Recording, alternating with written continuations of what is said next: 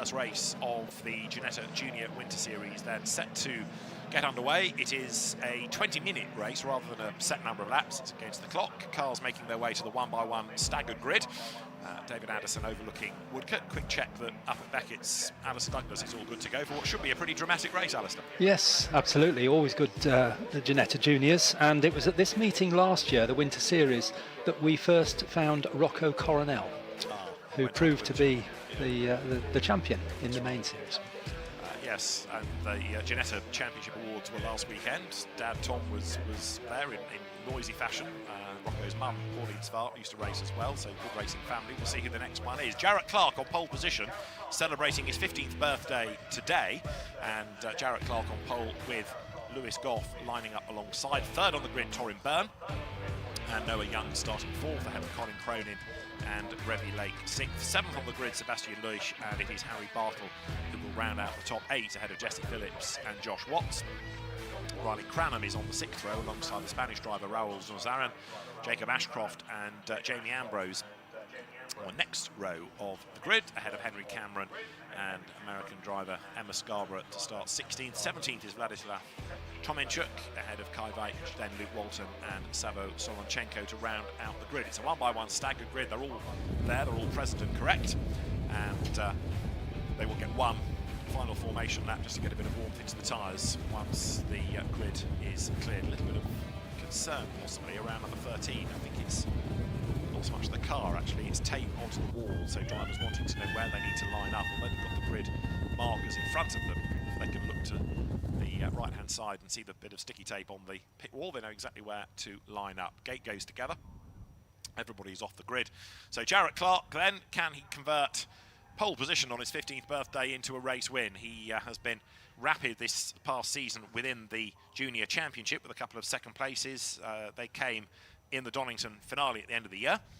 Number 4, Lewis Goff, with him at the front of the grid. Torin Byrne starts third, having moved from karts into juniors at the back end of 2024, but father Sean used to be a very successful Caterham racer and Caterham champion. Fourth on the grid, number 95, Noah Young, another driver that's been in the Junior Championship, the National Championship, if you like, this season, although his best result was only a 7th place, so we've not had him on the podium before. He might well be one to watch here. Fifth is Colin Cronin, number 75, who came into the Junior Championship back in 2024.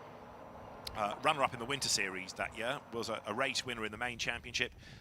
This season was only a race runner-up. He finished 6th in the championship, in the main championship, the national championship, but wasn't a race winner. So Colin Cronin, under normal circumstances, you'd expect to be one to watch. And then you've got Revy Lake, whose father Stephen is the man behind the Mahiki British GT team. Best rookie, or best freshman, I should say, in the Junior Championship this year for drivers totally new to car racing. Revy Lake, one to watch, I think, from 6th on the grid. Road nice and dry now, and cars turning their way out of Beckett's Alistair down Wellington Straight. Yes, behind the safety car, bringing them round, which I presume will peel into the pit lane, but a good grid of 20 cars going by, and no longer are they in the standard Ginetta colours of orange and black and white. We now get different colours like grey and black and green. And sometimes Red Bull. We have had a couple of Red Bull. Yes. Rocco Coronel was a Red Bull driver last year, wasn't he? And Scott Lindblom. And it was suggested at the Ginetta Awards last weekend that there might be another Formula 1 link coming into junior racing next year. Ponder which team that might be, but Ginetta Juniors has continuously proved stars, whether they go into Formula 1 in the case of Lando Norris, or go on to have touring car success or sports car success. It's got a really, really impressive roster over the years, and it's positioned itself, even though it's no longer part of the touring car package, still as the Junior Championship, and perhaps hooking up in a GT paddock has been an even better move for it. So to the grid they come, and as soon as the last driver in place, which will be Savo Solonchenko in the MDD car, is where he needs to be, we can get the green flag shown at the back. Drivers then will look towards the lights. It is going to be 20 minutes on the clock. So to get the first race of the weekend at the 25th anniversary of the Walter Hayes Trophy underway, Savo Solonchenko's car sort of lurches slightly into where it is meant to be, but the green flag shown at the back. We're all good to go then. 20 minutes on the clock. Drivers look towards the gantry. The Silverstone gantry has a 5-second board displayed first up. Then the lights in a moment should go red. They do. Engine notes will rise. The lights go out now. It is blast off. And the best start of all comes from the second row, I reckon. Torrin Byrne. Not a great start by the pole man, Jarrett Clark, but he is going to be able to hang on to the race lead as they dive down towards Copse Corner for the first time. So Jarrett Clark leads the way, but up into second place, the quick starting Torrin Byrne. They go through the right-hander and head up towards Maggots and then Beckett's for the first time. Indeed they are, yes, and it is still the grey car of Jarrett Clark that leads, but right in behind him, as you say, Torrin Byrne after that very good start indeed. Colin Cronin, even better start perhaps from 5th up to 3rd. He's right behind, so it's those three leading, and then in 4th place is Lewis Goff, number 4 from the front row, so not such a good start for him. And then next up is Revy Lake, number 83 in 5th place. As they come under the bridge for the first time, they all, as always, fan out, trying to get the best line for Brooklands. And it was briefly Torrin Byrne in the lead, but he's on the outside line diving down towards Brooklands. It's Jarrett Clark on the inside line who goes back through to take over the race lead. Colin Cronin in the yellow car right there in 3rd place as they come towards Luffield for the first time. In 4th place, trying to join the party, Lewis Goff, recovering after his not so brilliant start. So it's 4 for the lead as they come out of Luffield for the first time into Woodcote, with just at the head of the queue Jarrett Clark, the Anglo-Australian, ahead of Torrin Byrne in 2nd place. 3rd across the line is Cronin, 4th is Goff, and then 5th is everybody else pretty much, just about headed by number 73, which is Harry Bartle. He's made a bit of progress. It's one long line then as they descend upon Copse Corner. Bartle, it was just ahead of Revy Lake as they turn down through Copse Corner, but Clark, Byrne, Cronin, Goff, those 4 all arguing for the race lead. Yes, it's 4 for the lead, and then a short gap before just about everybody else in 5th place. Into Beckett's they come, and up the inside goes Torrin Byrne to take the lead away from Jarrett Clark.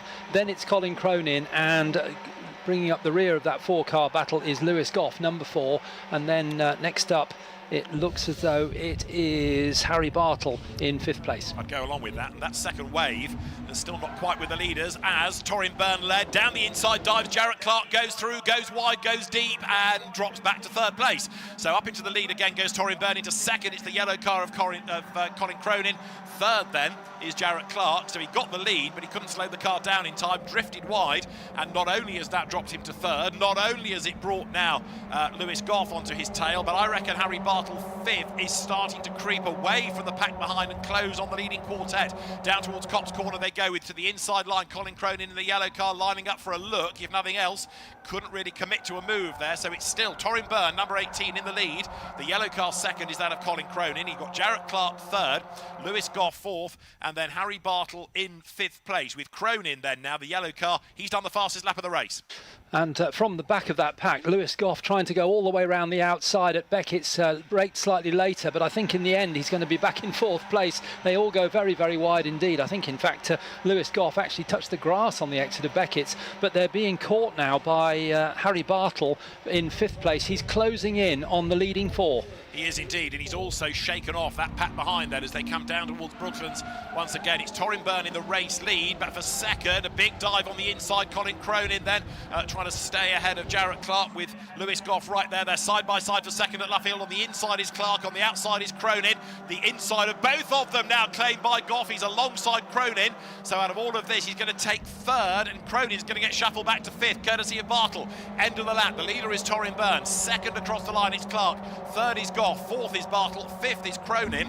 Bit of a gap back, and then in 6th place going through now is 83 of Revy Lake. 7th it is Josh Watts, and 8th is Noah Young as the leaders go round Copse Corner.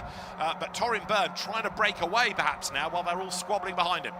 No, he certainly is, but he's not doing. He's not able to do it because going with him, in fact, on the inside at Maggots into Beckett's, it's the pole position car of Jarrett Clark who's managed to wriggle his way back up to 2nd, but he's being chased now by Lewis Goff. Then it's side by side for 4th and 5th places, with Colin Cronin getting back up into 4th. However, I think he'll lose it again to Harry Bartle because he's on the outside for Brooklands, but the leader's under the bridge already and fanning out to 3 abreast. And that battle for 4th, as you say, Cronin and Bartle, they need to work together now to get back onto terms with the top three. So Torrinburn back down to third. It's Clark versus Goff now for the lead. It's Clark ahead as they come to Luffield, but Goff on the inside line has the tighter line for the corner and should be able to go through, which he does then. So coming out of Luffield, this is the end of lap number 4, and we've got 15 minutes still to go. New race leader, Lewis Goff then, with Jarrett Clark second and Torrinburn third, trying to get back through on the inside of Clark. He's alongside as they come over the timing line, then down towards Copse Corner. Bartle is still fourth, Cronin fifth.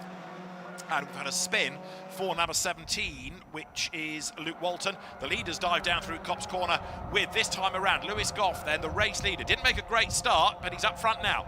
Yep, Lewis Goff it is who leads through into Maggots, onto the brakes for Beckett's. Coming up into second place on the inside has come Jarrett Clark. He was side by side with Torrinburn, but Byrne had to give best because he was on the outside for Beckett's. But these three have been caught now by the next two, which is Harry Bartle and Colin Cronin. So you say they had to work together. Well, they did, because they're back with them. We've got a yellow flag down that's because you've got a car stranded in the road down at Brooklands, and I think it's just been pushed out of the way. It's the car of Luke Walton that had spun. Thankfully, it's just been moved in time as the leaders dive down towards Brooklands, so the road is clear, although you've got marshals working trackside, so no overtaking allowed. Everybody is slowed right down, and the safety car has been called as well. So the safety car called, and at least that way, everybody was assuredly going to slow right down, because under just a waved yellow sometimes liberties could be taken. So safety car deployed. It won't be long, I don't think, but what this does enable, of course, is that second wave to catch up to the leaders. So we have in the lead number 4 Lewis Goff, second in 55 Jarrett Clark, third number 18 Torrinburn, fourth his teammate 73 I should say, Harry Bartle, fifth number 75 Colin Cronin, and sixth now number 22 Josh Watts. The road is clear, so it should not take long to get things back underway. But safety car called just to make sure that everybody's slowed right down, and it will scoop them all up over at Maggots. In seventh place rather is 26 Jesse Phillips. In 8th place number 95 Noah Young. Down to 9th has dropped 83 of Revy Lake, and 10th is 46 of Jacob Ashcroft. Safety car with you. Yeah, we've had another car retire up here, which has been dealt with straight away by the marshals, and it's number 54 Riley Cranham, I'm afraid, from R Racing, who's pulled up with a mechanical problem and has been pushed behind the barriers by the marshals, so that won't actually affect this safety car at all. Good work by the marshals there, but yeah, the whole pack now on its way down under the bridge. And I think even without the safety car, the 6th, 7th and 8th place cars were closing in on Cronin at the end of that lap, so I wonder whether we'd actually have had a battle with the top 8 anyway without the safety car. Well, the battle is about to be renewed because the lights are out on top of the safety car, so it will peel in this time. And it is then Lewis Goff, who from a standing start wasn't mega. Now he's got to do it from a rolling start, if you like, to try and build that gap once again over Jarrett Clark. And now they all start to slow as they come behind the leader out of Luffield. And Lewis Goff now, as he gets to Woodcote, accelerates away, pulls the pin, and we're back racing there. The green flag will fly. So Lewis Goff leads from Jarrett Clark, but then in third place, Torrinburn has dropped back a couple of lengths. Colin Cronin is still on the march to try to get himself back ahead of Harry Bartle, but Bartle drives a wide car. Cronin thought about the inside line into Copse, no way through there. So Harry Bartle with pretty sharp elbows keeps Cronin at bay. Race leader then is Goff. We've got just under 12 minutes to go. It's Goff from Clark, and those two have actually broken away a little bit from third place, which is a 3-car battle led at the moment by Torrinburn, number 18 in third place. Fourth is Harry Bartle, and fifth is Colin Cronin. Then, of course, the rest of the, well, not every car, but another 5 cars have joined the back of that group behind Colin Cronin. Make that 6 cars. So a big battle coming down under the bridge. So here they come then once more, and the top 2 getting away now, it seems, from Torrinburn. So the Pace Performance twins, 3rd and 4th, not staying with the race leader. You've got up front then Jarrett Clark, number 55, but only just. So the R Racing 2 still in the order of Goff ahead of Clark. The next pair coming out of Pace Performance being given a hard time by Colin Cronin in the Elite Motorsport entry. Eddie Ives' team's best at the minute, only 5th, which is a surprise for normally one of the top teams. Leaders go through, and R Racing, the winning team in the National Championship this year, 2 cars split by just under 0.2 of a second, and that time around Jarrett Clark did the fastest lap of the race. So almost into the second half now. He's having another go back at Lewis Goff, but not darting left and right all the time, perhaps just working out where he might be stronger. Staying in the wheel tracks for now. Yes, he certainly is, right in the wheel tracks as they come up to Beckett's, and the gap between second and third has closed down a little bit. So Torin Byrne is closing in on second place Jarrett Clark, and then in fourth place is Harry Bartels, then it's Colin Cronin as they go down the Wellington Straight once more. But those two leaders still have a useful gap between them and third place, and it's still Goff leading. So as the race leaders again dive down towards Brooklands, it is still Goff leading. You're right, it's Jarrett Clark staying right up behind him, looking for a way by, and Byrne and Bartle behind, starting perhaps just to get a little bit nearer. If they work together, they've got a chance of doing that. As the leaders come by, still nose to tail. Yeah, I reckon that gap is coming down second to third. So Torin Byrne now edging a little bit nearer to Jarrett Clark, who drops a couple of lengths from Lewis Goff as they come over the line. Leaders through then, that now puts 8 laps in the book. Harry Bartle in fourth place has now done the fastest lap of the race. The leading 5 covered by a second and a half. Goff ahead of Clark, Byrne ahead of Bartle, Cronin ahead of Josh Watts in sixth place. He's almost with them as well, so that line is set to grow. Josh Watts has done a very good job here. He's wriggled his way through, quietly got on with the job from 10th on the grid as the leaders hit Beckett's. Through Beckett's they go, and it's pretty much a 6-car battle for the lead now, because as you say, in sixth place Watts is closing in on Cronin. Cronin, having been very quick at the beginning of the race, doesn't seem to be able to challenge quite as frequently on Bartle as he did before, and as you say, Bartle's done the fastest lap of the race, so he's closing in on Torin Byrne. As the leaders again drop down into Brooklands up towards Luffield, so yeah, Torin Byrne catching up onto the back of Clark. Bartle still trying to defend from the elite motorsport car Colin Cronin, who's got one brother that is a multiple British rally champion. He's got another that does Porsche racing, and as the leaders go through this time, it's back on for 3 for the lead, but Harry Bartle fourth has been dropped. So Torin Byrne, who did lead early on, having another go back at the top 2 as they drop down towards Copse Corner. So 3 for the race lead with just over 8 minutes to go. Lewis Goff hanging on in there, but now Torin Byrne looking as though he's going to give a really hard time to Jarrett Clark, possibly even at Beckett's. Yeah, he's looking on the outside as they come up, which becomes the inside for Beckett's, and very, very good move there indeed from Torin Byrne. Takes away second place, although they're still side by side, but he will get that place as they exit Beckett's onto the Wellington Straight. So down into third goes Jarrett Clark. That's not what you want on your 15th birthday, is it? But leading is still Lewis Goff, who's probably got half an eye on the mirrors as to what's going on behind him. Amazing what people do get for a 15th birthday these days. Not a scale-electric sense, the real thing, isn't it, coming into Ginetta Junior racing, as a change for fourth is imminent. Cronin dives up the inside of Bartle, goes through at Brooklands, gets the job nicely done. So Colin Cronin, who was a little bit higher up the order after that good start, now piecing it all together once again, and he's not out of the equation yet, is he, as far as the race lead battle is concerned. So as the race leader comes through now to complete lap 10, it is still Lewis Goff, but Torin Byrne looking ever more threatening. Byrne has now done the fastest lap of the race as he gets right into the wheel tracks down at Copse Corner. Third still is Jarrett Clark. In fourth place now is Colin Cronin. Harry Bartle is fifth. Josh Watts is sixth. We've got 7 minutes to go, but Byrne having another push. Yes, he is, and Lewis Goff in the lead is staying to the middle of the track, trying to defend the inside line into Beckett's, and it works because he forced Torin Byrne to go around the outside, which was never going to work, but Byrne holds on and is very close behind, and close as well as Jarrett Clark, and of course the other two, Colin Cronin and Harry Bartle, are closing in on them. So we're back to a 5-car battle at the bottom of the Wellington Straight into Brooklands this time.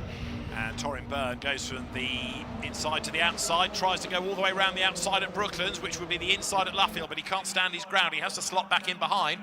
Up towards Luffield they go, nose to tail, turn through the corner. It is still just Goff ahead with Torin Byrne in second spot. He'll know that the time is ticking down. He'll also be aware potentially that this leading battle is bunching up again. It's pretty much all 5 of them back together. So big deep breath. Goff leads, Byrne second, Clark third, Cronin fourth, fifth is Bartle as they come across the line. Josh Watts still in sixth place, not able to get any closer it seems to them, but with 6 minutes on the clock the race leaders dive down through Copse Corner and it is just Goff ahead, but Torin Byrne looking ever more threatening, and perhaps the this time, you might make a move. He's looking for the inside, same as he did before, and also there is Jarrett Clark. He's gone for the outside of Torrin Byrne. Byrne tries to sneak through on the inside. There's a bit of a mistake there from Jarrett Clark. He gets a bit sideways. Oh, and Colin Cronin gets very sideways and takes 2 cars out, I'm afraid. Not damaged, but both of them spun. Colin Cronin knocked into Jarrett Clark, and also I think it was Torrin Byrne who got involved in that as well. All cars are running, there's no damage to them, it was just unfortunate. It was Harry Bartle, I think, rather than Torrin Byrne. Same team, same livery, but Torrin Byrne had escaped. So what that's now given us is Lewis Goff with a bit of a margin, Torrin Byrne second, and then it's a very big gap and a very shuffled order for third. That's probably going to help Josh Watts, isn't it? There's also a fight now going on between Jesse Phillips and Noah Young. So at the end of the lap then, the race leader is Lewis Goff by quite a margin over Torrin Byrne in second place. It was 2/10, it's now 9/10 of a second. In third place, all of a sudden, is Josh Watts. In fourth place, Harry Bartle. Fifth is Noah Young. Sixth is Jesse Phillips. Revy Lake is seventh. Eighth is Jarrett Clark. Ninth now, Jacob Ashcroft. And in 10th place, it is number 11 of Henry Cameron, with Cronin only now coming over the line way back in 17th. So Torrin Byrne really the only challenger now for the lead of Lewis Goff, and the gap is quite large, but what have we got left? 4.5 minutes or so. So there's an opportunity for him to try and close in third place through here, as you say, is Josh Watts, and then close behind Josh Watts is Harry Bartle. I think that all started with Jarrett Clark getting a bit out of shape, and I wonder whether perhaps Colin Cronin just backed off thinking that Clark was going to spin, and that put himself into a moment.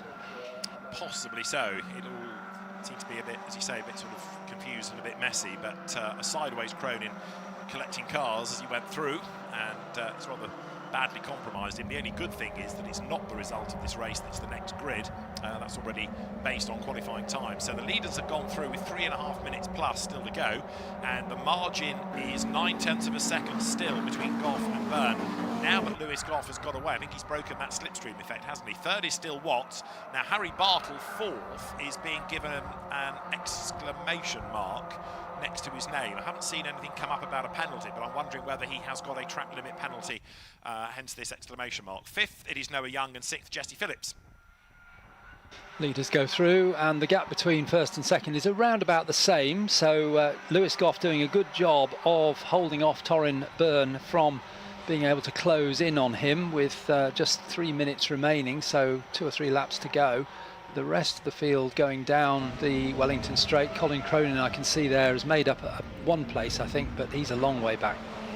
Right, race leaders are heading through the stadium once more, but if anything, the fight now is on behind, where you've got number 95 of Noah Young in and amongst it. 83 also Revy Lake trying to gain back places. 2.5 minutes on the clock, but although, as we said at the time, it wasn't a great start by Lewis Goff, he's been able to rebuild this race, and he's getting away all the while now from Torrin Byrne. Through they turn over the line, so the margin that was 9/10 is now 1.4. Third is still Watts, fourth is Bartle. Those two are battling amongst themselves, but with this penalty for Harry Bartle, he's going to drop back. Noah Young is fifth, Jesse Phillips is sixth. Now Jarrett Clark recovering after his dramas, he's in 7th place, but not the result he wanted. 2 minutes to go. We're on lap 15, Alistair. Yes, we are. Just trying to access the information on that penalty. I'll be there in a moment. But we've got the leaders here, so let's talk about that. We've got still got Lewis Goff leading from Torrin Byrne in 2nd place. 4 cars come through Beckett's in 3rd place. One of them goes wide onto the grass. That was, I think, the Harry Bartle possibly who got very wide there. But anyway, they've made their way down. Nobody had a spin this time. We have got them 3 wide, a little bit further back coming down to Brooklyn, so let's see whether they all can survive this. One of them is Josh Watts, another in the thick of all of this is Revy Lake. I think Jarrett Clark is in there as well, trying to get up the order, so there's an awful lot still going on as the leader comes through, breaks the beam with about 1 minute and 17 seconds on the clock. 2 more laps there is time for, as further back number 95 Noah Young goes through, possibly to get ahead again of Jarrett Clark as they trade places all the way down towards Copse Corner. So going now through the right-hander, it is still Goff in the lead now. The gap 1.7 seconds. and being maintained up at this side of the circuit as they go through. In fact, I think they're both pulling away from third place, so a very good drive indeed. They do take an extremely wide line through Beckett's. That seems to be the line that everybody takes way out across the white lines on the outside of the circuit. They don't seem to get penalised for that.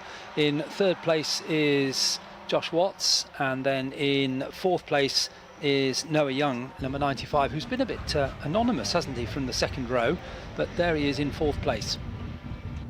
Right, so the race leaders then coming now down through Brooklands once again. They're going to start the last lap this time, and the race leader Lewis Goff to come through, still side by side further back. Josh Watts versus Noah Young for third place. A little bit of hip and shoulder there, which forces Young very wide with two wheels in the gravel. Leaders go through then. Goff in is ahead, and that margin now 1.7 seconds over Torin Byrne as they go down through Copse Corner, heading up towards you for the last time. And Lewis Goff now has really been able to get away, hasn't he? Yes, he has. He's maintained that gap and actually slightly extended it. It's a 5-second penalty for Harry Bartle, by the way, for track limits. There are 4 track limits penalties. He's the one nearest the front. The leaders come through Beckett's for the last time. The time ticks down to 0, and through goes Lewis Goff. Good race from Lewis. He's been there or thereabouts the whole race. And in second place, Torin Byrne. And then next up, it's still a very close battle indeed, with just in third place is 22 Josh Watts, but he's under extreme pressure now from 26 Jess Phillips. That's another driver that's gone well, isn't it? Jesse Phillips up from 9th on the grid. I know the safety car and the dramas have helped a bit, but having chipped up the order. So Torin Byrne, I think, with a problem because he's just dropped further and further back as the race has worn on. But Lewis Goff qualified second, and he's about to come through and score a victory then. Lewis Goff heading up towards the timing line. He had a best of a 5th in the National Championship, so a first race win for Lewis Goff, who comes across the line to win round 1 of the Ginetta Junior Winter Series from in second place Torin Byrne. And it's going to be a real drag race to the line, because to take the checkered flag third on the road was Harry Bartle, but on corrected times Jesse Phillips takes third, 4th Josh Watts, 5th Noah Young, 6th Jarrett Clark, 7th Revy Lake, 8th Jacob Ashcroft, and 9th Harry Bartle. So a huge wave of cars all arrived on block, and with the 5-second penalty then it caused Harry Bartle to go tumbling down the order. So very dramatic finish for the last place on the notional podium, but a really good drive that by Lewis Goff. Once he'd established himself in the lead, there was really no touching him, was there? And Torin Byrne falling further and further back as the race wore on. Yes, it all started off very close indeed, but once we had that moment for Colin Cronin, which split the pack up, it seems like Goff found another gear, didn't he, and just drove away, although he didn't get the fastest lap of the race. No, you're right. That went early on to Torin Byrne, who I thought was, looking pretty strong, but it never quite clicked for him, did it, towards the end? And I don't think he got caught up in those dramas at Beckett, so whether you can't put the lack of pace down to any damage, we'll find out in a moment whether there was an issue, because hopefully our winning drivers will be stopped underneath the podium, and Ian Titchmarsh can have a word with Lewis Goff, the race winner, Torin Byrne for second place, and Jesse Phillips for third. Right, Lewis Goff comes down the pit lane and nobody stops him, so that's a great start, isn't it? Thanks very much. So the winning drivers go down to Park Fairmag, by the look of it. So it might take a while to generate a word with our winners. Colin Cronin also never really got going again, did he, after the incident up at Beckett's? 15th he was. So a win for number 4, Lewis Goff, from number 18 of Torin Byrne, and third, number 26, Jesse Phillips, 4th, 22, Josh Watts, 5th, number 95, Noah Young, and 6th, 55 of Jarrett Clark. 7th, it was 83, Revy Lake. In 8th place, 46, Jacob Ashcroft. 9th, number 73, Harry Bartle. And 10th went the way of number 11, Henry Cameron. 11th to 36, Sebastian Leusch, ahead of number 5, Emma Scarborough. In 13th place, number 67, which was Velad Tomenchuk, ahead of the recovering Colin Cronin, and then it was Jamie Ambrose to round out the top 15. Kai Weich was 16th, ahead of Raul Zunzeren, and the last finisher, Solochenko. Ian.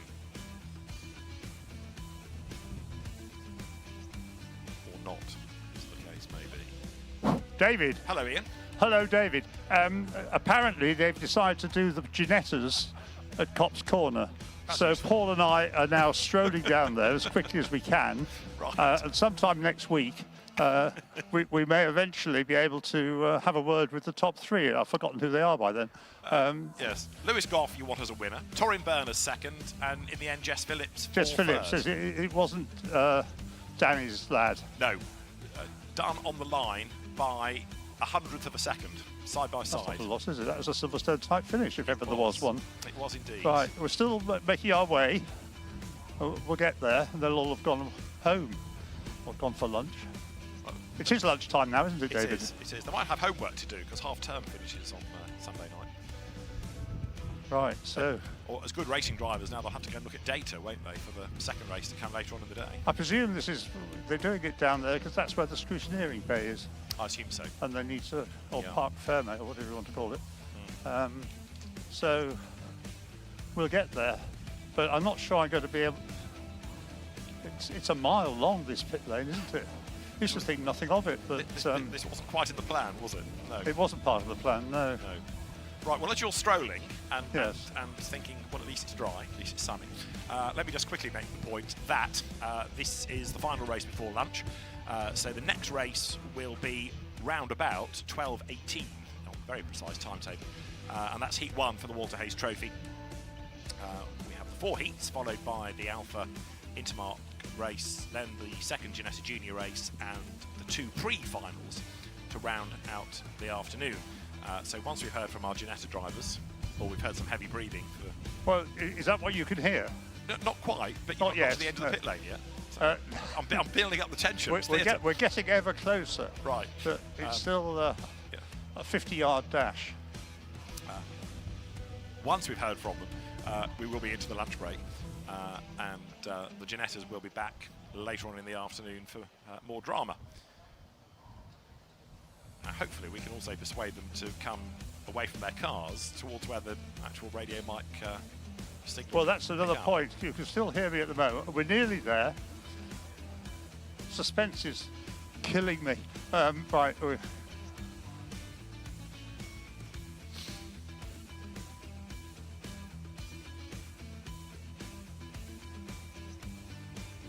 I were you, I'd Well, of course, now they're all to go and muddled get up. So getting the top three. So who was third, David? 26, Jess Phillips. Jess Phillips. Yeah.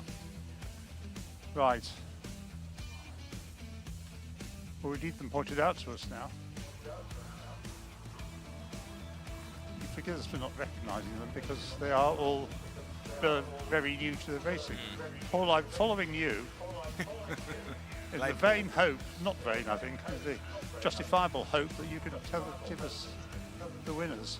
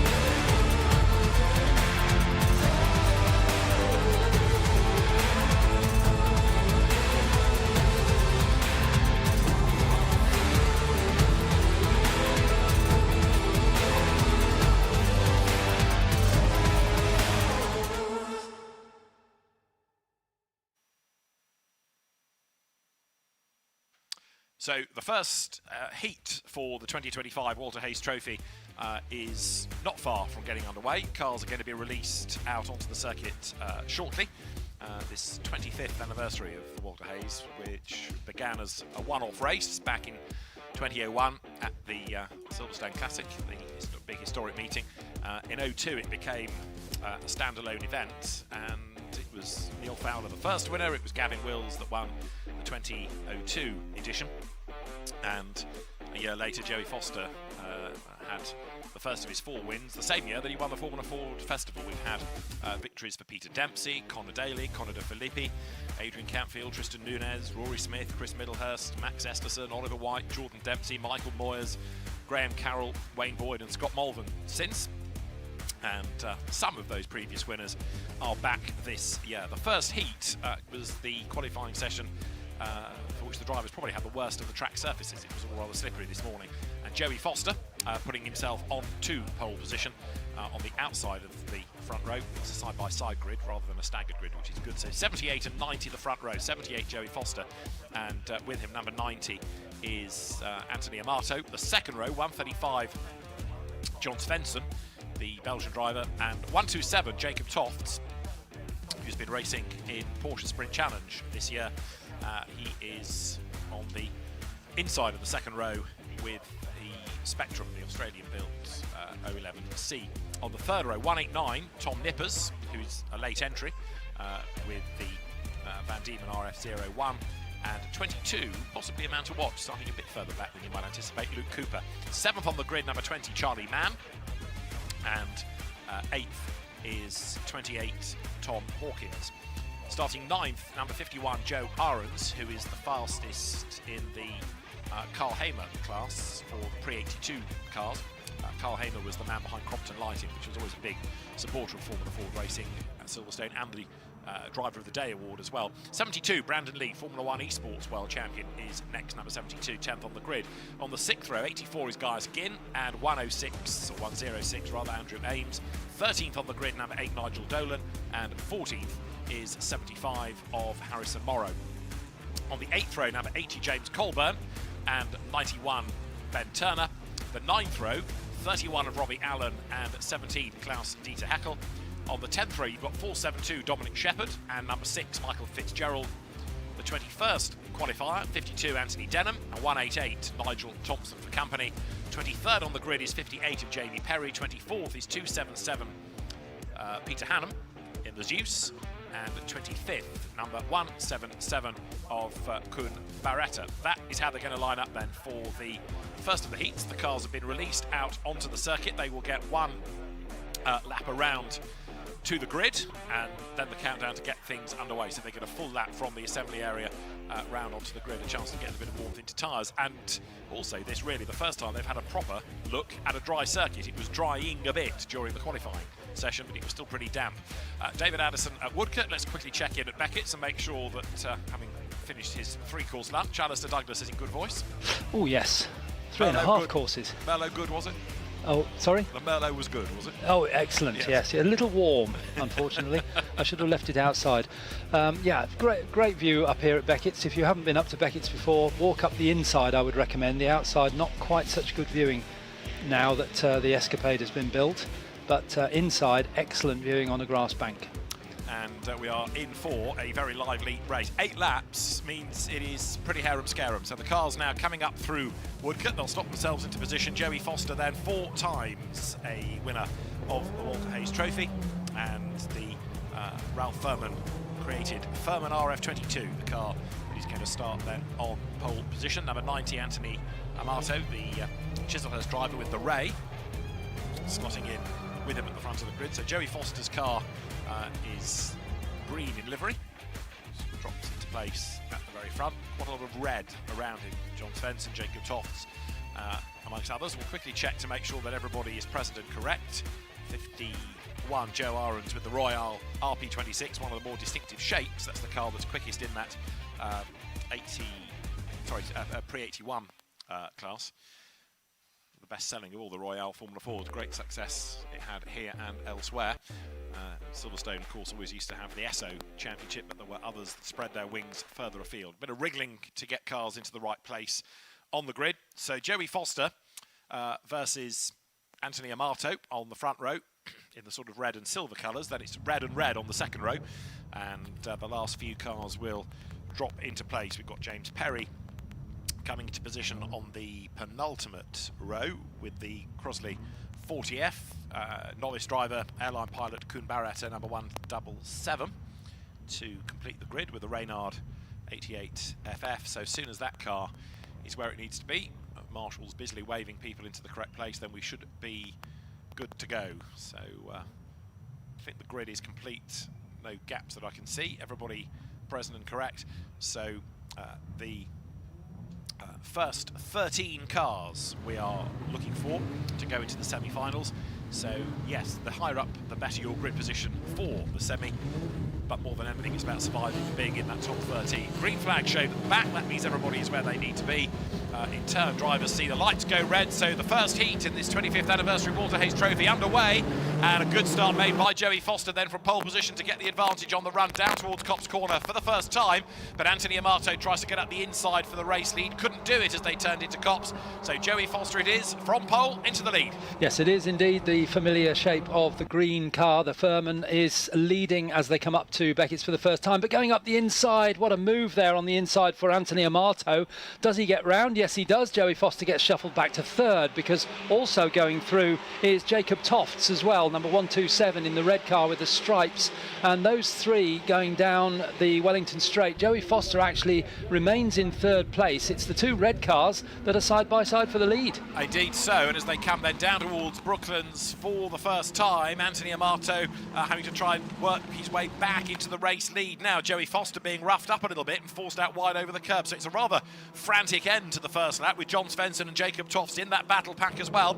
They're about to emerge from Woodcote then, and as they come up towards the line, Joey Foster tries to make his move for second place, but at the end of the lap it is 127 then that leads the way. Jacob Tofts has the advantage, second is Amato, third is Foster, fourth is Tom Nippers, in fifth place it is number 22, that being Luke Cooper, as they dive through Copse Corner, and John Svensson has dropped back into sixth place. So Jacob Tofts leads, but for how much longer?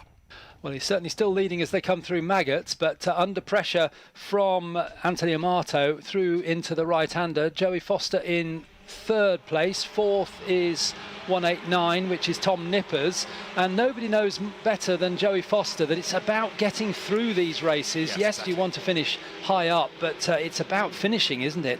He doesn't want all this trouble.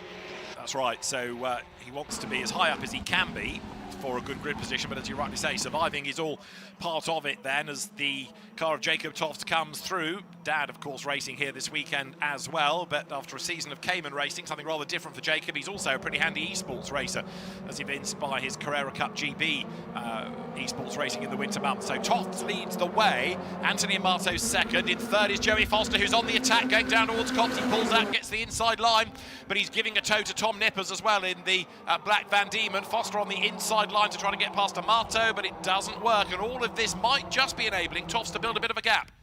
Yes, it is actually a little bit of a gap, and into second place goes Joey Foster, gets by on the inside of Anthony Amato. Also going round on the inside is Tom Nippers as well. He's up into third place, but also now coming into the mix, we've got some of the cars in the group behind have caught them up, and it's Luke Cooper who's first on the scene. He's up into fourth or fifth place as he left me. Okay, and then there's definitely a second wave, isn't there? Best lap of the race, Tom Nippers, as the leaders dive down towards Brooklands. It is still Tofts holding sway, but only just. And then for second place, Nippers up ahead of Foster. That puts Amato down to fourth. And in fifth place, Luke Cooper trying to stay with them in sixth spot now.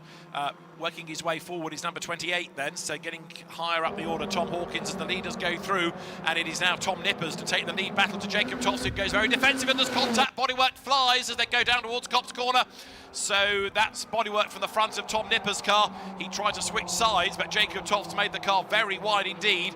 Certainly bodywork is missing from Nippers' car, but you can tell us, Alistair, whether it's done much more damage than that. Doesn't look like it, although Joey Foster goes up the inside, so whether that's the first sign that Tom Nippers is in trouble. He's lost the side, the top of the nose cone, so the nose cone is still there, but there's a piece that covers the suspension between the front wheels, and that's missing now. I suspect that won't make much difference. Driving standards flag for track limits to Harrison Morrow. So it is Jacob Toffs now versus Joey Foster. Tom Nippers hanging on to that third place despite the damage. In fourth place it is Anthony Amato, but only just, because to the outside line now goes Luke Cooper to try to go all the way around the outside at Luffield. It ever so nearly works for him as the cars come down through Woodcote.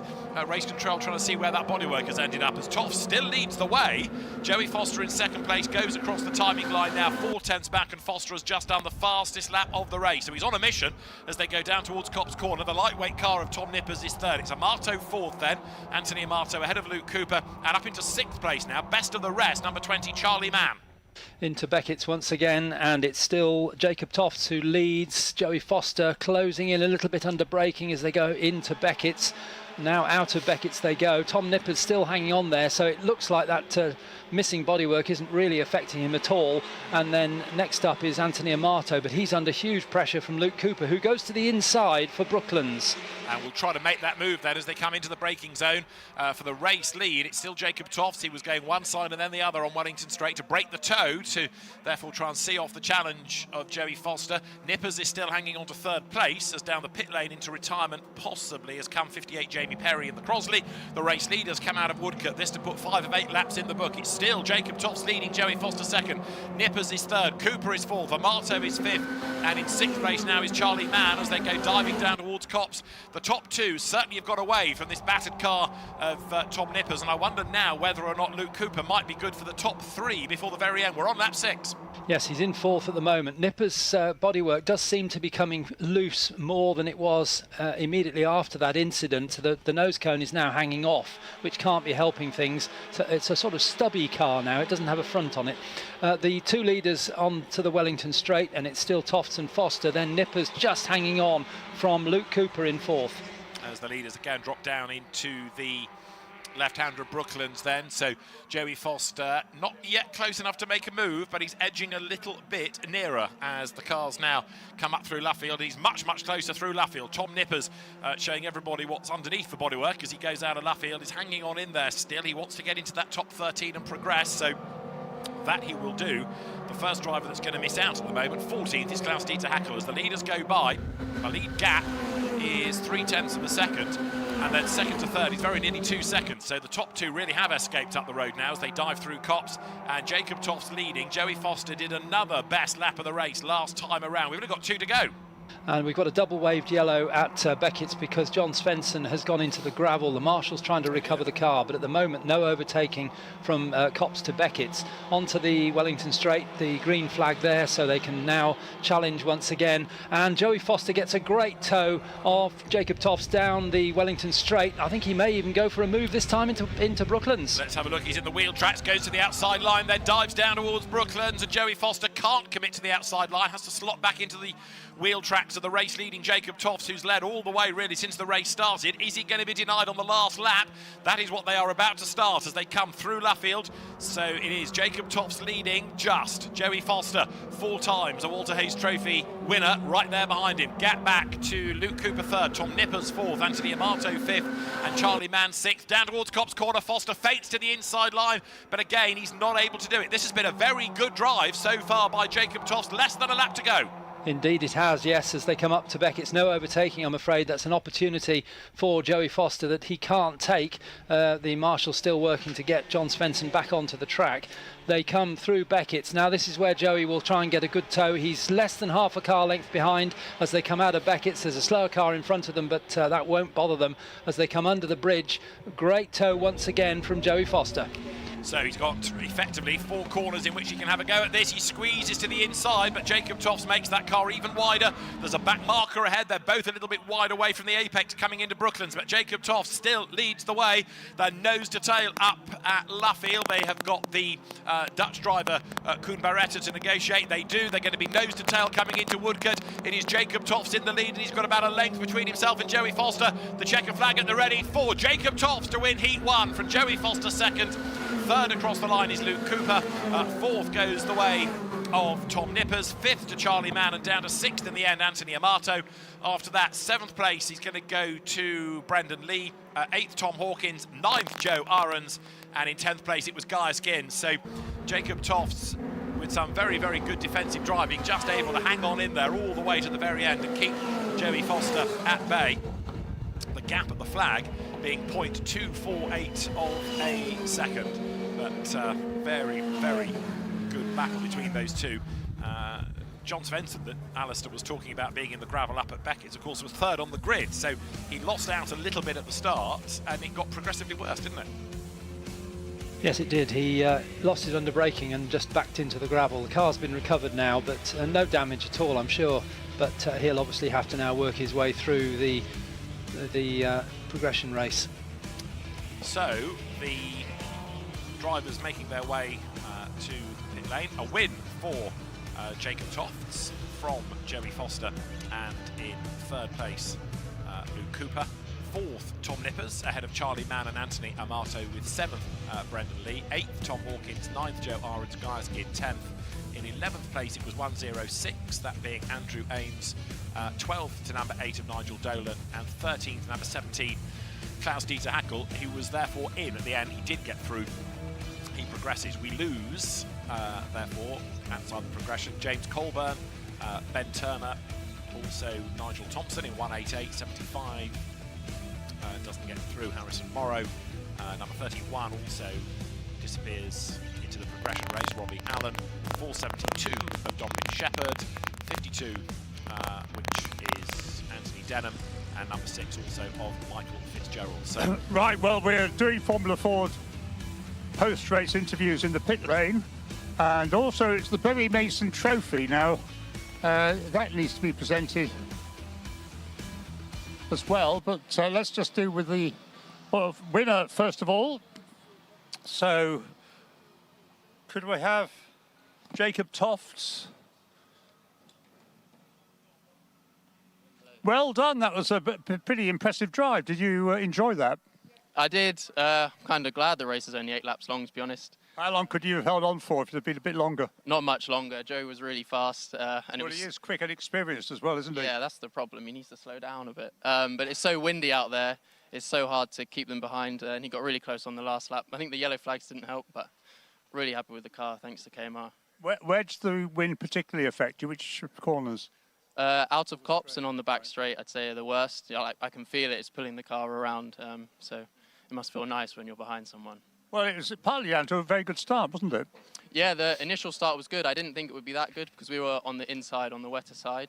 But I got up to P3 and then someone was trying to win the final in the first lap of the heat. So I managed to get up into first, so it was quite good. Well, you started very well. Do we have the Berry Mason Trophy, which goes to the winner of the first? Here we are. James Beckett is going to present it. So up against the backdrop, we'll have a word with Joey Foster and the other Luke Cooper should be here. So, James, do you want to say a quick word about the...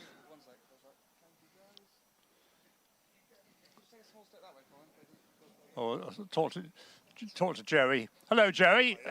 Do I read it right that you're retiring?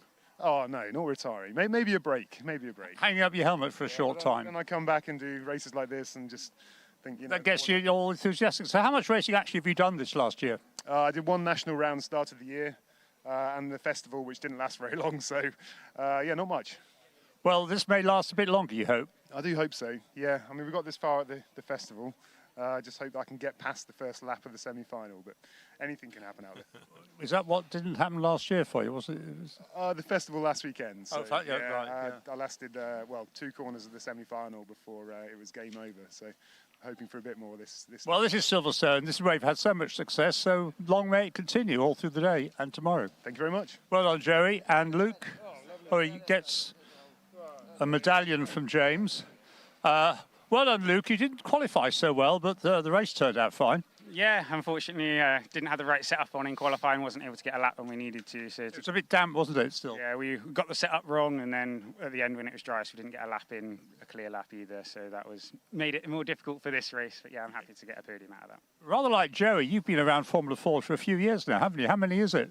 16, I think. I think this 16. I think this is my 16th Walter Hayes. Yeah. So. Yeah. And you still enjoy it as much as ever? Yeah, Formula Ford racing's amazing. It's always really close, and yeah, you can never really tell what's going to happen. I should tell everybody he's got a big smile on his face. He's saying all this, and long may it continue, I'm sure, Luke. Yeah, I love racing, and yeah, hopefully I can continue racing for many, many years. Well, OK, that's a good start to the day, to the weekend. Yeah, we're still in the mix. Getting a podium from this is put us on the third row for tomorrow. So yeah, we'll see what we can do. Hopefully go forward a few and yeah, be in the mix for the final. Right, we may see you later on then. All the best. Right. So a medallion. What are these, James, you're handing out? These are an innovation, aren't they?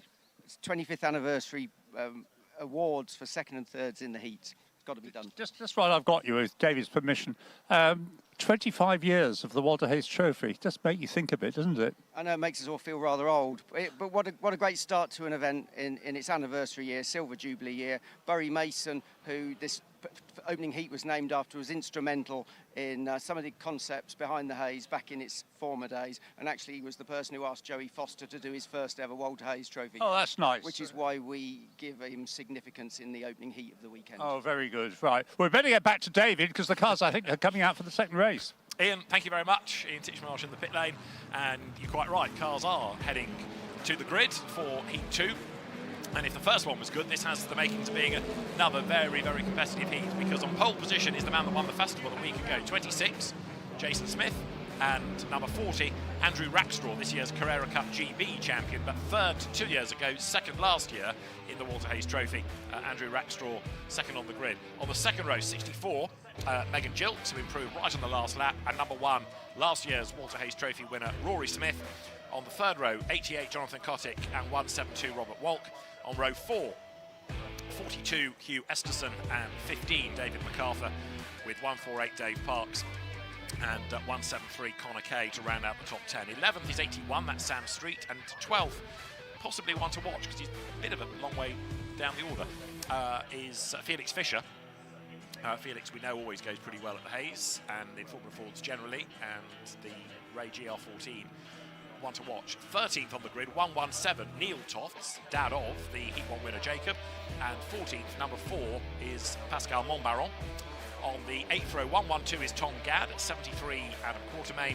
On the 9th row, you've got number 2, Rick Morris, at 78 years of age, still going strongly in the Royale RP29, and 167 is George Townsend. On row 10, 41, Nigel Smith, and 14 is Gerard Hauschulte.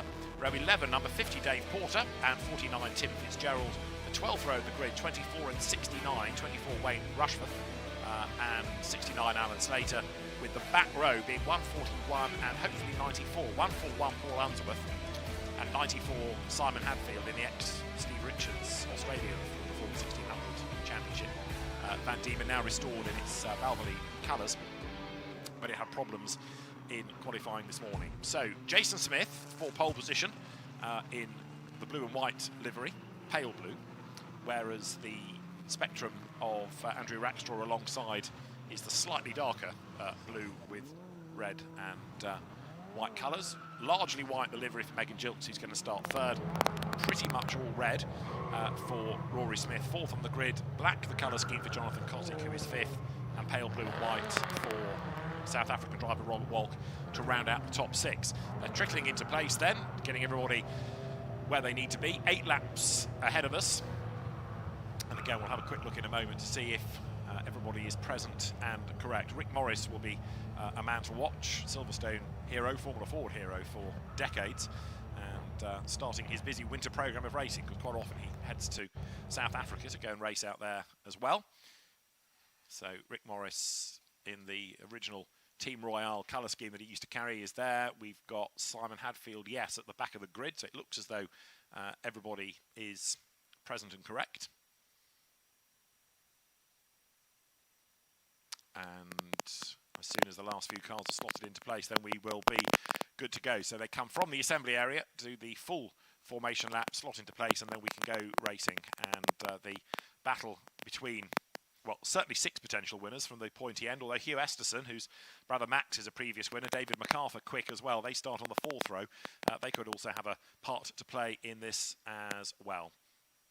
So only, I think, a couple more rows to put into place. 141 Paul Unsworth is there. You've got Wayne Rushworth there as well. So looks like the grid is complete. It was a fuel-related fuel feed problem for Simon Hadfield earlier on, but now that hopefully is cured, he's going to be a man to watch, I think, coming up from the back row of the grid. But all eyes at the front. There's another very fierce fight in prospect. 8 laps then for Heat 2 for the Walter Hayes Trophy. The last car slots into place now, that being the number 141 Paul Unsworth driven Lola, the T200.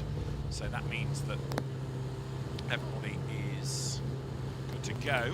We await then the green flag at the back to say that everybody is where they need to be, and then we can get the 5-second board shown and the lights will go red. So green flag is now shown and the 5-second board displayed on the gantry.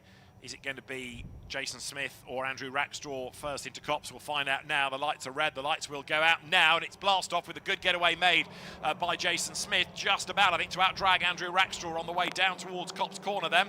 So it is going to be Smith. It's going to be Rackstraw second. No, not quite, because a big dive up the inside. Rory Smith gets ahead of Rackstraw. So last year's winner, Rory Smith, goes second. It is Smith J from Smith R from Rackstraw third. Yep, that's the same as they come up. And number 1, Rory Smith, goes into the lead on very, very late on the brakes, and that pushes Jason Smith out wide. He drops down to 4th.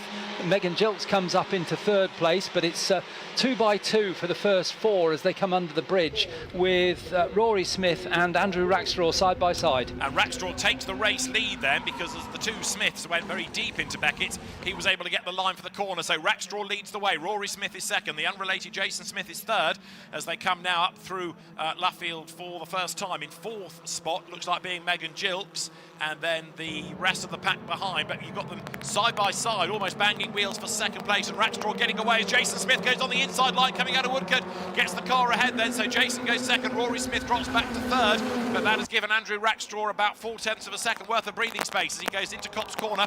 4th is Gilks, 5th is Robert Waltz, 6th is Hugh Esterson, Jonathan Cunningham is down to 7th, Dave Parks is 8th as the cars head up towards you. Rackstraw leading. And that 4/10 has already gone because they've caught Rackstraw into Beckett's. It's Rackstraw leads, Smith J second, Smith R third, 4th is Gilks, 5th is 172 Robert Walk. So that's 2 South Africans in the first 5 cars. Once again, the South Africans showing very well in the Walter Hayes Trophy. And almost banging wheels there, Jason Smith on the outside line of Rackstraw coming down towards Brooklands. Andrew keeps his nose in front. It's 3 of them for 3rd place at the moment as Jason Smith tries to get the inside line towards Luffield, but Andrew Rackstraw able to fend him off. Remember, Andrew, this year's Carrera Cup GB champion, so having to adapt his brain to a very different sort of racing car. Comes up towards the end of the lap, but the lead line is growing. It is 5, nearly 7 cars. Rackstraw at the head of the queue, 2 laps in the book. Jason Smith is second. The red car of Rory Smith third as Jason looks to the inside at Copse. Couldn't commit there, couldn't go through. In 4th behind Rory Smith, it's Megan Gilks. Walk is 5th. Esterson is 6th. 7th is Cunningham. Felix Fisher up to 8th now. Up to Maggots they come, and then onto the brakes for Beckett's, and it's still Rackstraw leading, but now Jason Smith very close behind, can't get through there, and he gets challenged by Rory Smith actually on a slightly tighter line through Beckett's. Then it's Megan Gilks and Robert Walk. Those 5 you could say are the leaders, but there's another 2 joining them. Behind Robert Walk we've got Hugh Esterson and Jonathan Cottick coming up behind, so it'll be a 7-car battle for the lead. And it's a big battle for the race lead, side by side. Jason Smith's going to try to go all the way around the outside of Rackstraw, but he gets sideways, runs out wide, so Rory Smith goes second. Jason tried to go to the outside at Brooklands and then get the inside for Luffield, but he ran out of room, ran out of grip as well, got sideways and drops to third. So Jason Smith is going to try to do it all over again. It's still Rackstraw in the lead. Rory Smith now second. Jason Smith is third. Small gap back to Megan Gilks in 4th. 5th across the line is Robert Walk. Then it's Hugh Esterson in 6th place. Rory Smith looks to the inside for the lead. Jason Smith looks to the inside of Rory Smith for 2nd place. Even though they're squabbling like this, Rackstraw can't shake them off. He can't get away, can he? Well, it looks as though he might be trying to get away, but you're quite right. The two behind are battling hard, but they are staying with him. And up into second place goes Jason Smith, up the inside of Rory Smith on braking for Beckett's. Then it's Megan Gilks just behind Robert Walk, and behind Robert Walk, Hugh Esterson is closing in now. So it is now a 6-car battle as they snake their way down the Wellington Straight. And Rackstraw trying to break the slipstream effect, and he has done so. Now he's about 3 lengths ahead, but Megan Gilks has towed herself onto the back now of Rory Smith, and also taken with her Robert Walk and Hugh Esterson. So second, third, fourth, fifth, sixth, all in a line as Andrew Rackstraw tries to build the gap yet further. So Andrew Rackstraw, the South African driver, will lead at the end of this 4th lap. In second place, it is Jason Smith. Rory Smith is third, having earlier done the fastest lap of the race. Megan Gilks fourth, fifth and sixth together over the line. Robert Walk and Hugh Esterson. Jonathan Cuttick is seventh. It's Felix Fisher in eighth. It's David McArthur ninth. It's Dave Parks 10th as they round Copse. We've already got ourselves on lap 5. Rackstraw leading, and it was 6/10 at the start of the lap. And it's Rory Smith is going to try up the inside of Jason Smith, but there's no room there. Jason keeps tight to the inside for Beckett's. He does run slightly wide on the exit, but Rory Smith really can't take advantage. Meantime, Andrew Rackstraw is keeping that gap, but he's not extending it anymore. If anything, I think they're closing up a little bit as they come down towards Brooklands. I think you're right about that. 6/10 of a second it was, but it's probably only about 2 lengths, if that, by the time they get to the end of Wellington Straight. Bodywork lies aside the road as Rackstraw comes up towards Luffield then. Doesn't matter how much the winning margin is, though, as long as he wins, I suppose he will tell you. Win by 1,000 as long as you win. And as far as progression is concerned, remember, it's the top 13 that we need. 13th at the moment, Neil Tofts, dad of Jacob from Heat 1. Leaders go through then, and first to third, now 4/10 of a second as Jason Smith dives to the inside line going into Copse. Rackstraw gets out his elbows, hangs onto the plate. Very different style of racing this from Carrera Cup GB, but Andrew is still there with Jason Smith under attack from Rory Smith.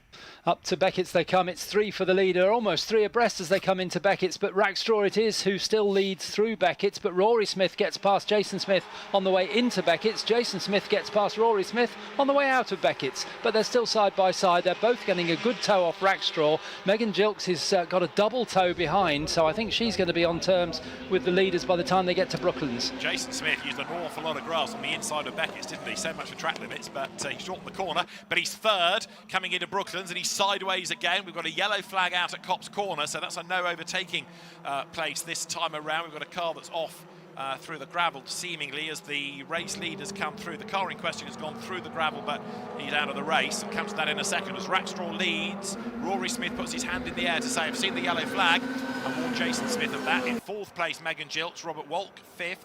6th is Hugh Esterson. Leaders go now through Copse Corner. We've got 2 laps to go. Rackstraw still leading.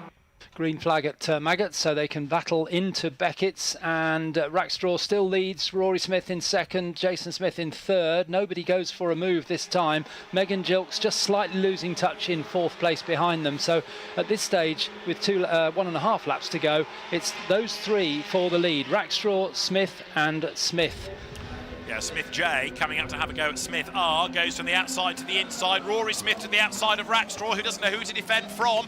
Down through Brooklands they come. Jason Smith slides up the inside of Rory Smith. They almost touch wheels. Rory had to flick to the right there to avoid contact, and he's lost second place. So with a lap to go, Rackstraw leading Jason Smith. The Formula Ford Festival winner has got himself to second, and Andrew Rackstraw needs to make that spectrum the widest possible he can. Over the line they go, and he covers off the inside line down towards Copse. It's still Rackstraw just ahead. Jason Smith tries the outside line going into Copse Corner, tries to go all the way around the outside, can't do it, has to back out of it. Rackstraw, Smith J, Smith R, still the top 3.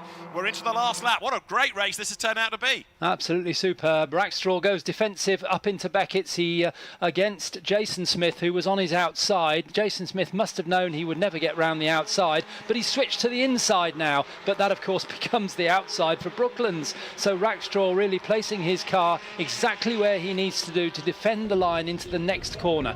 And as they come under the vehicle bridge, Rackstraw is still ahead.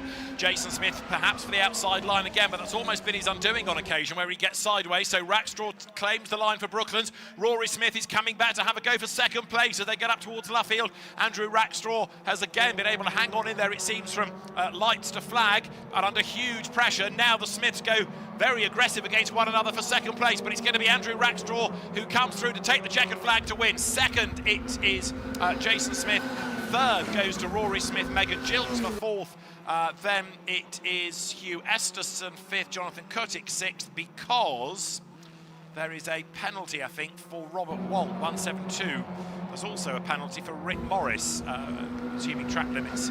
We don't get the information about the penalties on the timing screen, but we get the exclamation mark. So Andrew Rackstraw, the race winner. Jason Smith takes second, and Rory Smith for third. Megan Giltz, Hugh Esterson, Jonathan Kotick behind them. Felix Fisher was seventh, David MacArthur in eighth, ninth Dave Parks, Robert Walt classified in 10th, 11th Pascal Montbaron, 12th Sam Street, and 13th, the last driver to progress, Tom Gadd. The first one to miss out, 14th, was Connor Kay, and therefore 15th, falling away in the second half of the race. Neil Toft ahead of Dave Porter. Simon Hadfield got up to 17th ahead of Gerhard Hauschulte. Adam Quartermain was 19th, Rick Morris 20th in the end. 21st was 141 Paul Unsworth, from last on the grid, or nearly last on the grid. Behind him was 167 George Townsend. In 23rd place we had Tim Fitzgerald, number 49, then number 69 of Alan Slater. 25th was number 24 of Wayne Rushworth, and the one we lost was Nigel Smith off at Cops Corner. Ian. Yes, thank you, David. Well, there's a trophy for everybody who wins something, wins a race. So we've got a trophy for the Heat 2 winner, and Andrew Rackstraw, of course, it is. Just checking to see whether he's got his BRDC Rising Stars badge on the car. Can't see it at the moment, but he has just become a BRDC Rising Star.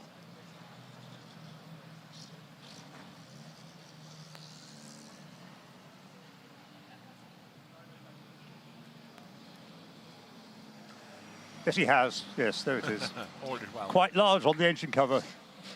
So, Andrew, over here to collect your trophy. Anu, hello. First of all, get your trophy.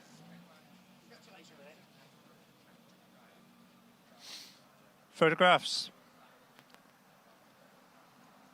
And a word with Andrew. So, you had to work hard, think a lot during that race to make sure you're always in the position that Josh wanted to occupy, Jason wanted to occupy. Yeah, exactly. It's a bit different to Porsche racing for sure. There's not as much racing going on, so it's great to be back in Formula Ford and back with Kev and the whole team, KMR. It's like a family, so to do this racing is always just so much fun, and all the South Africans here over. Yeah, it was hard work, but I assume it's going to be hard work the whole weekend, and we didn't come here for an easy race. I don't think we had the pace, few things to work on, but I think it will be fine and it will be some good racing. Well, we made the point, of course, this is your third Walter Hayes Trophy. You've been third and second, so there's only one place to finish the weekend. Yeah, exactly. There's only, I mean, it will only get worse if I don't come first. But these things are a bit of a lottery. I'm here to enjoy myself. This year was quite a hard year, and to have some fun with some old friends again. I look forward to it. And the fact you raced Porsches this year and won the Carrera Cup at the end, that was a tight finish, wasn't it? Almost like the Walter Hayes. That's it. I think I learned most of my racecraft from Walter Hayes and the Formula Ford, from all these boys. They race hard, and I did that in Porsche Cup, and it managed to pay off. Well done on today, and see what happens tomorrow. Thank you very much. I look forward to it. Andrew, thank you very much.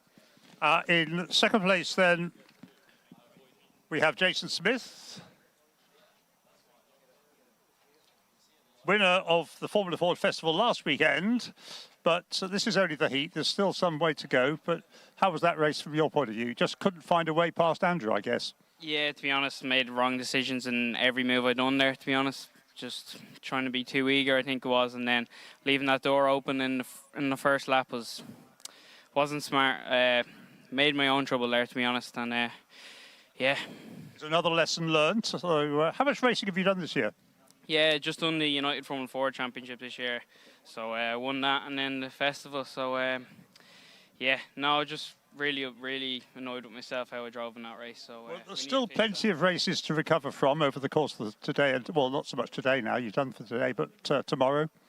Yeah, tomorrow there's a bit of handling issues, to be honest. See, with the tyres, we've all the team, we've never even tried these new compound tyres. So yeah, we're gonna have to go back to the drawing board and look my onboard, see the mistakes I made, and try and improve on the car a little bit. But yeah, we'll be stronger for tomorrow. All the best for tomorrow. Thanks. And Rory Smith, last year's winner, and obviously hoping to be this year's winner, but third place, not a bad start. No, not as good as I would have liked, if I'm honest. You know, I know the deal with this event. You got to be at the front as long as you possibly can. I mean, third in the heat is by no means out of it, for sure. There's absolutely no reason why I can't win the semi and then be right at the front of the final. But yeah, just missing a little something there. I think I raced possibly as well as I could have done. You know, got a great start, jump into first from fourth off the start, and then just got out dragged to the run to the Beckett's and then getting back in first. So I was racing as hard as I could. I think we're just missing a bit of straight line speed, honestly, compared to the other two guys out there. So trying my best, giving it my best shot, and by no means out of it, that's for sure. I'll be there knocking on the door for the win. Well, it's always unpredictable, isn't it, the Walter Hayes Trophy? You can plan it all, but you're never certain about who's going to turn out as winner on Sunday afternoon. That's exactly right, and I think last year proved that the final, especially if it's dry, is just going to be a pure dogfight, and it's going to be the best man wins out there, and I look forward to that, and that's why I love coming back to Walter Hayes every year. So yeah, it should be good fun. Well, it's great to see you here, Rory, and all the best for the rest of the weekend. Thank you very much. Thanks very much. Rory Smith then in third place in Heat 2 of the Walter Hayes Trophy. David, back to you. Ian, thank you very much. So one or two drivers a little bit downbeat after all of that. Rory Smith, even though he's talking about how well he raced, still a bit frustrated that he was only third, and Jason Smith, I think, came in with certainly high confidence, and it didn't really pan out for him either, but we'll see what tomorrow at the semi-finals brings. For now, though, on quickly to Heat 3, the cars now being released onto the circuit, and for this it is on the front row number 3, Jordan Dempsey, and with him another previous winner of the event, Niall Murray. Niall won the same year that he won the Formula Ford Festival, which was 2016, and Jordan Dempsey, a slightly more recent winner, 2019. On the second row of the grid, 57 is Ian Campbell, and 217 Tom MacArthur. On the third row, 243 Callum Grant, and 171 Julian van der Watt. Row 4 is 154 Lewis Fox, and 48 Ben Tilley. And the fifth row, 89 and 79, 89 Brandon McCaugham, and 79 Leanne McShane. On row 6, 44 Paul Mason, and 33 Lee Newsom. On the seventh row of the grid, 151 Adam Favers, and 43 Maris Schulte. The eighth row is where you find 67, that's Stuart Adam, and 98 Leon Frost. The ninth row, 115 Benjamin Montero, and 38 the Australian supercar team owner John Blanchard, whose son Tim used to race Formula Ford in this country. On the 10th row, there's number 13 John Hayes Harlow, and 122 of Vincent Jay. On the 11th row, 133 of Cal Bennett, and 114 Neil Hunt. On the L driver, row 12, 56 Matt Taylorson, and 55 Luke Shane, and 13th row, 25 and 62, 25 Matt Smith, and 62 is Remy Brooks Johnson. That then is how they are going to line up.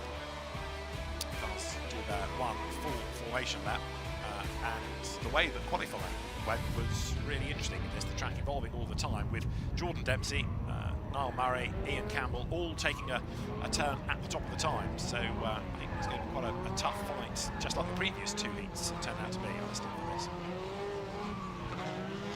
Very much so, yes. So close this morning, and as the track evolved, we saw in the early stages reasonably big gaps for Formula Ford between each car at the front of the field, but when we got to the last heat and this heat, the gaps were just a tenth here and a hundredth there, and it's good to see. Just noticing that the drivers are being incredibly aggressive on their outlaps, the front drivers, not so much at the back of the field, but the top drivers really swinging the car side to side, almost looking like they're going to spin. They're pushing the car so hard, and then hard onto the brakes. So they're trying to prepare, get some heat into the tyres and the brakes on this outlap. So the cars coming up to the grid, and as they do so, Jordan Dempsey then in the red Medina Sport BH23 for pole position, and Niall Murray on the inside, which could turn out to be the better place, of course. Pole position is on the outside, which is the racing line, but the shorter line is, of course, the inside into Copse. Ian Campbell, another of the drivers from across the water, starting third. Tom MacArthur from good Formula Ford stock. Dad and brother have raced. We've seen brother already. Callum Grant in the Van Diemen. What did he go with in the end? RF91, which he elected to use. Entered initially in the Merlin, but the Van Diemen was the preferred choice. So Callum Grant, who's gone very well in historic single-seaters of all types, whether it's Formula Ford or Formula One, he's fifth on the grid. And Julian van der Watt for sixth. The last few cars just trickling into place. 25, Matthew Smith's Reynard 84 FF. Shades of John Pratt, who was the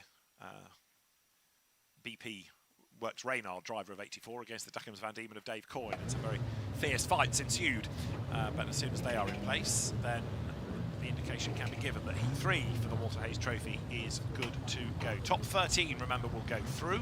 The rest are across the progression and last chance races tomorrow, as the final couple of marshals leg it from the grid. As soon as they are done, that means that the gate can be closed, that the green flag can be shown, that the drivers now look towards the 5-second board. Dempsey versus Murray versus Campbell potentially for all of this. So the lights go red, and when the lights go out now, the best start made by Niall Murray, who gets slightly a better getaway than does Jordan Dempsey. And Niall Murray from the inside line is going to lead, but he was already ahead even before they turned into Copse. He was able to go to the outside and claim the line for the corner and then sweep ahead. So a much better getaway by Niall Murray. He leads. Jordan Dempsey second. Indeed it is, yes, but those two already starting to break away from third place. I'm sure that won't last. In third place is Ian Campbell, who went so well in qualifying this morning, and it's Niall Murray that leads out of Beckett. Second place is Jordan Dempsey, third is Ian Campbell, and in fourth place is Tom MacArthur. So pretty much as per the grid as they go down to Brooklands for the first time. And Niall Murray then from second, race leader, trying to get away, but other ideas about this from Jordan Dempsey, who was going with him, and then side by side for third, as you've got Ian Campbell and Tom MacArthur overlapping, and MacArthur goes through up into third spot. So nice move that. It's Callum Grant fifth, next in the queue, as the race leaders then come up through Woodcote Corner to complete lap number one, heading towards the line. So it's Niall Murray in the lead, Jordan Dempsey in second place, the two previous winners of the event going toe-to-toe down towards Copse Corner. The pattern thus far has been that the driver that leads into Copse on the first lap wins the race, but under huge pressure. Are we going to get a third equivalent of that? Because it is Murray still ahead, but Dempsey crawling all over the back of him. Yes, as they come up to Beckett's for the second time. In fact, Dempsey isn't quite as close as he was last time, and he's been caught now by 217 Tom MacArthur. So Tom MacArthur waving out of the cockpit at Jordan Dempsey, saying, come on, let's work together and catch Niall Murray. I think that's probably a good move from Tom MacArthur. It is, as long as Jordan Dempsey goes with him and plays ball. So as they come down towards Brooklands, yeah, they have seemingly stopped squabbling. So Jordan Dempsey starts to edge clear of MacArthur to close a little bit up onto the back of Niall Murray, who had built quite an advantage. He was only a 10th last time, but it was bigger than that coming to the end of Wellington Straight. Through Woodcote now comes Niall Murray, then he comes across the timing line, so it is Murray leading. Second is Dempsey, and MacArthur falls back a little bit, prepared to let Dempsey get on with the job, getting up onto the tail of Murray, argue over the race lead, delay yourselves, and then back onto the tail will come MacArthur. Fourth, it is Ian Campbell. Fifth, Julian van der Watt. Callum Grant is sixth, and then Brandon McCaughey in seventh place, number 89.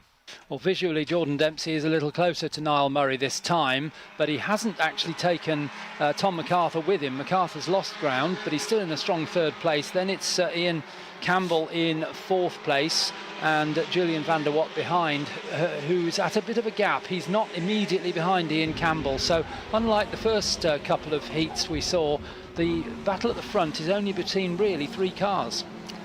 And Niall Murray, with lots of experience of Formula Ford racing and winning, holding sway for the moment as he comes out of Luffield. This is the end of lap number 3. A bit further back, Adam Fathers, number 151, in a big, busy battle to try to gain a place as the leaders go through, but the gap to the eye has come down. So although MacArthur is not with them, Dempsey now is, with the fastest lap of the race to his name, a little bit nearer, just over 2.5 tenths back from Niall Murray. MacArthur third, Ian Campbell fourth, Julian van der Watt fifth. Also somebody making good progress up from the fifth row, Brandon McCocken now up into sixth place, number 89. Well, Jordan Dempsey is almost in a challenging position now. He's about a car length, maybe stretches to 2 car lengths as they accelerate away from Beckett's down onto the Wellington Straight, and under the bridge they go. Then a rather lonely third place now for Tom MacArthur. He's not close enough to the leaders to challenge, but in turn he's far enough ahead of Campbell not to be challenged. So the race leaders, nose to tail, and Niall Murray feeling the pressure this time. Car getting a bit more sideways, coming out of Brooklands, heading now up around Luffield. So nose to tail, the two of them. Niall Murray for Team Dolan, just ahead then of Jordan Dempsey. Jordan, remember, fastest man on the track last time around, possibly again this time, because he's right in the wheel tracks, right alongside even as they come across the line.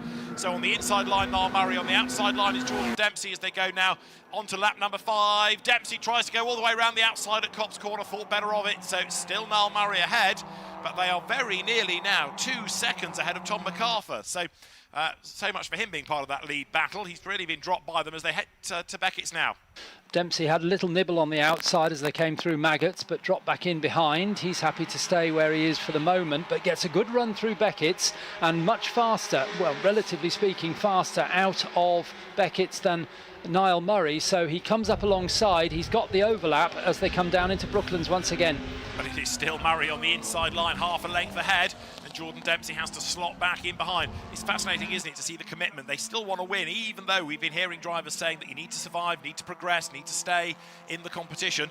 They're racing drivers, after all, and they all want that win. So coming out of Luffield, Niall Murray just ahead, Jordan Dempsey in second place, and they're going to be side by side coming out of Woodcote. And again, it's Murray that claims the inside line. Dempsey has to go the long way round on the go down towards Copse Corner, but he's almost level as they get to the right-hander. Last time he didn't bother to drive the outside line. He doesn't again. He slots back in. So Niall Murray defending really well. He may not have the quickest car, but he's got the widest.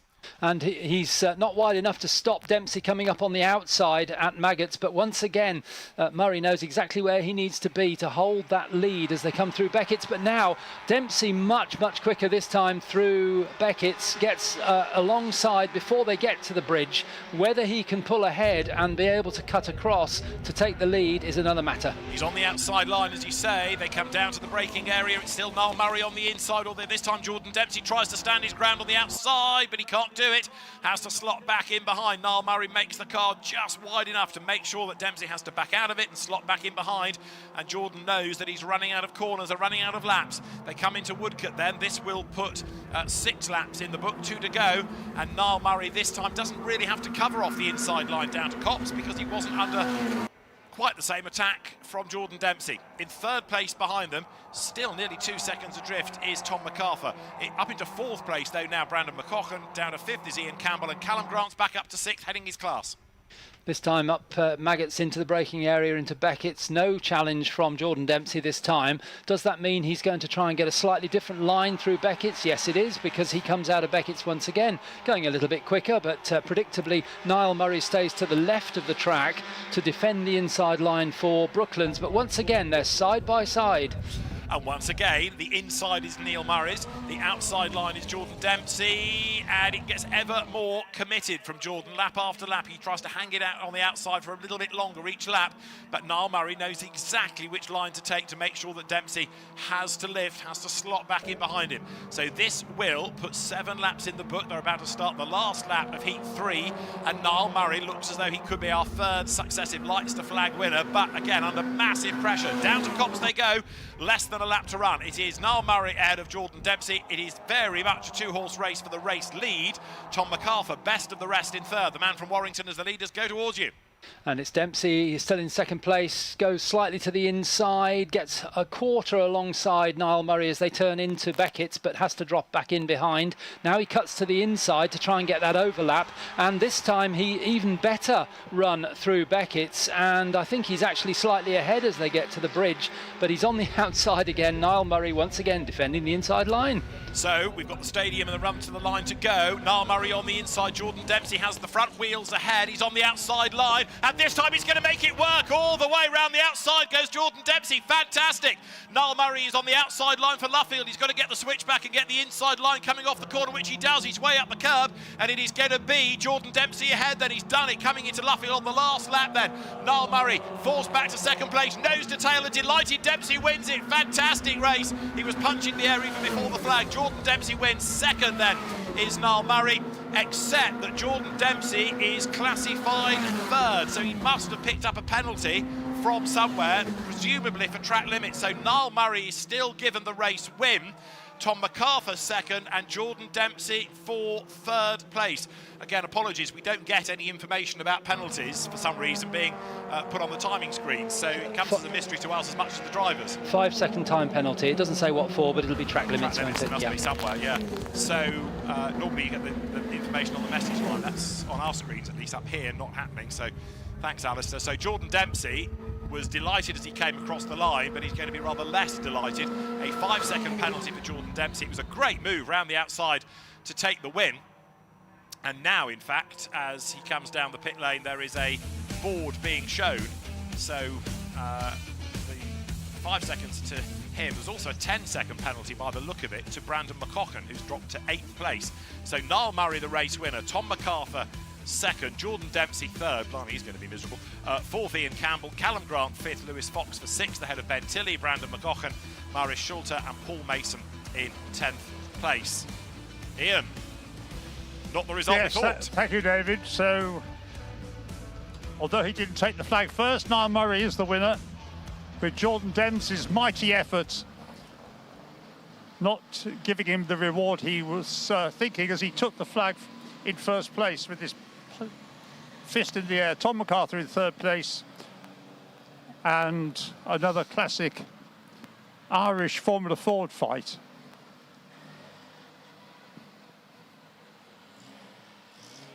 So there should be a trophy Hovig interview in a moment, but let's in the meantime have a word first of all with the actual winner, Niall.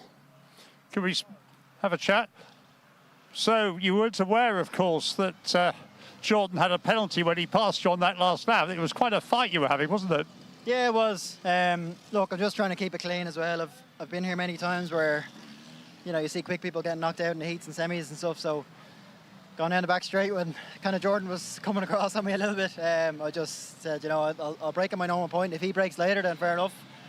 Also, it was raining the last lap, so that, you know, made it a bit sketchy coming in, not knowing exactly where to brake. So, yeah, I made the call, just brake early.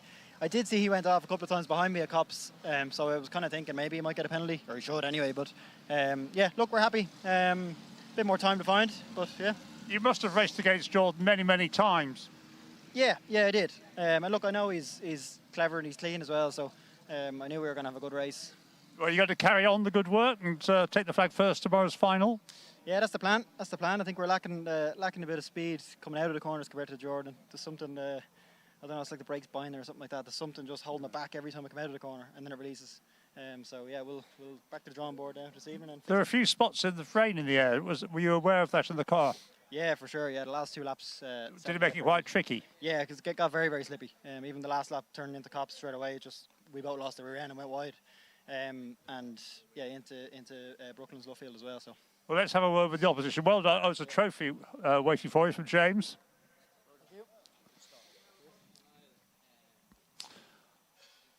And yes, I'd like to have a word. Disappointment because you thought you'd done it. Not quite. I knew Niall and Jordan had the pace on me, so if I could stick with them, I could be involved in the fight. But yeah, Jordan, I elected not to attack Jordan, and he just dropped me within a lap, got right on the back of Niall, and then they worked together for a couple of laps to make sure I didn't get in the tow, and just couldn't stick with them, unfortunately. Well, any plans, any thoughts about how you might be able to get in amongst them for the whole race tomorrow? Better start. Better start, okay. You've done a lot of Formula Ford racing in your time there, Tom, haven't you? Yeah. So the start should be good by now. You'd have thought so by now, wouldn't you? But, no, Niall's done plenty, Jordan's done plenty, so I'd argue they're the 2 favourites for this weekend, so it was a tall order trying to beat them today. See what happens tomorrow. Come on, Warrington against the Irish. No idea what that means. Okay, well done. A word with Jordan, a disappointed Jordan.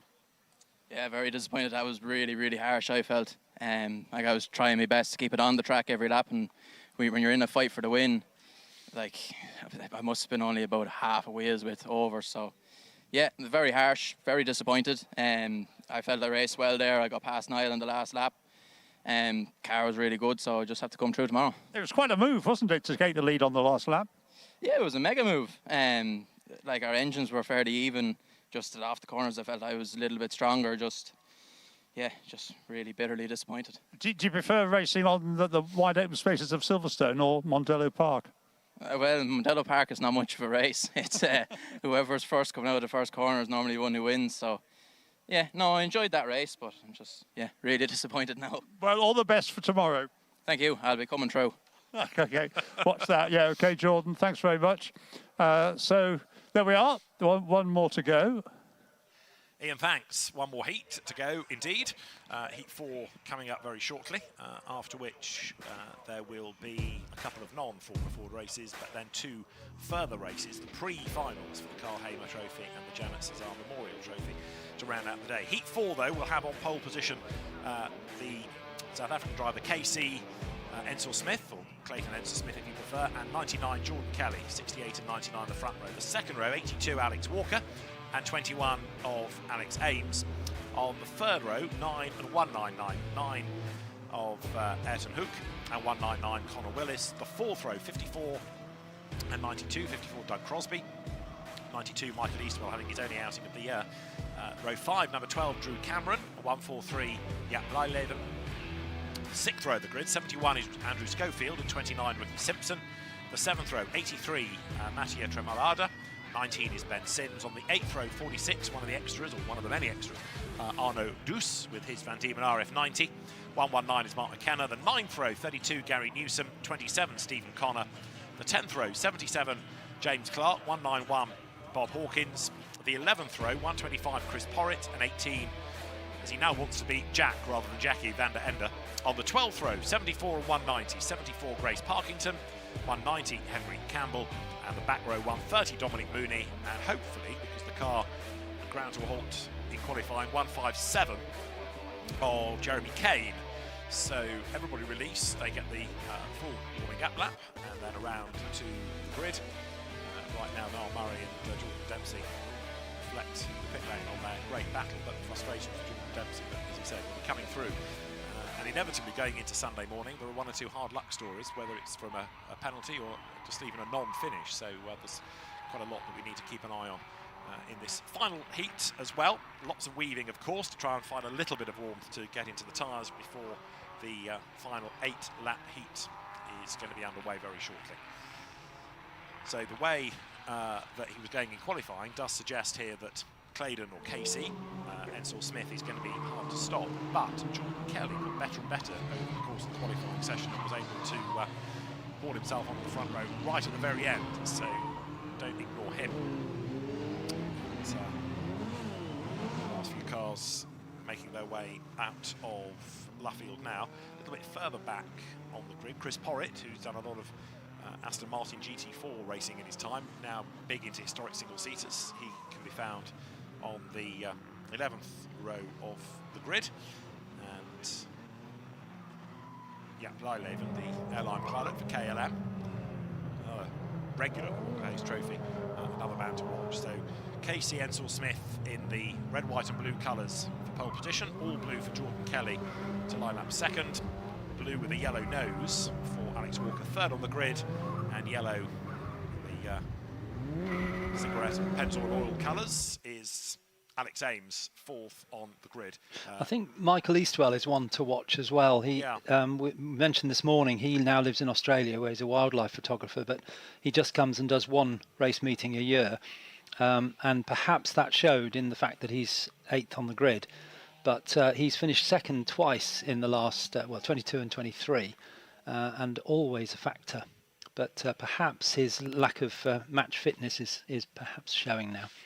Okay, well, we'll see whether he can convert that, as you say, with a little bit more mileage under his belt from this morning. The very distinctive Van Diemen RF78, the car that Jan Magnussen has driven here in the past in the hands of Jack Van der Ende, coming up to the grid. The last handful of cars are there. Grace Parkington, Henry Campbell. Then we should have Dominic Mooney. Yes, we do. And Jeremy Kane is there, despite the problems that he had this morning. The Lola T200 is good to go. So everybody, I think, is present and correct, which is good, because sometimes all the riggers are qualifying. You get one or two that can't get to the heats, but we've had full grid so far. Last row is about to slot into place, and that means that we can very quickly turn our attention to a green flag at the back and then to the lights on the gantry that should be red very shortly. So Marshall's off the track, green flag shown, 5-second ball quickly displayed, and all eyes on the lights. Then pole position on the outside for Casey Ensor-Smith. In a moment we'll see the lights go out and the race gets underway, blasts away, but he's back pretty much off the line by Jordan Kelly as they go down towards Copse Corner. Jordan Kelly with the inside line, and it's going to be Kelly that leads then, with a very good start by Alex Ames from the second row up the inside line as well. So it is going to be Kelly in the blue car ahead of possibly Alex Ames for second and Casey Ensor-Smith down to third. And somebody coming right round the outside, the red and white car of Ayrton Hook as well, although he ends up fourth, so he did okay round there. He came from about sixth, but leading out of Beckett's for the first time is Jordan Kelly, and second is Alex Ames. So pretty much as you predicted there, David, on the way up to Beckett's, they leave and under the bridge down to Brooklands for the first time. So the one that's dropped back in a sense is Casey Ensor-Smith, who is being mugged on either side as they drop down, with Alex Walker making contact with Alex Ames, and Walker's got broken suspension and that puts him out of the race.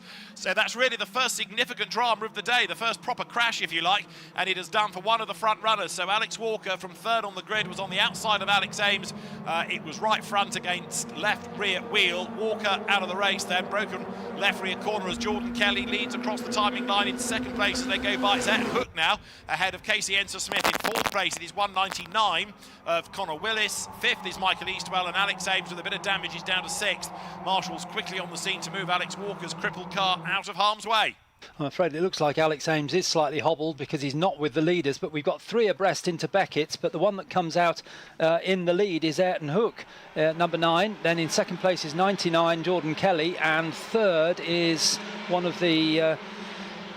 it's Ensor-Smith, isn't it? Yes, it'll be Ensor-Smith in third place. So with a yellow flag now showing because of that car being recovered at Brooklands, they can't overtake on the way down there, although some of them are a bit close to doing it, aren't they? Contact, because Ensor-Smith has got tangled up with Ayrton Hook and turned him around. Now, whether the yellow flag had gone in, I couldn't tell you, but there was certainly contact there, and Casey Ensor-Smith was the catalyst for it, diving up on the inside line. So, another sort out, and it means that Jordan Kelly is away and gone, with now in second place, number 199 of Connor Willis. In third place, it's Michael Eastwell. Fourth is Alex Ames. Fifth, now number 12, that is Drew Cameron. And in sixth place, it's 54 of Doug Crosby. So, up to Beckett's, we've got a car well out in the lead now, and it's the dark blue of Jordan Kelly that leads. Second place, perhaps Alex Ames is okay. Maybe he just did a lap slightly slower to check his car over, because he is battling for second place now, and he goes up the inside of Michael Eastwell to try and get the second place away from, because Eastwell was up to second ahead of Willis at Beckett's. And there's more drama coming down towards us, I'm afraid. Willis and Eastwell get together, and Willis goes off the road on the outside. A big spin for Eastwell, but he's been able to recover. This is the most fractious race of the day, unquestionably, and it's always seemingly coming down towards Brooklands. But getting together then, that was Willis and Eastwell. Michael Eastwell had a huge spin and somehow survived it. And somehow we're still in second place. Alex Ames is in third. In fourth, it is Ayrton Hook. Fifth is Drew Cameron. Sixth is Jaap Blijleven. In seventh now, number 46 of Arno Duus. And then in eighth place, you've got number 29. That is Ricky Simpson, another of the Americans. If you survive this race, you might finish quite well. Yes, well, all this messing about down at Brooklands has left Jordan Kelly with a big lead over a good battle for second place between, remarkably, still there, Michael Eastwell, and Alex Ames in third place in the yellow car behind as they come under the bridge. Ames perhaps looking for the inside as they go down to Brooklands. Not sure he's going to make a lunge this time. As we've been saying, maybe with a little bit of damage, that car's compromised anyway, so maybe just finishing is better than risking anything for one further row on a semi-final grid. However, what we do have at the moment is Arnaud Douce in the pseudo Marlborough colours trying to go around the outside of traffic at Luffield, and we've got Jordan Kelly absolutely away and gone as he comes through then. So number 99 Jordan Kelly goes by in the Team Dolan Van Diemen with a big margin over Michael Eastwell second. Alex Ames a class leading third, Ed Hook fourth, Drew Cameron is fifth, Doug Crosby sixth, Jaap Blijleven is seventh, eighth is Ricky Simpson, down to ninth is Arnaud Douce, and into the top 10 now comes 27 Stephen O'Connor. Alex Ames has gone for second place as on the run from Copse to Maggots and got it. So Alex Ames is up to second, ahead of Michael Eastwell in third. In fourth place is Ayrton Hook. Those three nowhere near the leader, but they're far enough ahead, I think, of fifth place Drew Cameron to not need to worry about him behind as they come down to Brooklands once again.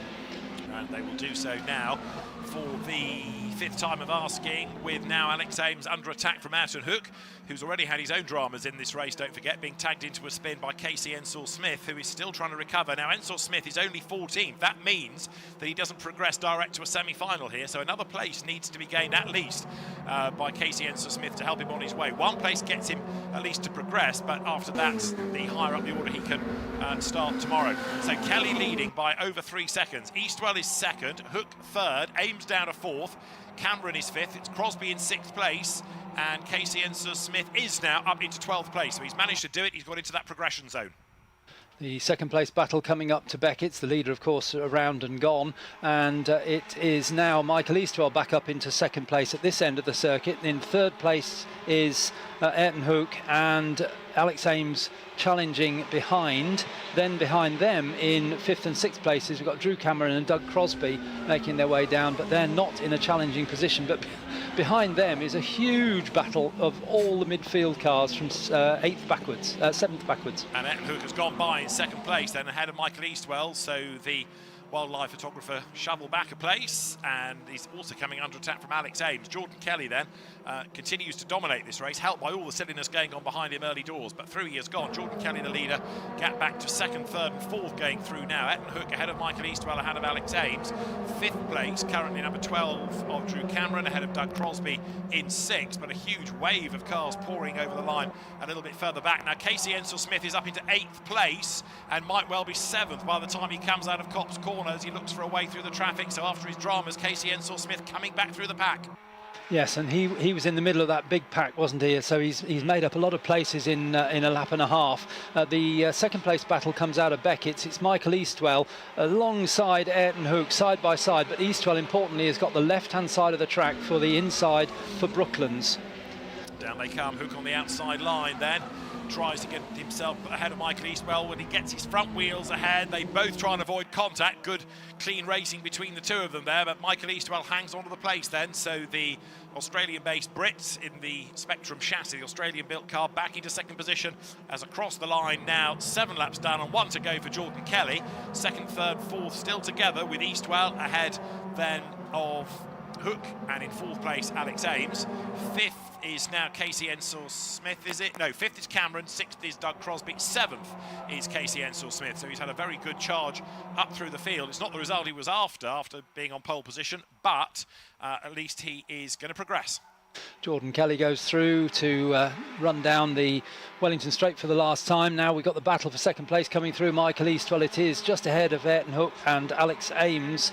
No challenge as they came up into Beckett's. A good slipstream for Alex Hook as they go down, but there's a green flag, so we've got 2 cars off. I'll come to that in a moment. 2 cars off in Beckett's. Okay, and Ayrton Hook 2 wheels on the grass. Contact with Michael Eastwell coming into Brooklands, but they've survived it. They were rubbing wheels. Eastwell on the inside into Luffield. On the outside is Hook, and they are going to come through still with Eastwell ahead. Jordan Kelly, in the meantime, takes the checkered flag to win. Second is going to be Michael Eastwell, but only just. Ayrton Hook dives to the outside line as they come across the line, but Eastwell survives. Michael Eastwell second, Ayrton Hook for third. Fourth goes the way of Alex Ames. Drew Cameron's going to be fifth, Doug Crosby sixth, Casey Ensor-Smith 7th, and the fastest lap of the race. However, what happened up with you on the last lap? Who did we lose? two cars came together. I didn't see the incident itself looking the other way, but it was number 27, Stephen O'Connor. Now, he had a moment in qualifying, didn't he, as well? Anyway, yes. Stephen O'Connor, I'm afraid, has very much deranged front suspension, and the other car involved, 83, Mattia Tremalada, in the Van Diemen from Team Dolan, and his rear left wheel is severely deranged, so that probably gives you a clue as to who hit whom. It looks like 27 went up the back of 83, but in the middle of Beckett's. Oh dear. Right, Alistair, thank you. Jordan Kelly then takes the race win. Michael Eastwell second, Ayrton Hook in third, Alex Ames fourth, Drew Cameron and Doug Crosby rounding out the top six. Casey Ensor-Smith in seventh. He was the catalyst of his own downfall, really, with that lunge up the inside. One or two of those incidents, I suspect, may get looked at, but we'll wait and see if anything comes of it. Top three make their way down to the presentation area, and it is a very happy Jordan Kelly that is the winner of heat number 4.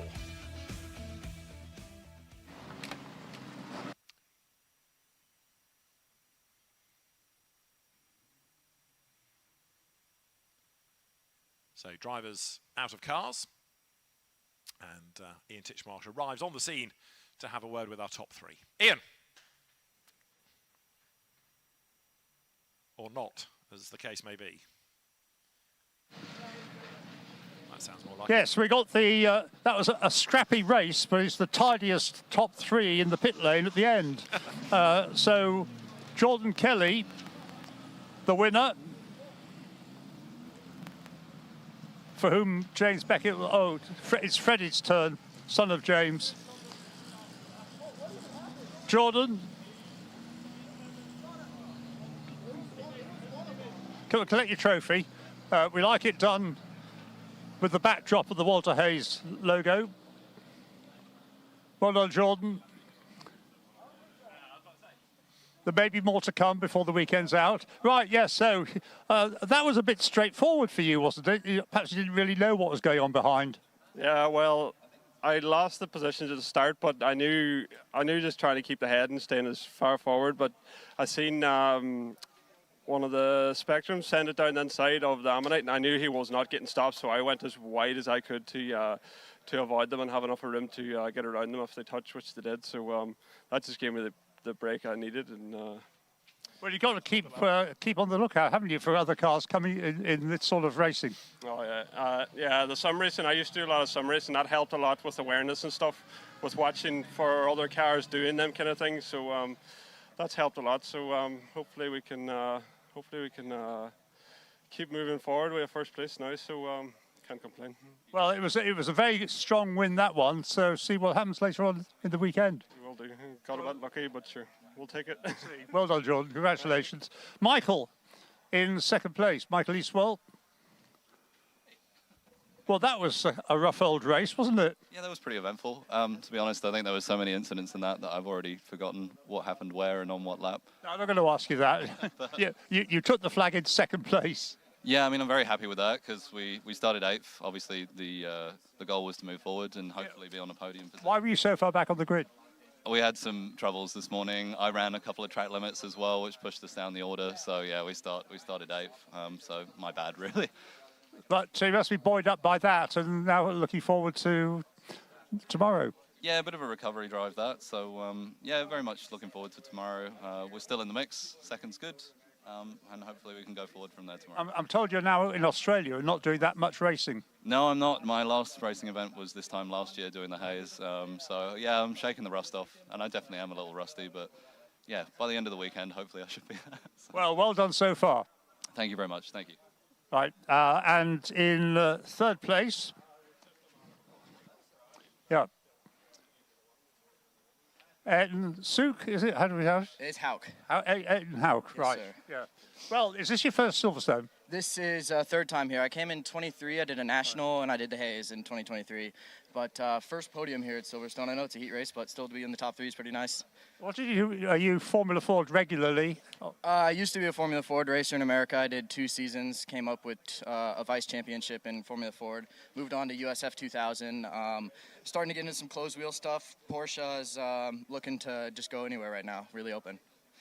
Well done on so far so good. Were you expecting to get into the podium position in that race? I wouldn't say podium. I definitely knew we had more pace than was shown in qualifying, so looking forward to keep moving up. I think the saying opposites attract. I had a red car, a lot of blue guys were touching me, so I think we'll see how this goes on. The car held up really well, really happy with the team, happy with the car. Can't thank the Ammonite guys enough. Looking forward to tomorrow. I think we had a lot of pace. Definitely could have contended for a win here. Got spun, I think, 2nd or 3rd lap, climbed back up, and I'm really excited for the rest. Yeah. Well done so far. Thank you so much. And remember, it's Ayrton and it's Hauk. That's it, Ayrton Hauk. Thanks very much. Okay, cheers. Well done. There we are, David.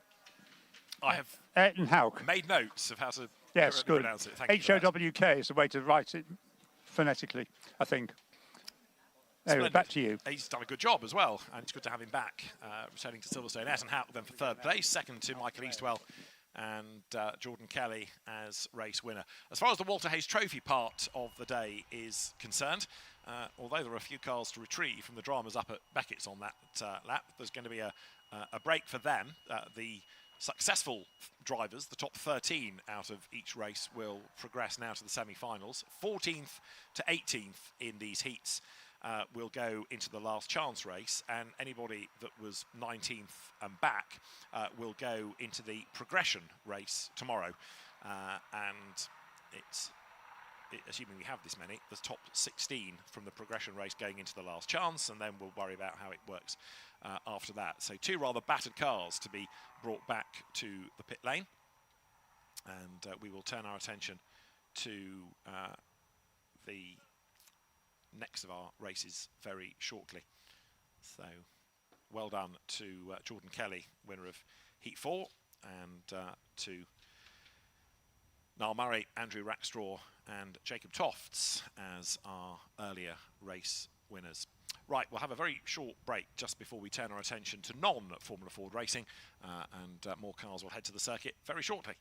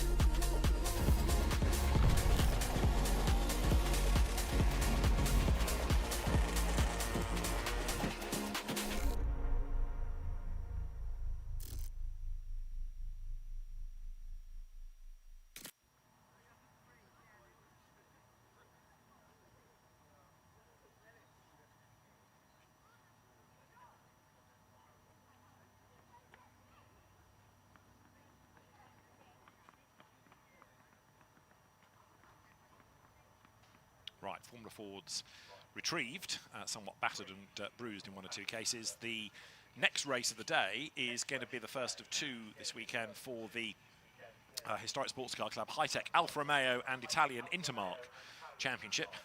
There is a championship at stake this weekend, and drop scores need to be factored in. We may need to concern ourselves more about those tomorrow than today. There are lots of extras, which is quite good. It was a decent enough entry anyway. First up at number 2, Tom Laudage. He goes into the modified class. Tom Laudage, Laudage. He drives an Alfa Romeo Mito. It is a 1750cc engine car from 2010. We also gain number 14, Andy Page. He's in the modified class with his faithful Alfa Romeo Giulietta of indeterminate vintage. And from memory, it was a 2-litre turbo engine, but it's many years since I've seen the car, and the information's not been supplied. 23 is another addition, James Ford. He goes into the Twin Spark class. He drives an Alfa Romeo 156 of 2,000 cc's. And we also gain 104, Mark Purcell, and he drives an Alfa Romeo 155 of 2,000 cc's. The grid, based on the qualifying time set this morning, will have on pole position number 40, Jamie Thwaites, with his TCR spec Alfa Romeo Giulietta, and number 57, Barry McMahon, with him at the front of the grid. On the second row, 156 is Scott Austin with his Alfa Romeo 156, and 87 is Jack Berry with the 4C that had a couple of pit stops in qualifying, so fingers crossed all is well with that car. On the third row, number 1 is Toby Broom, who, even allowing for drop scores, is still the champion. And he's got 34 George Osborne to line up alongside. On the fourth row, 30, Stacey Dennis, and 79, Dave Messenger. On the fifth row of the grid, 14, Andy Page, and number 6, John Griffiths with his 156. On the sixth row of the grid, 22, Chris McPhee with the Fiat Punto Abarth, and 59, renumbered car, it was number 20, but 59 is Mark Skeggs with his Giulietta. On the seventh row of the grid, 18 is Nathan Bignell with the 33, 42 is Ian Wolfenden's very distinctive 156. On the eighth row, the Ford family, 23 is James, and 9 is Richard, both in 156s.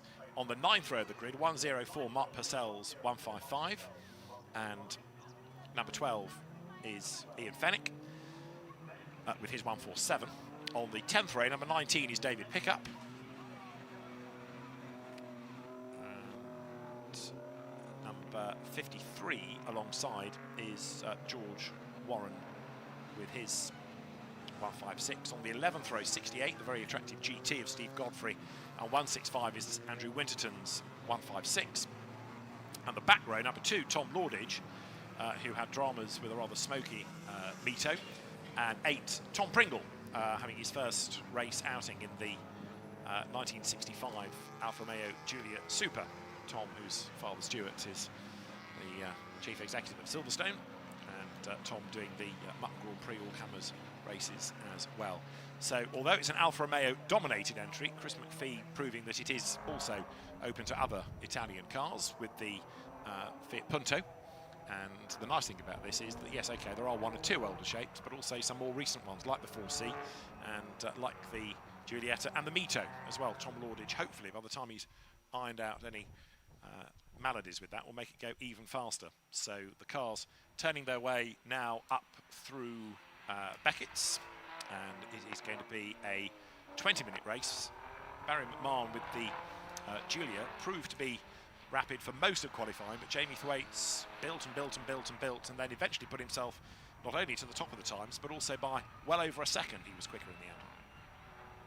So the TCR Giulietta one to watch. In terms of championships, as I say, Toby Broom is the outright champion, and has not been beaten, I don't think, all year within the Powell Trophy. As far as the modified class is concerned, that is being headed by Jamie Thwaites, the man who's in pole position. He's had 3 class wins.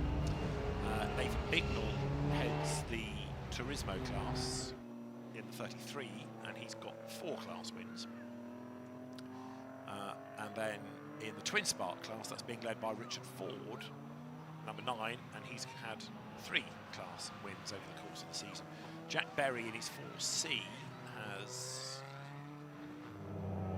taken 3 modified class victories also, so we know he's competitive. And as for Barry McMahon, he sort of dipped in and out of the championship a bit this year.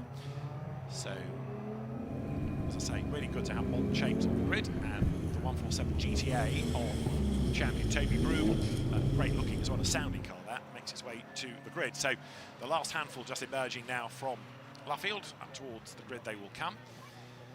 And then 20 minutes underway. Tom Pringle at the back with the Julia Super, novice cross adorning the car as well. The 33 of Nathan Bignell making its way into position.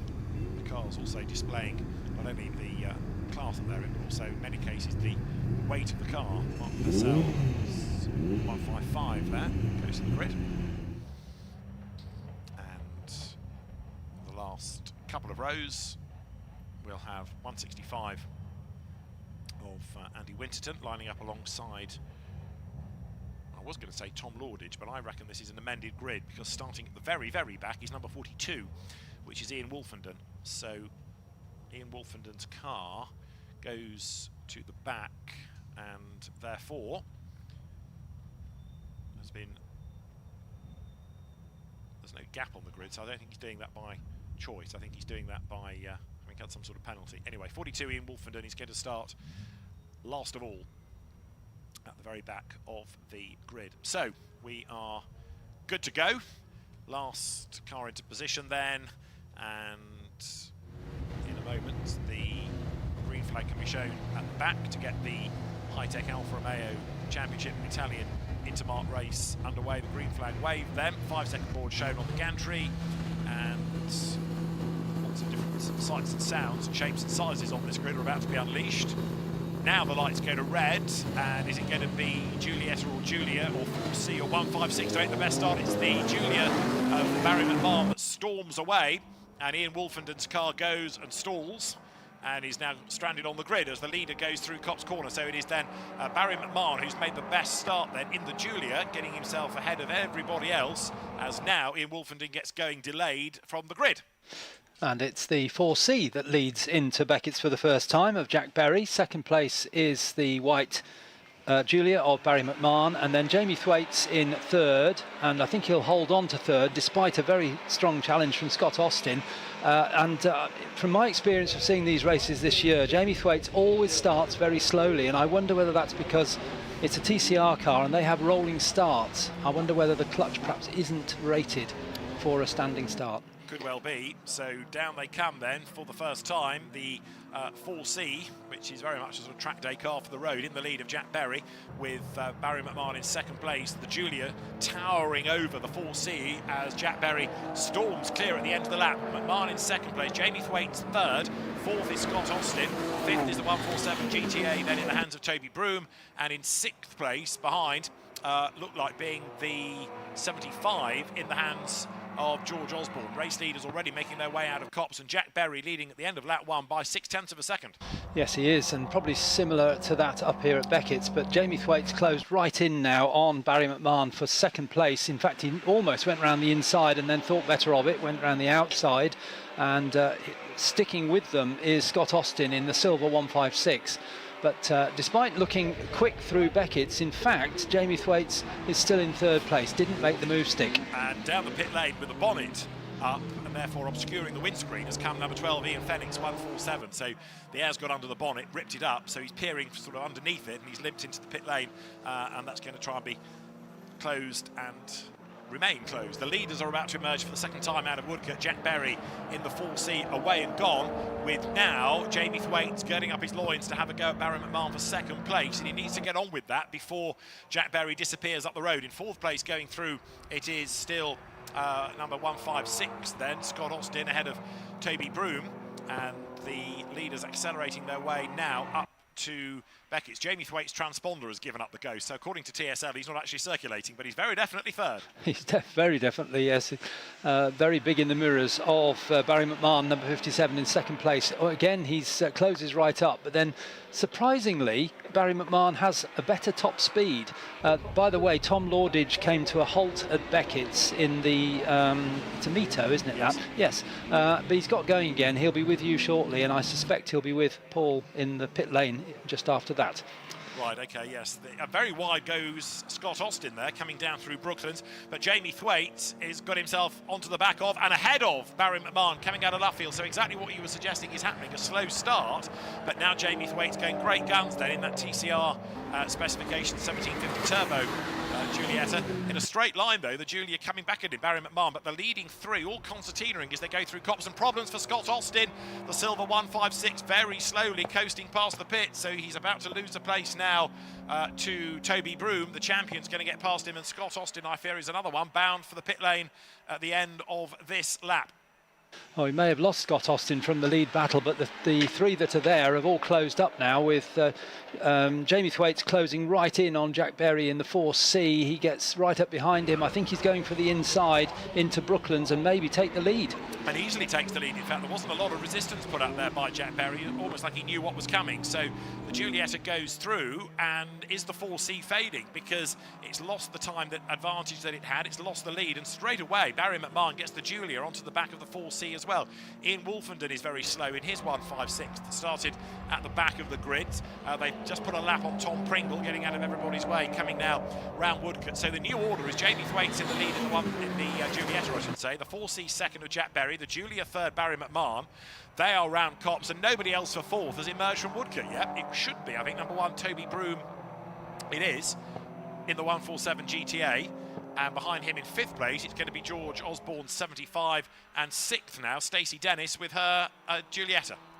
A quick spin for car number 6, John Griffiths, in his 156 at Beckett's, but he got going again before the leaders arrived, so the yellow flags had gone in.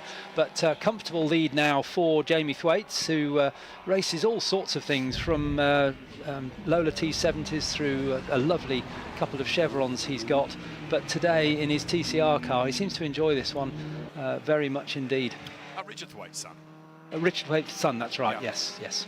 Down the pit lane comes Scott Austin in the silver 156, so sadly that's him seemingly done, at least for today. John Griffiths, rather more standard 156, has gone by. About to be lapped though by the now dominant Jamie Thwaites, who's clear from Jack Berry, from Barry McMahon in third place. They've put a lap on number 12, Ian Fennick, with the bonnet closes back out. And Ian Wolfenden's 156, looking like it should do now. It's sort of behaving itself. It didn't like getting off the line, but it is now going properly, as so too is the Revs Italia 147 GTA of Toby Broom, going through now in fifth place. Leaders go through, well in amongst slower cars now. I don't want to tempt fate, but Jamie Thwaites was leading like this 2 weeks ago here and spun at Beckett's and couldn't get the car restarted. So he was pushing on, even though he was in a comfortable lead. But he's not had any problems up this end of the circuit, but he's now lapping as he goes round. Nice little battle going on between number 9, which is Richard Ford's 156, and Chris McPhee's Punto Abarth has just gone all the way around the outside in a straight line. So Chris McPhee may not have an Alpha badge on his car, but he's managed to go very well in that hot hatch. Barry McMahon third in the Giulia, falling away from Jack Berry now, as the leader, Jamie Thwaites, has gone by for another lap and is 2 seconds clear, with lots of back markers to worry about now.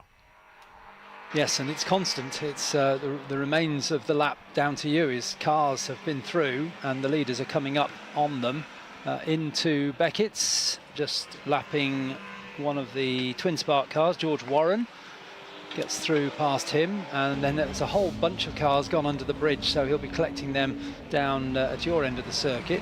Jack Berry still in second place, and Barry McMahon in third. Toby Broom leading his class, the this year's and last year's champion. I thought we'd lost Andy Page. He is still going, and he's in 8th place. He's further up the order than I thought in the earlier Giulietta. The 33 coming past me now is Nathan Bignell's car, and the race leader threading his way between back markers. So Jamie Thwaites round the outside of Mark Purcell's 155. Jack Berry behind him, doing his best to stay in touch, but it's still 1.5 seconds that margin. And Barry McMahon's Giulia falling quite a long way back in third place. It's now 3 seconds, the gap between second and third. Jamie Thwaites now has lapped all the way up to 10th. Mark Skeggs in 10th place will be the next target. He's not dropping Jack Berry that quickly, is he? Is Jamie Thwaites, the leader? He's making his way through past a similar car, but not the TCR spec car. So he's gone blasting past as they go down under the bridge. Jack Berry still very much in touch, so any sort of small mistake or misunderstanding with the back marker would slow Jamie Thwaites maybe, and he'd be able to challenge him. Jamie did a couple of seasons in the Ferrari Challenge UK about 4 years ago, I think it was. Took some wins in that. Now, just looking at as he was coming out of Beckett's lapping Chris McPhee was Jack Berry, and Chris in the Punto had all sorts of understeer going on, and you think, that's all it takes for one little drama to get your race ruined. But safely, and is still clear of Barry McMahon in third place. Jamie Thwaites round Copse then. Jack Berry 1.6 seconds back. That last lap again, not as quick, but to the eye, he doesn't seem to be dropping all that far away. Maybe the traffic flattered him just a little bit that time around. So we've still got 11 minutes and change on the clock, and Jamie Thwaites continues to hold sway. He does, yes, as he comes through and passes a slower car. It's in fact the troubled number 2 Mito of Tom Laudage, which is still going, but doesn't seem terribly happy. Anyway, both leaders have gone past. Then it's Barry McMahon next through. Toby Broom yet to appear at Beckett's, but comfortably leading his class. Okay, Jamie Thwaites in the meantime just needs to keep out of trouble, doesn't he? But the fact that he's always got back markers up the road sort of keeps him on his toes. Jack Berry, again, still looks in contention as Andy Page goes through in the Giulietta Turbo, a car which had great success going back probably 2 decades, and the BRSCC's equivalent of this. Leaders go through, fastest lap of the race down to Jamie Thwaites, and he's now stretched the margin to 2 seconds. So he is dropping Jack Berry a little bit more now as we get towards half distance. Class is being led by Thwaites, by Toby Broom, by Nathan Bignell, and also Richard Ford in 13th spot. Leaders back up at Beckett's once again. Slightly less traffic around this time, so they get a clear run through Beckett's, but nevertheless, visually, the Jack Berry 4C, which is a lovely car, isn't it, is not that far behind Jamie Thwaites. Still, I feel still has a chance if Thwaites makes a little bit of a mistake. Yeah, and it won't take much to delay him in traffic either. Good 156 battle going on. Number 19 on the outside line losing out. That is David Pickup. I think it's John Griffith's similar orange car squabbling with him. And ahead of the pair on the road is this year's champion, Toby Broom, in the 147 GTA. Good little fight that going on. That was for 17th and 18th places. That's up here at, just gone through up here at Beckett's. And the thing about these Alfa races, there's always somebody to race with, because although they're split into 4 classes, it means that they can challenge each other within the class. Well, it's done on engine modification rather than engine size. Those 2 156s entering into the spirit of the Walter Hayes by being orange, which is the sort of corporate colour. Race leader then, Jamie Thwaites, last time around was 2.5 seconds to the good. Another fastest lap of the race at 1 minute 0.543. That's about half a second quicker than he was doing in qualifying, as Toby Broom goes through in 4th place. So Jamie Thwaites well clear up front. Now, where's the next little battle going to come from? Mark Skeggs, number 59 Giulietta, closing on the punto of Chris McPhee for 10th, isn't he? Up with you. Yes, actually McPhee's already gone through. I was looking the wrong way there. I thought they were coming up to me, but they're actually on their way back to you. But yes, McPhee in 10th place. Skeggs, the extra runner, in 11th. And the 2 Fords in 13th and 14th, both running in the twin spark class, 1st and 2nd. Chris McPhee is another of those in the Power Trophy, and sorting his way through the traffic, but Mark Skeggs coming back at him. Tom Laudage with the modified Mito, developing that car all the time, getting out of the way, but that starts to sort out the competitive. Puff of smoke out of Mark Purcell's 155 as he went by. 8 minutes are on the clock, and now Jamie Thwaites really has got the better of everybody, because after a 10th gain here and a 10th gain there, all of a sudden he's 3.8 seconds up the road. And discuss what's happening to Barry McMahon as well, because bearing in mind he led on the first lap, he's now 8 seconds away from the 2nd place car, so he's lost a massive chunk of time over the last couple of laps. Through has just gone the top 2, with the lead gap now 3.6 seconds. But is the Giulia hitting problems? Barry McMahon dropping further and further back now. Sounds okay, but it's falling away, as I say. So race leader now on lap 13 up towards Beckett's. Yes, and just round Beckett's and coming towards you, I said a lap ago and didn't realise what I was saying. The two Fords, they're all Alfa Romeos, but you know what I mean, the Ford family cars. 9 and 23, first and second in twin spark, quite close together. They're split at the moment by Toby Broom, who's a lap ahead of them in 4th place. Meantime, the leader has been through, as has 2nd place. And there goes Barry McMahon, increasingly further back. Yeah, that car just nothing like as competitive as it was earlier on.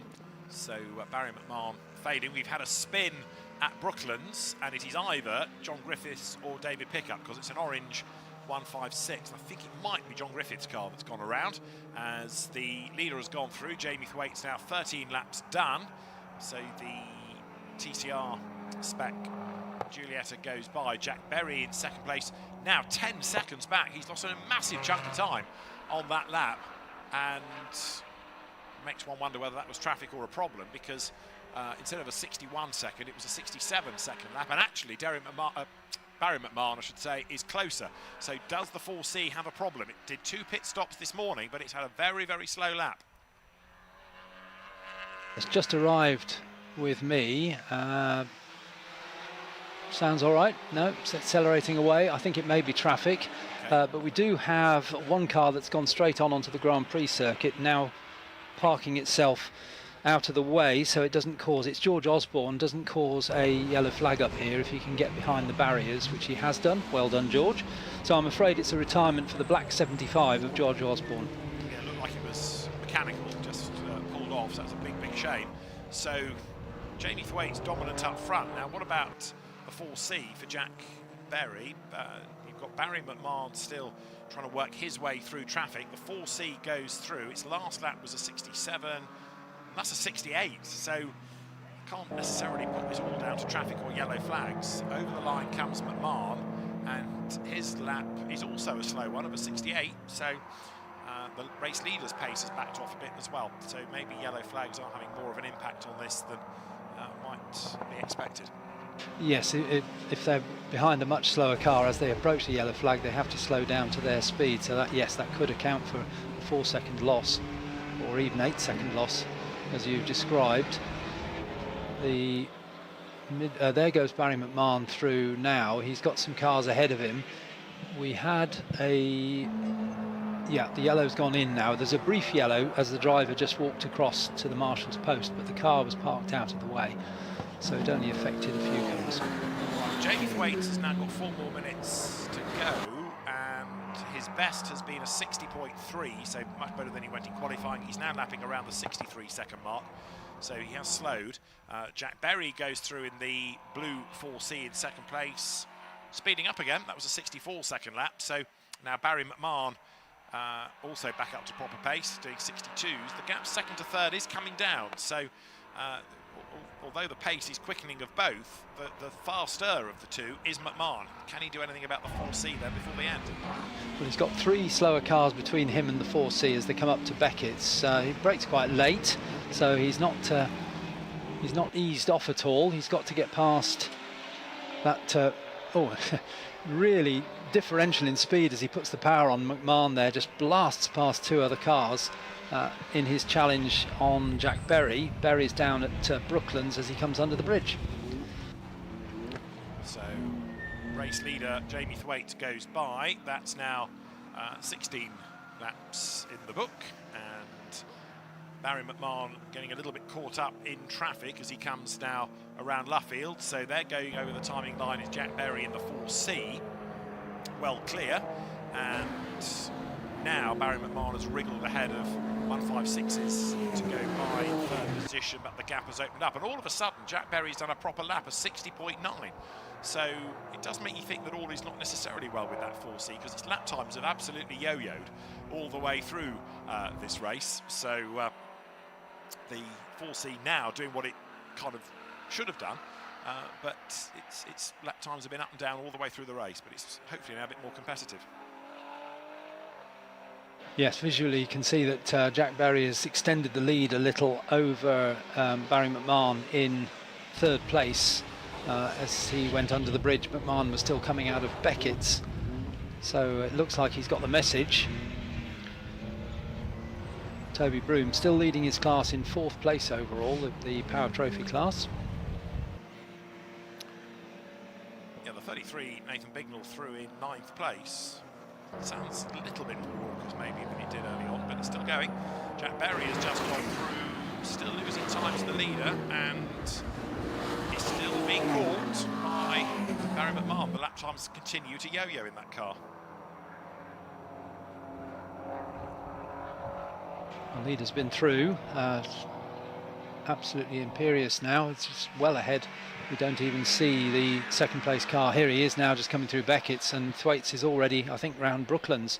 So a very big lead for him. McMahon comes through, and the gap between him and Berry probably about the same as last time. Similar sort of lap time for 2nd and 3rd. I suspect that Jack Berry will say it was all down to traffic. When he's got a clear run, he's able to be a bit braver and push on. But Jamie Thwaites, certainly as he goes around Cops Corner now with time for this lap and one more, has been able to absolutely charge away. And as you suggested at the start, not a brilliant getaway from a standing start, but once the car's up and running, then he's fine. Yeah, lots of experience, Jamie Thwaites, over the years. Enjoys his racing, as I say, got a lovely stable of cars, and appears in this year. Seems to enjoy driving the TCR spec car. Here's Jack Berry coming into Beckett's now. Where is Barry McMahon? There he is.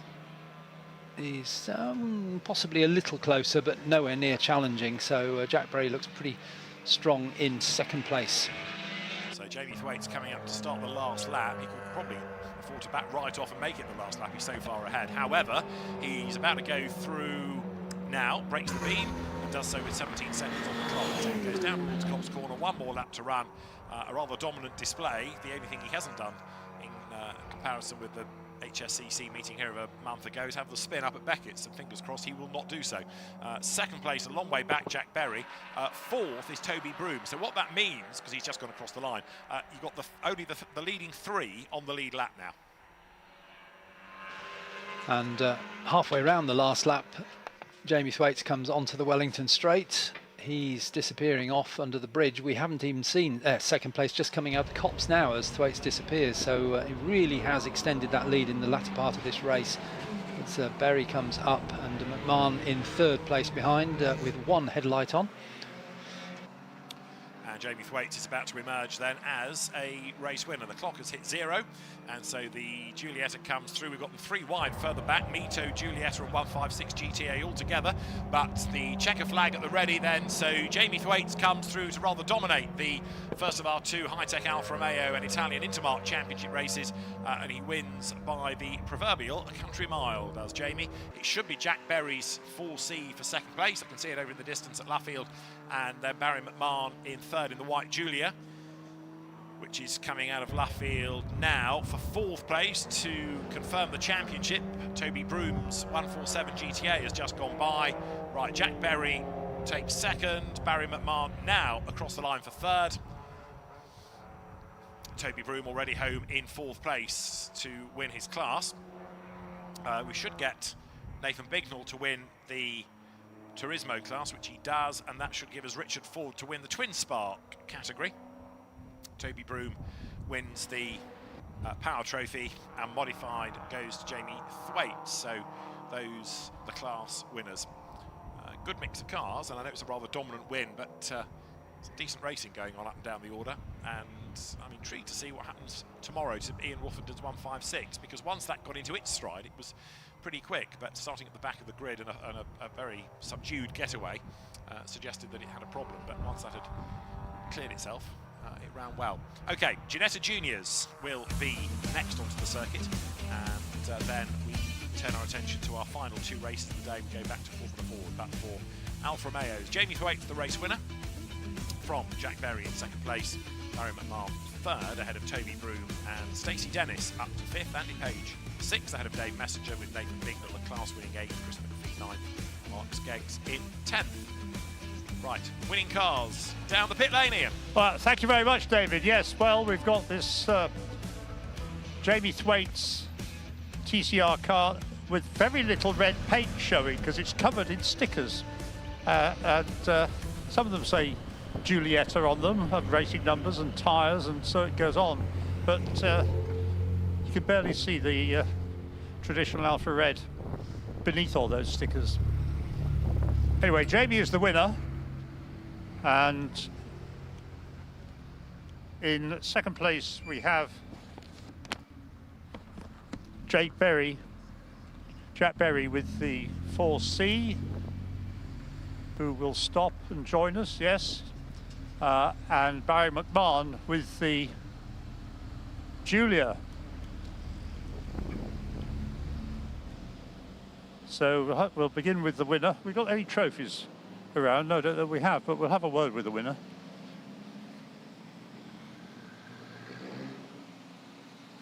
Jamie, could we... Can I butt in and have a word with you? Jamie, hello. Yeah. So in the end, that was quite a dominant win, but at one stage it looked as though it was quite hard work for you. Yeah, I don't know if it's a cold, well, it is a cold track. The tyres are taking a long time to come in, so I wanted to take it steady. They were being very stringent on the track limits. Yes. So early on, when I didn't have much grip, I was trying to be very well behaved, but I did get a black and white flag later on. When I was trying to get it under a minute, and I just ran wide a couple of times on one lap, and so I had to back off then. But you enjoyed the race. Well, it's better when you're racing with somebody, but... well, who's the normal opposition for you in the championship? The 4C of Jack's been quick on occasion, but it's very circuit, or, you know, it needs the right... So like Donington, it was quick. Right. Whereas here, not quite as quick as me. Now, you and your dad before you got quite a collection of historic and classic cars, haven't you? But does this Alfa come within the classic and historic category, or modern? It will do at some point. Well, yes, that's why you're keeping it. Yeah, I mean, it's a supercar to drive, and it's got proper international touring car history with Aidan Moffat, etc. So, okay, right.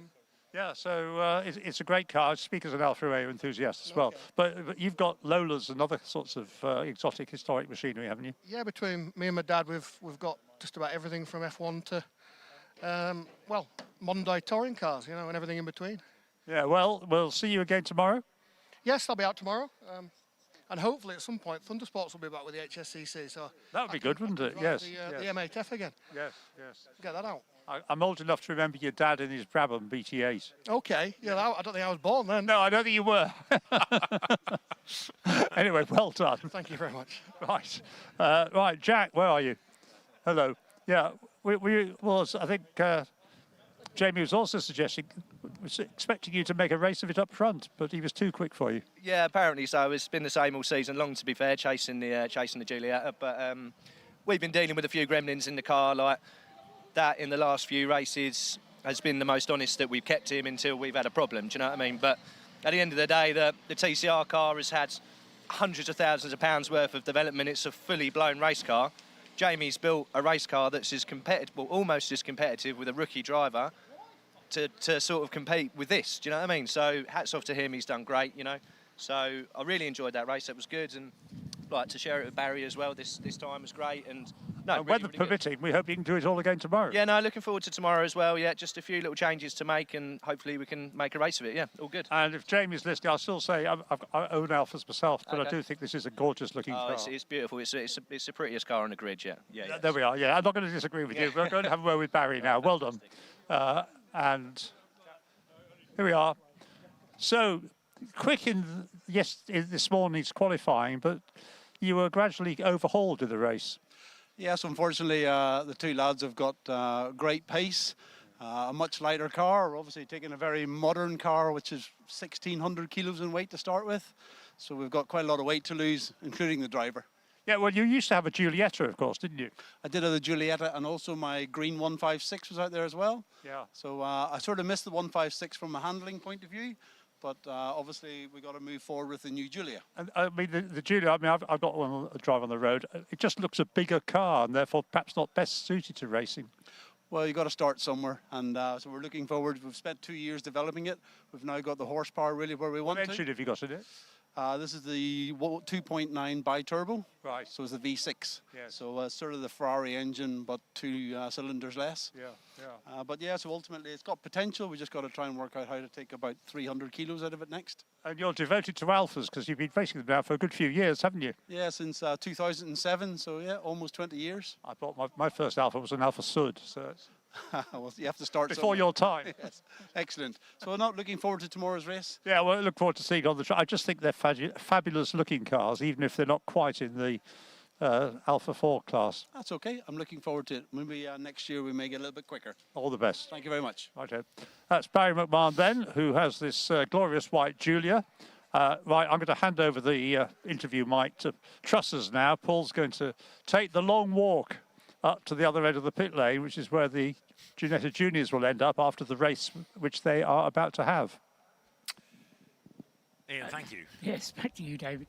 Well, Paul, before you go walkabout, yes, there were 1 or 2 penalties, I think, that have come out of the earlier there was Ginetta race. Oh, of the Ginetta race, right? Yes. Go on. Well, only in terms of track limits, but Yes. I'll let you factor these in for later on. So Harry Bartle was 1, he dropped to 8th. Josh Watts, we thought was in the leading group, he also got a penalty at the end. The 2 that came off worse were Raul Zonzaran and also Jamie Ambrose. They got 15 seconds in total. So there are quite a few. Yes, that would affect points, of course. Yeah. This being a 3-race championship where all 3 races take place this weekend. And you get 35 for a win. Yes. Yes, and you get 1 for pole position, which went the way of Jarrett Clark, and you get 1 for the fastest lap as well. So yes, But we'll need your spreadsheet tomorrow. Oh yes, no, it's already prepared. Oh, good. So I'm raring to go for that. What we do have for the grid, though, is cars formed up based on their second fastest qualifying time, isn't it? It is. So And then the third race will be the results of this race. That's right. So they need to sort of keep out of trouble for track limits and anything else in this. You're quite right. Okay, I'll let you set off now to go and walk up to Parc Fermé. We've got 20 minutes of racing to come, which will just about do it. 55, Jarrett Clark then, on his 15th birthday. Pole position for race 1. He's on pole position for race 2, but he didn't win the first. He ended up only 5th. Let's see what he can do here. Second on the grid, the race 1 winner, therefore the championship leader, Lewis Goff. Third on the grid is number 18, Torin Byrne. And 4th, 95 of Noah Young. 5th is 75, Colin Cronin. And 6th on the grid, 73, Harry Bartle. 7th is 36, Sebastian Lusch. And starting 8th is 26, Jess Phillips. 9th on the grid, 22, Josh Watts. And 10th, number 3, Raul Zonzaran, who ultimately was only 17th in the first race with the penalties applied. On the 6th row, 54, Riley Cranham, and 83, Remy Lake. On the 7th row, there's number 11, Henry Cameron, and 46 of Jacob Ashcroft. Row 8 on the grid, number 5, Anna Scarborough, and 67, Vlad Tomenchuk. And then the penultimate row has 74, Kai Beach, and 13, Savo Solonchenko, with the last row being 17, Luke Walton, and 8 of Jamie Ambrose. The race again is going to be over 20 minutes. We had a safety car in the first, and that ran to 17 laps, so 17-18 is probably going to be the target here. Jarrett Clark, as I say, is the driver on pole position and celebrating 15th birthday, and went really well in qualifying, but got involved in a bit of a skirmish up at Beckett's, didn't he, in the first race, Alistair, so ended up only 5th. Yes, it was. The whole race was very good indeed, but yeah, just that one incident where one car got sideways, which was Jarrett Clark, and that caused, I think, a knock-on. I'm not certain of this, but it looked to me as though it caused a bit of a knock-on, which took out 2 further cars, although all got going again. Just a bit messy through Beckett's. Fastest lap earlier on in the day done by Torin Byrne, a 1:11.6 lap record for these cars here. Josh Roundage came back 3 seasons now, 1:10.7.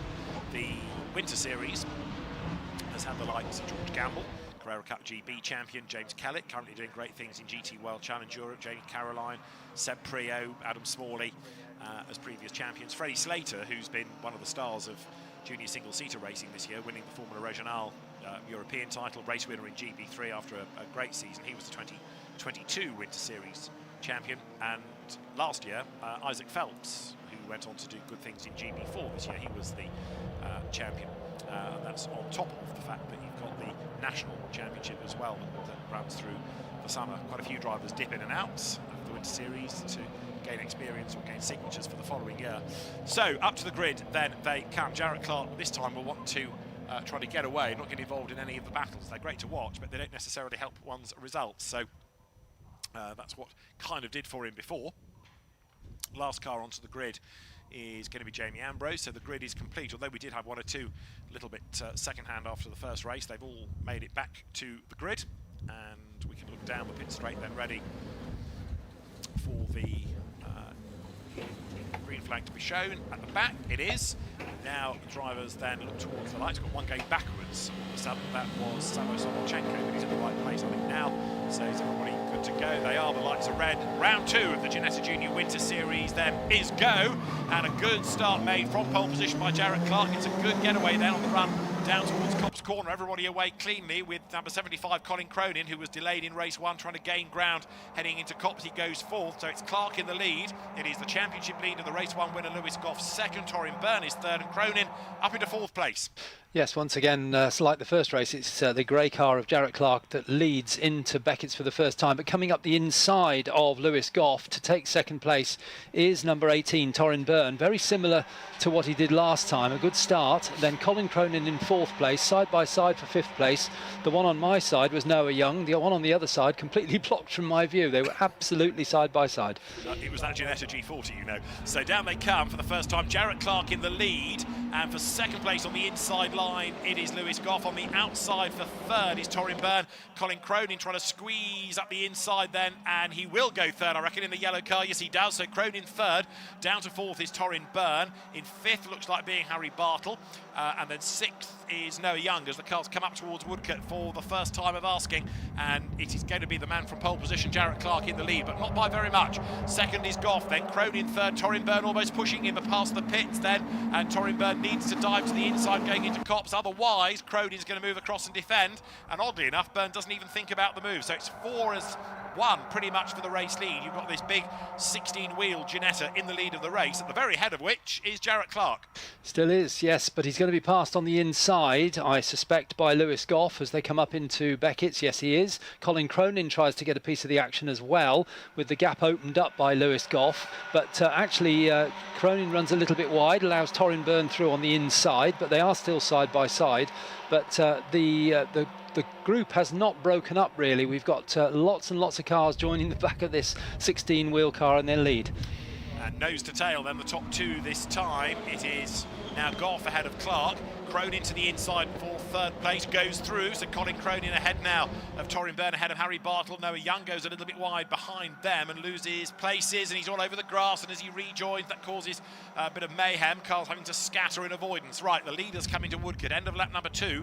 So Jarrett Clark did lead, Lewis Goff now does lead in the Family R Racing car, ahead of his teammate. It's still for Elite Motorsport Colin Cronin in 3rd place. It is now Torin Byrne 4th, Harry Bartle 5th, 6th is Jess Phillips, Raoul Zanzaran is up into 7th, Sebastian Lusch is 8th, 9th it is Riley Cranham, and Noah Young has dropped back into 10th place, and way wide coming out of Copse Corner that time is Colin Cronin. Yes, it looked like he was in a different county as he came up towards us, and that's lost him a little bit of ground, allowed Torin Byrne to come up alongside. Byrne on the brakes, but one wheel on the grass, that wasn't going to work, so he stays in 4th place with Colin Cronin just ahead. But right behind the car of Torin Byrne is Harry Bartle.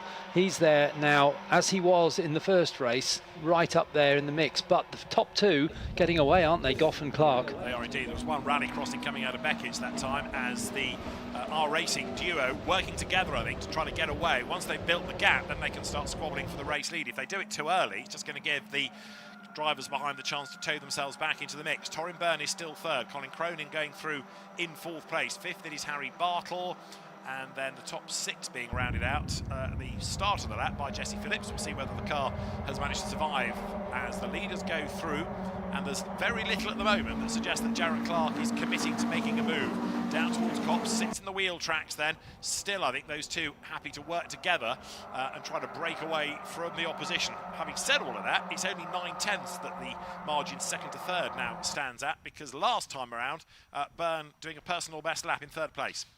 And this time Colin Cronin is splitting the pace performance pair. They could work together as well, but Cronin is the outlier in these. Two for the lead and 2 for 3rd and 5th, but Colin Cronin all on his own, number 75 in the Elite Motorsport car, in that second place group of 3 cars. Then behind them is the Phillips and Zanzaren battle, but the leaders already down to Brooklands and looking a bit more racy this time. Yeah, it's true enough. So we've got a battle for the lead, a battle for 3rd, in which Cronin wants to get past Byrne. But again, those 3 need to stop fighting each other and get themselves up with the leaders. Then we can have a 5-way battle for honours. We've had 1/4 distance pretty much elapse as the R Racing duo emerges again from Woodcote Corner, still with Lewis Goff in the lead. Jarrett Clark wanting a win for his birthday. And then in 3rd place, Torin Byrne now has managed to shake off Cronin by about 2 lengths. So Torin Byrne possibly becomes the one to watch because his last lap was quicker than the 2 ahead of him. So Byrne 3rd, personal best lap, and he was edging away from Cronin going into Copse. Cronin needs to be careful with track limits as well after his wild moment a lap ago. Well, Cronin's caught back up with Byrne again, now up at Beckett's, and in fact behind, Harry Bartle is close behind Cronin, so those 3 have concertinaed back up again. Change for the lead coming out of Beckett's with a move on the inside for Jarrett Clark, but that does put him on the outside. No, it doesn't, because he's got ahead, a much better run through Beckett's than Goff, so Jarrett Clark actually is in the lead, approaching Brooklands left-hander. He is indeed this time, so back into the lead goes Jarrett Clark, but Lewis Goff wants the lead back. In fact, you can tell that from the way that he was way up the curb on the inside of Brooklands. Track limits quite often are on the outside, but Brooklands is where drivers do take that little shortcut on the inside and try and ride the curb on the inside of the corner. A little bit wide out of Luffield though, Jarrett Clark kicking a bit of dirt into the face of Lewis Goff behind him, all of which is bringing Torin Byrne back into the mix. He's taking Cronin with him, Bartle 5th, and as they go past the pits then, Clark to Goff, 1/10 of a second. So it's every man for himself. They are teammates, but every driver, of course, has to, through their family, find the budget to go into this. So although you don't want to take your teammate out, there are certainly no team orders at stake. Up towards Beckett's they go, but that lead battle is growing, isn't it? It's nearly the full 5 now. Yes, they've caught up now. I think the battle between Jarrett Clark and Lewis Goff has slowed them down a little bit on that last lap, and now Torin Byrne is right there already on this lap, and Colin Cronin probably 2 car lengths behind the car ahead, so Torin Byrne is the one that's most likely to challenge the 2 leaders. He's going to challenge, I think, on the outside line, as Lewis Goff now has to make this decision. Does he attack for the lead? Does he defend for 2nd place? All of a sudden, Colin Cronin thinks, right, they're all getting caught up. I've got a chance to gain ground here, and that brings Harry Bartle right up onto the tail of him as well. So we have now got the 5 race leaders as one as they come into Woodcote Corner to round out lap number 6. It is still just in the lead of the race then Jarrett Clark with Lewis Goff behind him. Torin Byrne, though, just can't quite stay with them through Woodcote, loses the length also. Side by side for the lead, and it's going to be Goff on the outside line as they break for Copse, and he's going to go back in front. Is he? No, not quite. So Jarrett Clark hangs on to it. Clark leading Goff 2nd. Torin Byrne benefiting from that squabbling ahead. He is now again back on their tail in 3rd. Cronin 4th and Bartle 5th. And got a great tow as well as they come up towards Beckett's. Does he try for the inside? No, he doesn't, but somebody that does want to move is the one on the outside of Harry Bartle. He goes round the outside of Colin Cronin, but that probably will end up with Cronin taking that place back again on the exit. But Harry Bartle doesn't give up. He goes onto the grass in an effort to keep alongside, but in the end has to drop in behind. But it is now a 20-wheel Ginetta coming down under the bridge to Brooklands. Yeah, there are more people in the race, the best of them being in 6th place, 54, which is Riley Cranham, but he's a long way back as the leader goes very, very deep into Brooklands. So that was Lewis Goff going wide. Jarrett Clark gets ahead of him, and now Torin Byrne on the outside line for Luffield. Tries to go all the way around the outside of Goff, can't do it. But Jarrett Clark takes full advantage of that, so he will lead into Woodcote. Cronin now comes up to have another go at Byrne as the leader comes to the end of lap 7. It is Jarrett Clark ahead, Lewis Goff 2nd. 3rd is Byrne, 4th it is Cronin, 5th is Bartle. And then there's quite a big gap back too, as I say, the car of Riley Cranham in 6th place. Bearing in mind as well, Lewis Goff won the 1st race, he's 2nd in this, he's also the best placed of the rookies, in other words, having not done a full season of Ginetta racing, and it's Clark in the lead right now. But Cronin goes very wide into Beckett's, trying to get a position, but again he's on the outside of Byrne, so he can't make his way around there. He has to drop in behind and actually leaves the door open for Harry Bartle to come through. So Bartle is side by side, must be getting a wonderful tow from ahead, because 3 cars across the track ahead of them and splitting the air for them. So the 5 of them come down now, and it could be any one of these coming out of Brooklands in the lead. Absolutely. Well, I think it's going to be Clark who leads in. Bartle and Byrne get themselves side by side, so Cronin gets shuffled back behind the 2 pace performance cars. Byrne is ahead of Bartle as they get up towards Luffield, so it's 2R Racing, 2 pace and 1 elite for the leading 5. This is going to bring us almost to half distance. It's going to take you to the end of lap number 8. A lot of laps can be crammed in around here in 20 minutes. It's physical stuff, this, for the drivers, and Jarrett Clark leads. Lewis Goff goes to the outside line as they head past the pits. Now it's getting just a little bit more fractures, I would suggest. Clark making that car slightly wider, but Lewis Goff on the outside line tries to have a go for the race lead, mindful that Torrin Byrne is right there behind him. And as they come out of the right-hander of Copse Corner, it's still Harry Bartle, 4th and 5th. Right there as well is Colin Cronin. And up to Beckett's this time, the wide line being taken by Torrin Byrne this time, trying to outbrake round the outside of Beckett's, but that does leave the door open. He goes incredibly wide and drops back to 5th, so that was a bad move there from Torrin Byrne. He was looking to get 2nd, ended up 5th, but I think it may even be 4 abreast as they come down the straight now, with Colin Cronin back in with a chance of getting up into 2nd place. I think it was Clark and also Goff that sort of outbraked themselves and went wide, and with Byrne being on the outside of them, he had nowhere to go. We've got one rather battered car off the circuit, but it is Jarrett Clark in the lead now, with Colin Cronin up into 2nd place. In 3rd, it's now become Harry Bartle. In 4th place, it is Lewis Goff, and 5th, Torrin Byrne. He had got himself up into 2nd, but then by being hung out to dry on the outside and others running wider, he just got squeezed onto the grass, and that's cost him. So it's Clark leading. Now Cronin comes up to see what he can do, and we're going to go safety car. So there is a penalty board being applied, but I can see a safety car board as well, and I did say there was a car off the road. Yes. And so the safety car is being deployed, and that might help the likes of Goff and Byrne to bring them back into the mix.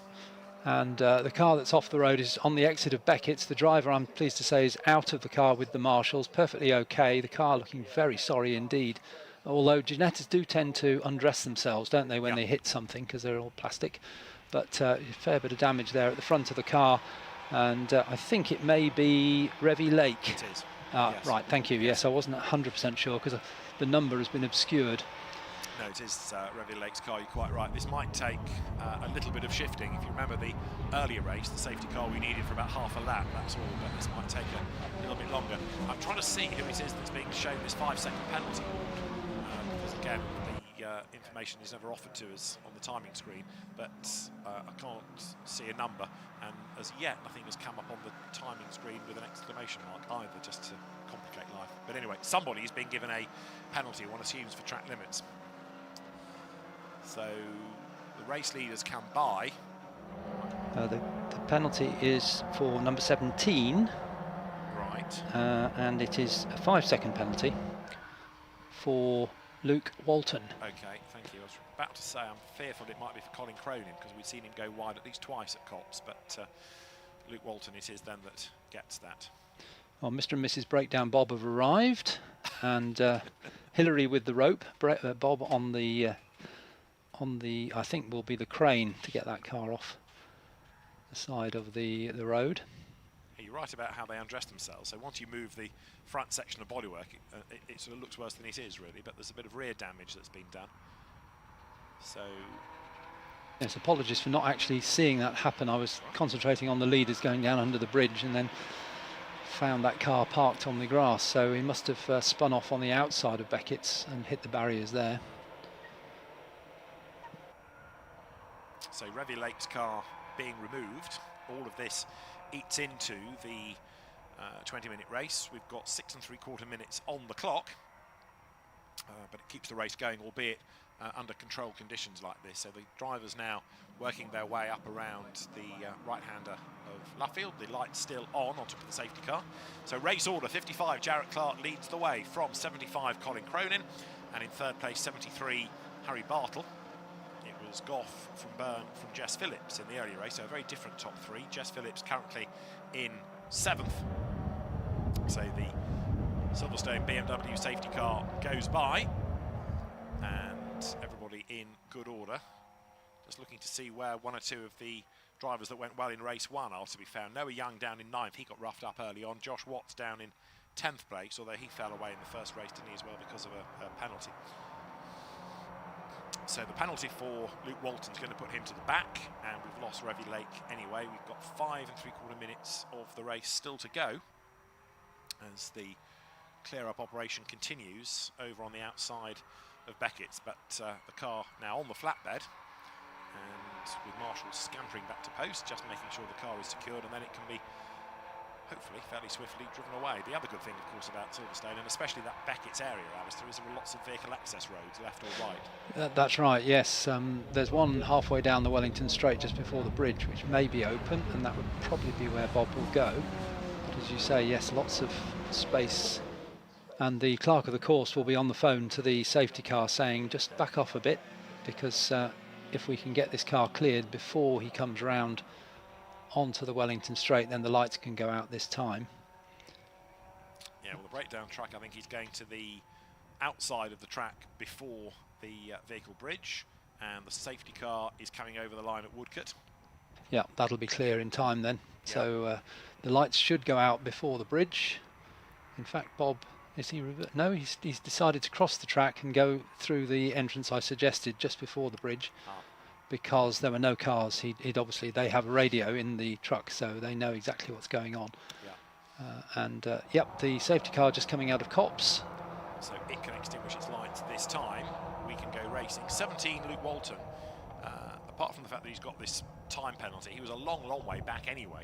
So he's kind of being hit with a double whammy. He's not even on the back of the queue under the safety car and still gets the 5-second penalty. So the safety car comes out of Beckett's. The lights, we hope, will They've just gone out, yes. Yep. So we can go back racing this time. We are at just under 4 minutes. A flying lap is about the 71-second mark if you're at the head of the queue.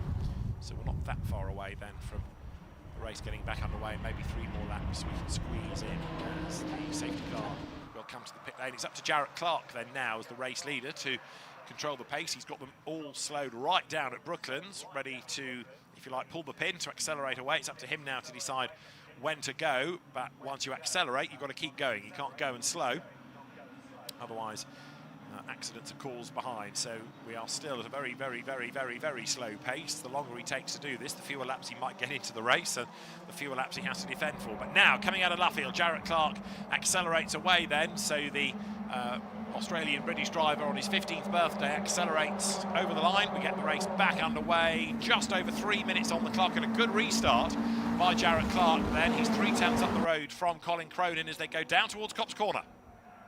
Turning out of the right-hander then, this is lap 14, and so Clark, Cronin, Bartle, Goff, Byrne, that's the top 5.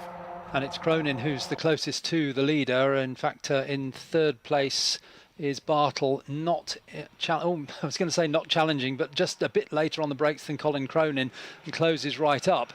But out in the lead is Jarrett Clark, as you say, a very good restart indeed. Colin Cronin now coming under pressure already from Harry Bartle in 3rd place, and in turn Bartle is being challenged by Goff. Goff all the way back from the lead to 4th place now. So at the moment you've got Jarrett Clark escaping because 2nd, 3rd, 4th, 5th are all having their own big battle, with Colin Cronin defending the inside line, Harry Bartle on the outside, then it's Goff, then it is Byrne tucked up behind him. There's another one that we've lost into the gravel as well, I'm afraid. So 2 minutes are on the clock, but another car off the road. We'll come to that in a second as the leader on his own pretty much now. Jarrett Clark, after a really good restart lap, comes up towards the timing line. So Jarrett Clark goes through. Cronin versus Bartle for 2nd place. It's at Copse where the car in question has come to grief, so there's a flashing yellow light going down towards Copse Corner. That takes away an overtaking opportunity, and as they file through the corner now, Clark already ahead by 0.6 of a second. And we've actually got yellows at Beckett. Oh, we've got the car you've seen, I think, is at Beckett's, not Copse. Right. Unless there's another one at Copse, of course, because we've got yellows up here as well. So unfortunately, that's taken away pretty much half of the circuit in terms of overtaking opportunities. And the leader, Colin Cronin, getting pushed by, in the nicest possible way, by Harry Bartle as they come out of Copse Corner, out of Beckett's corner. But Jarrett Clark has a huge lead. Yeah, he does. And the one that's in the gravel up with you is Noah Young, and the yellow flag zone starts on the way into Copse, ready for Beckett's. So Clark leading the way, but Harry Bartle trying to go around the outside of Colin Cronin for second. It doesn't work, so Cronin is second, and all of this squabbling is just enabling Jarrett to pull away even further. He's coming up to start the last lap then, and when Paul Trustwell speaks to him at the end of this race, there might be birthday cake available, because Jarrett, on his 15th birthday now, is 1 lap away from a first win. Checkered flag goes out early with 40 seconds on the clock, but the flag goes out early too, possibly because of that car in the gravel up at Beckett's. But the checkered flag thrown early by about 40 seconds or so. So it is a win then for Jarrett Clark from Colin Cronin, and then Harry Bartle third. Fourth goes the way of Lewis Goff, the race 1 winner. Fifth, Torrin Byrne, and sixth in the end, Josh Watts. But the checkered flag going out early, as I say, I can only assume it's because of the car in an awkward place up at Beckett's. Yeah, I think we'd have had a safety car anyway, so better to just stop the race. Otherwise, we'd have just finished another lap under the safety car, because that car is just on the edge of the gravel, so just a small amount of grass between that and the track. Okay, so our second Ginetta Junior Winter Series race of the day, and a different winner, and on his birthday as well. Honours go then to Jarrett Clark from Colin Cronin in second place. Harry Bartle takes third. Fourth to Lewis Goff. Fifth, Torrin Byrne and Josh Watts in sixth. Seventh to Jess Phillips. Eighth, Raoul Zanzara. Ninth, Henry Cameron. And the top 10 rounded out by Jacob Ashcroft. The winning rookie, again, Lewis Goff, taking that fourth place. And second in the rookie class, Jess Phillips. Third, Jacob Ashcroft. 10th overall. So Colin Cronin might be the grumpy one, thinking he was denied a chance to attack for the race lead, but he was going to be denied that, whether it was an early checkered flag or a safety car, from what Alistair is suggesting up at Beckett's. But Jarrett Clark wins from Colin Cronin, and Harry Bartle taking third place, and rather illustrates how competitive it is, isn't it, with a totally different top 3 in that race than what we had in the first round of the championship earlier on in the day. The deciding race in the Ginetta Junior Winter Series will be tomorrow, and the Ginettas should be on track at about 10:50 for their final 20-minute race. We've got 2 more races to go today, the first of which will be the Carl Hamer Trophy pre-final, 8 laps coming up for the pre-82 cars, and then the Janet Cesar Memorial Trophy pre-final to round out the day. So the Ginettas all go to Parc Fermé because the scrutineers want early access to the cars, but there is Paul Trustwell. I'm here. It's their birthday cake, because you've got a 15-year-old on his birthday winning a race. I know. I was just trying to think back to what I did on my 15th birthday, and to be honest, I can't quite remember, but I'm sure alcohol wasn't involved.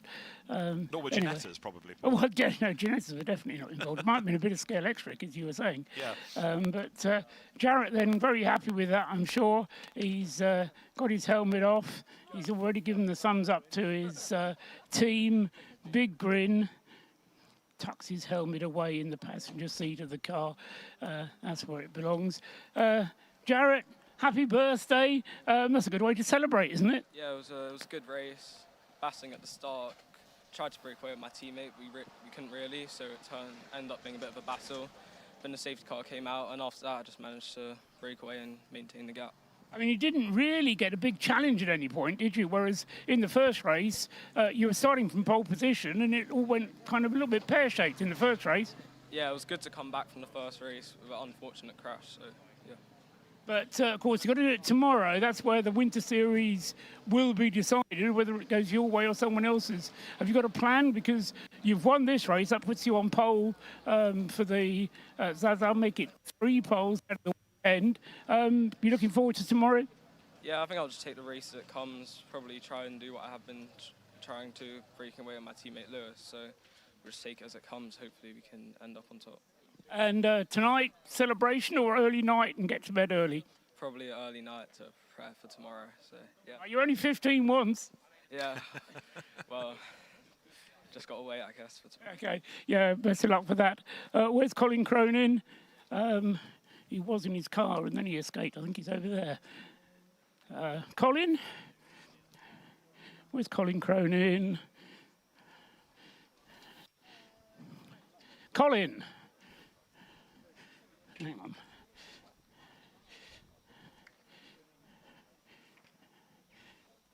I can hear you getting your steps in here, Paul, as you tramp around.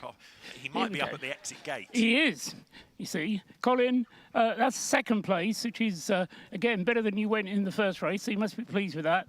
Yeah, the first race went not great. Ended up in a big enough crash. So, yeah, that race there struggled a bit, to be honest.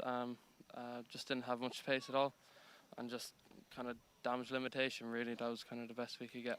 Well, second place is pretty good limitation of damage, in my view. So tomorrow, you're going to look for a win, are you, from the outside of the front row?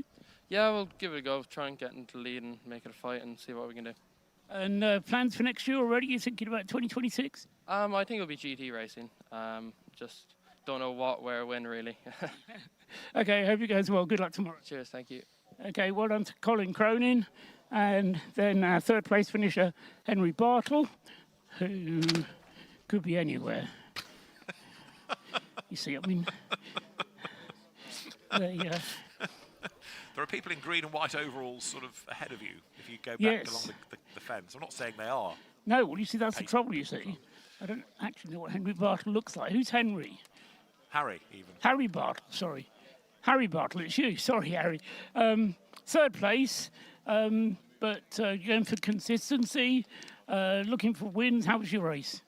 Well, it didn't start off great. It was a bit slow at the start, and then as the race went on, I made a few moves. Safety car came out, and after that, I got stuck behind Colin, who was defending, so didn't have a chance for the win, and couldn't get past the second, so I had to settle for third. And the first race came third as well, but I got track limits penalty, so going to the last race, it should be close.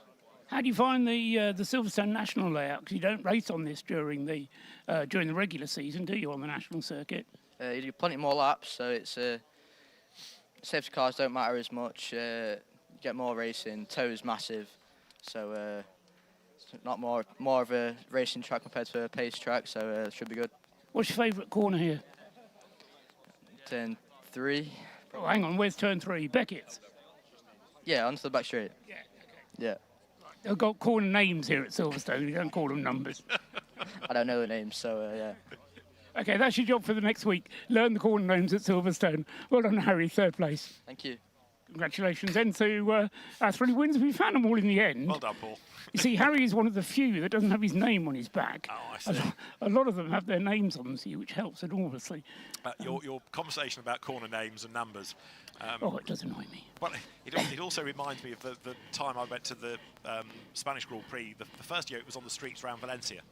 And I arrived sort of halfway through Friday and walked into the press room, and it was the press conference that Bob Constanduros was hosting. And somehow, presumably because it was a new circuit, it was all turn 1, turn 2, and so on and so on. And Bob was trying to explain to Fernando Alonso that at Alton Park in the UK, there's a corner called Knickerbrook. And if you've ever wondered what the example of utterly vacant looks like, it was Fernando Alonso's expression as he was trying to compute what Knickerbrook meant and why anybody would want to be telling him about it. But yeah, I think in certain worlds, corner numbers will suffice. But here, yeah, we'll stick to the names, won't we? I think so. Yes. Well, especially you have so many different configurations that turn 1 on one circuit becomes a different number on other circuits. It's true. It?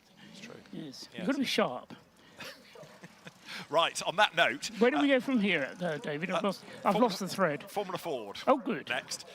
We'll come to those in a moment. Formula Ford will be next. That's the end of our second round of the Ginetta Junior Winter Series. They are back on track tomorrow with a win apiece then to Lewis Goff and his teammate Jarrett Clark. We'll do some number crunching as well in readiness for the showdown tomorrow.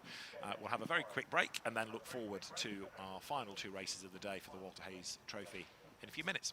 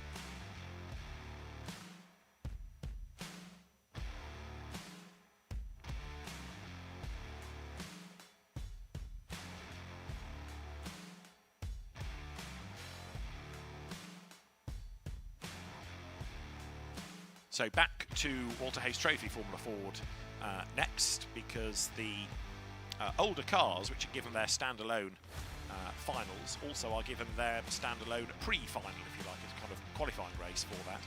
And it is going to be the Carl Hamer Trophy pre-final first. If you've got programs, you'll be able to see all the background to the different trophies and who they're named after. But Carl Hamer, through Crompton Lighting, was a big supporter of racing at Silverstone in the 70s and 80s into the early 90s, through sponsorship of drivers, of championships, and the Driver of the Day award as well. These cars up to 1982 are running for his trophy. The grid then is going to be headed by number 19, which is Ben Sims, and with him at the front, number 119, Mark McKenna. So Ben Sims in 19, Mark McKenna in 119 on the front row of the grid. On the second row, 125, Chris Porritt, and number 18, Jackie, now please call me Jack, van der Ende, the Dutch driver, winner of the Formula Ford Festival a few years ago. On the third row, 98, Leon Frost, and 130, Dominic Mooney. The fourth row of the grid, former Formula Talbot champion, John Hayes-Harlow. He used to be a Johnny Hayes-Harlow, but he's also now dropped his Y. He's John Hayes-Harlow. Cal Bennett, number 133, is alongside him. On the fifth row, 55, Luke McShane, and 112, Tom Gadd. The sixth row, 157, Jeremy Kane, and number 51 of Joe Ahrens. On the seventh row, number 2, Rick Morris, who would be a deserving winner of this, but he's got some work to do from 13th on the grid. And 14th, number 167, George Townsend. On row 8, 41, Nigel Smith, and 62, Remy Brooks Johnson. On the 9th row, 75 and 69. 75 is Harrison Morrow, and 69 is Alan Slater. The 10th row of the grid, 141, the Lola of Paul Unsworth, and 31 is Robbie Allen. The 11th row, 472 is Dominic Shepherd, and 52 is Anthony Denham. And the back row is going to be 58, Jamie Perry, and 277 of Peter Hannum. That then is how they should line up. And if I peer across the paddock, I see no ships. If I look towards the assembly area, I see no movement. So we might be a few minutes yet before cars are released. We should have this race starting at 3:10, and as it's 2:45, then there's certainly ample time on the side of the HSCC that they don't need to scramble the cars just yet. So as soon as everybody is in the assembly area, then progress can be made, but we'll be a few minutes yet, I think, before the cars are going to be released. And there's the final race of the day, the Janet Cesar Memorial Trophy, to come after this. It is worth perhaps bearing in mind already that we have a Grand Prix date for next year, the first weekend of July, and it's already on sale at the popular event this year. So the first weekend of July set to be a set-out game for next year. The other events at Silverstone Canada being put together, which will include, of course, the Walter Hayes Trophy, the equivalent weekend next year, but touring cars, European Le Mans Series, and others planned for next season here at the home of Brilliant Motor Racing.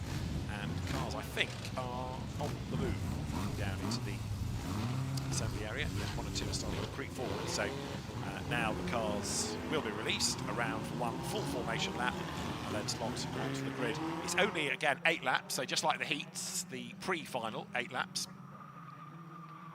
And the last of the cars to leave the assembly area now, meaning that we are in business. Good to see so many people crowding the balcony at Brooklands, with a great view overlooking the approach to Brooklands Corner.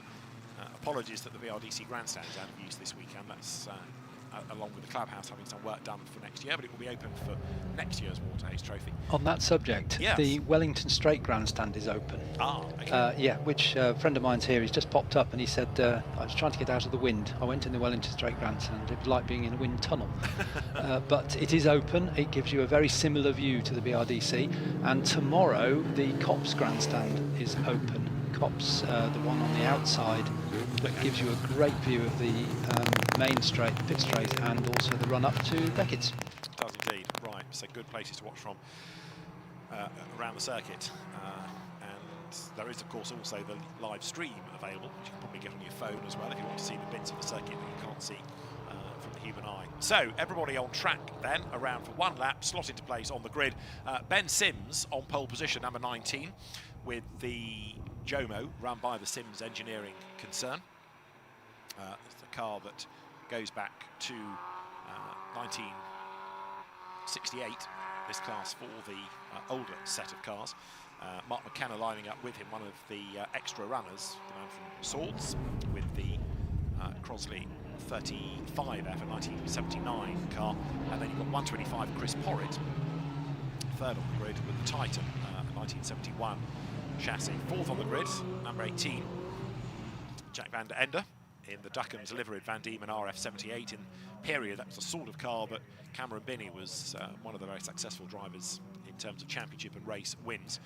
And on the evidence of his history, you'd think that Jack van der Ende could well be a winner, or certainly a podium finisher in this race. Starting fifth, number 98, is Leon Frost, the man from Horsham, with the Merlin Mark 20A, run by Mike O'Brien's Speed Sport team. And then sixth on the grid, 130, Dominic Mooney, the Droitwich driver, with the Jamin T2, a car that dates back to 1970. So Ben Sims crawling his way up towards the grid. Of course, the whole point of a warming up lap is to get warmth into the tyres, but some of them are going so slowly that you wonder whether it's done any good whatsoever. And certainly not quite the same aggressive weaving going on here that we've had from some of the earlier heats during the course of the day. So slowly, Ben Sims comes to the grid. I suppose one argument is that by going slowly, he bunches everybody up and doesn't have to wait on the grid for very long. However, we are getting there. The last few cars coming out of Woodcote. Dominic Mooney's Jamin then up to the grid. Crosley's in profusion. Van Diemen's as well. Lots of RF 79s or earlier. The Royal RP26, number 51, that's Joe Aaron's car, the Enigma engined entry. And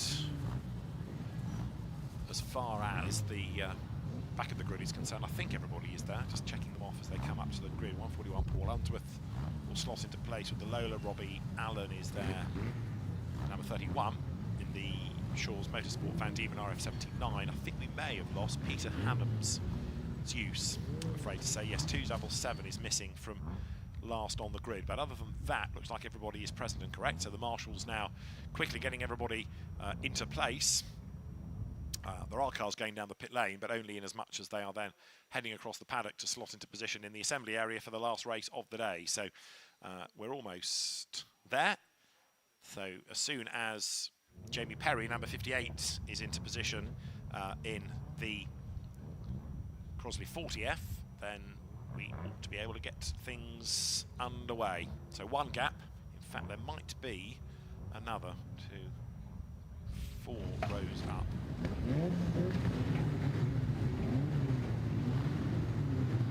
41, Nigel Smith, I think, might also be missing from the 8th row of the grid. So it looks like there's a gap there as well. Anyway, the green flag is about to be shown at the back. The lights go red then, and so to get the Carl Hamer Trophy pre-final underway, the lights go out. A good getaway made by Ben Sims from pole position as the cars accelerate down towards Copse for the first time, and for second place as they turn through, it looks as though it is going to be Chris Porritt and then Jackie van der Ende in third. So not a great start by Mark McKenna, the green and white car from the inside of the front row, falling back into fourth place, but Ben Sims has checked out already. He has indeed, yes. He won the Classic Formula 4 Championship last year, so he's well used to this Jomo, and he's well out in the lead. Second place is with Chris Porritt, as you suggest, another driver who's had a huge amount of experience in Formula 4, but also, as I think you mentioned earlier, Formula 2 car now he's driving, which is very quick indeed. And he's under attack as Jackie van der Ende comes up to the outside line, so van der Ende making progress, one or two others being all very heroic under braking, diving down towards Woodcote that time, which I think included amongst them people like Luke McShane gaining ground. So at the end of the lap, it is going to be Ben Sims up front, but Jack van der Ende now into second place, and if he can shake off the gaggle behind him, he might be able to go after the race leader, but Ben Sims has got an absolutely massive advantage at the end of lap 1. Van der Ende is second, McKenna is third, and then it's 3 abreast for fourth place as they go through. Chris Porritt along with Leon Frost and then Joe Ahrens. Now he's made good progress up from 12th on the grid. Joe Ahrens now running in 6th place in that Blue Royale, going really nicely. Coming up towards Beckett's for the second time, and Ben Sims well out on his own at the front, but what a battle for second place. It's the Duckham's coloured car that's gone into second now, Mark McKenna. So no, that's not Mark McKenna, is it? Sorry, Jack van der Ende in the Duckham's coloured car. Then it's Mark McKenna in third place, and then the rest of them behind. Talk about 20-wheel, it's more like 40-wheel car coming down under the bridge. So here they come then, with McKenna to the outside of Van der Ende. The Crosley goes one-sided. Joe Ahrens in the Royale absolutely sends it up the inside to go third. So McKenna up to second, Ahrens for third, and Van der Ende gets mugged and falls back to fourth place there. I think to say they caught him napping might be a little unfair, but it was certainly an attack on both sides, and he couldn't stem either of them in the end. All of which means at the end of the lap, Ben Sims is still even further away up the road. Mark McKenna is second, but Joe Ahrens having a great go here. Goes up the inside line in the Blue Royale down towards Cops. He should be able to outbrake Mark McKenna to go second, and he does. So Ahrens is second from 12th on the grid. McKenna is third. Van der Ende is fourth, and in fifth place now you've got number 98, which is Leon Frost with the Merlin. And that tremendous battle coming up to Beckett's now, and it's Joe Ahrens who takes second place as they came into Beckett's. Joe's always gone well at this meeting. Third place is the 119 car of Mark McKenna. Then it's the Duckham's car, number 19 of, got it wrong again, 18 of Jack van der Ende as they come down under the bridge. But really, there's probably 10 cars in that second place battle. You're on your wits Van der Ende here, aren't you? Down they come towards Brooklands Thank you. with Joe Ahrens in second place just, Mark McKenna third, Jack van der Ende fourth. How is Rick Morris getting on in all of this? He's up to 12, he's edging his way forward.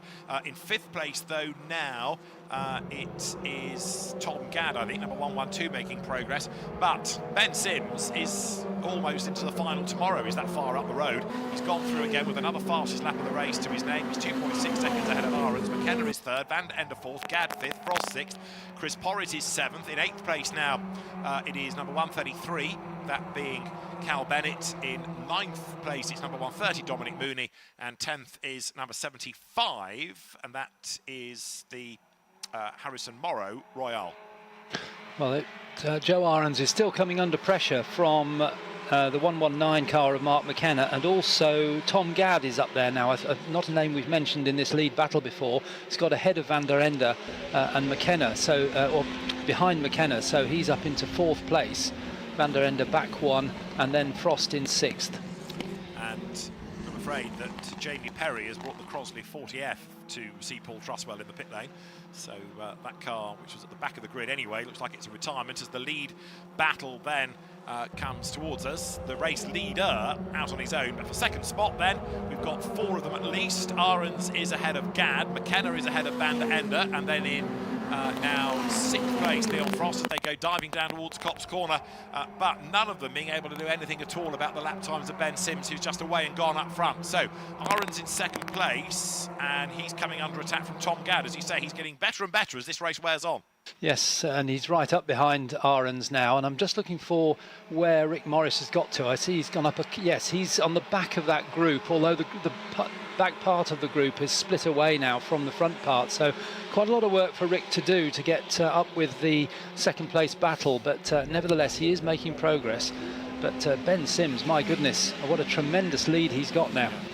John Hayes-Harlow being given a 5-second penalty, one assumes for track limits, as Joe Ahrens slides the Blue Royale RP26 up towards Luffield. Tom Gadd behind him, then Jack van der Ende in fourth place, running in the rather more modern Duckham's colours, and then the race leaders to come over the timing line. So Ben Sims goes by, well clear up front then from Joe Ahrens in second spot, and Ahrens has just done the fastest lap of the race. Now he's got the lead gap down to 1.6 seconds, and that time around he was about 0.6 quicker. So Ahrens, now that he's clear of the pack behind, is on a mission.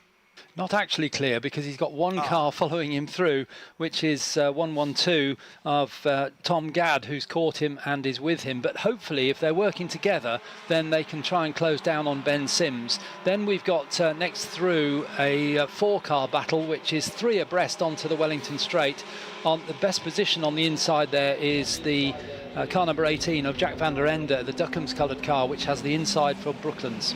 Down they come for second and third places then. Tom Gadd crawling all over the back of Ahrens, but Joe is edging ever closer to Ben Sims. Now, the curiosity in all of this is that the last lap for Ben was a personal best. The sectors on this lap have been personal bests, but the gap is absolutely disappearing. So even though he looked dominant early on, I think he's on borrowed time here. The leaders have gone through now to put 6 laps in the book. So we've got 2 laps to go, and the gap is certainly coming down between them. So Ben Sims leads now by only 9/10 of a second from Joe Ahrens, and Tom Gadd third has done the fastest lap of the race. Of course, he's getting a great tow from Joe Ahrens ahead, isn't he? So they're coming into Beckett's now, and that 0.9 of a gap is probably nearer 0.6 as they come through Beckett's visually and out onto the Wellington Straight. Ben Sims has so much experience in Formula Ford racing. You kind of wonder whether he's got a slight problem or whether he just hasn't got the pace of the other two, because Joe Ahrens closing right up on him. Absolutely right, and as I say, Ben Sims still doing good lap times, good sector times. His last lap was only a 10th down on his absolute race best, but he's been reeled in by Ahrens, who has been reeled in by Gadd, and so now as the cars come up through Luffield, they're about to start the last lap. Well, we've had a day of race winners under huge pressure. Is Ben Sims going to be able to resist the pressure for one lap? Joe Ahrens goes across the line, almost level pegging with him. He's going to be ahead, I think, by the time they get to Copse Corner. Joe Ahrens has the pace in a straight line. He goes through. So Joe Ahrens does lead going into Copse Corner. The real question mark now, not so much whether Ben Sims can fight back, Alistair, but whether he can hang on to second place. Yeah, that's right. Yes, it looks as though he is at the moment hanging on to second place, but trying to get around the outside is the car of Tom Gadd, but that doesn't work. So it's 3 for the lead as they go out, with Joe Ahrens at the front, Ben Sims in second place, Tom Gadd in third place. The way that Joe Ahrens got past Ben Sims, you'd expect him to pull away, but of course Ben has now got the tow, so he's able to close in on Ahrens as they go down to Brooklands. And they're not quite going to be side by.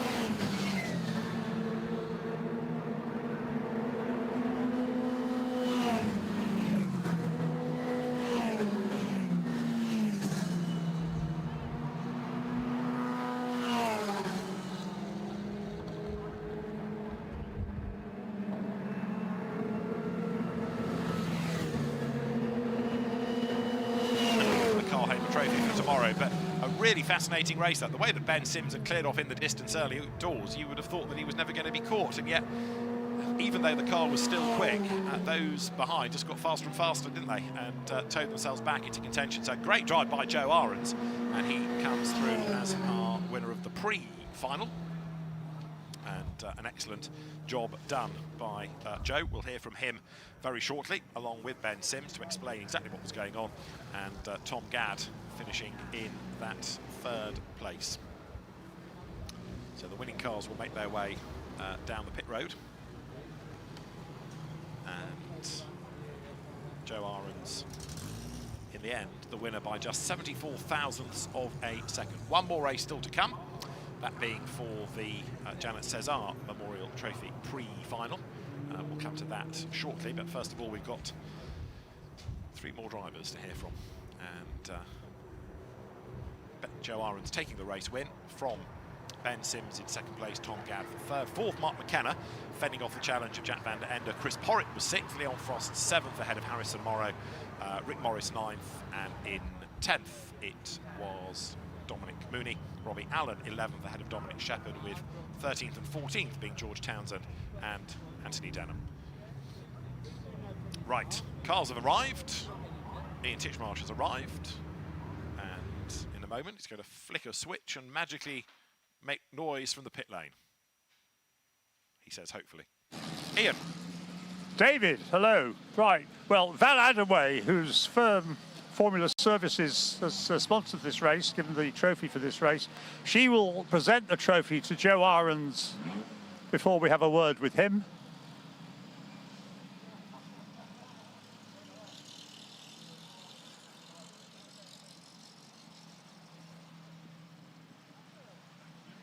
So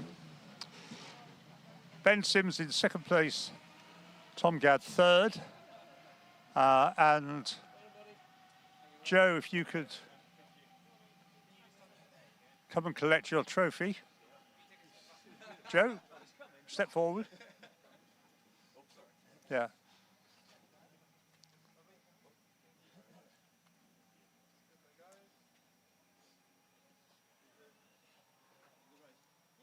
Okay, you got all the cameras, pictures you want. Ben, and do we want a top three huddle, a top three cluster?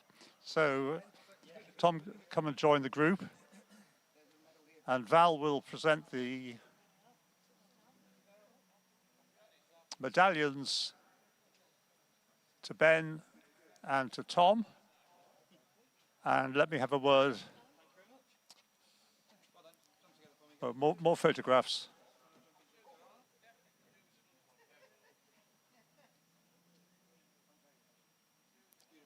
Right.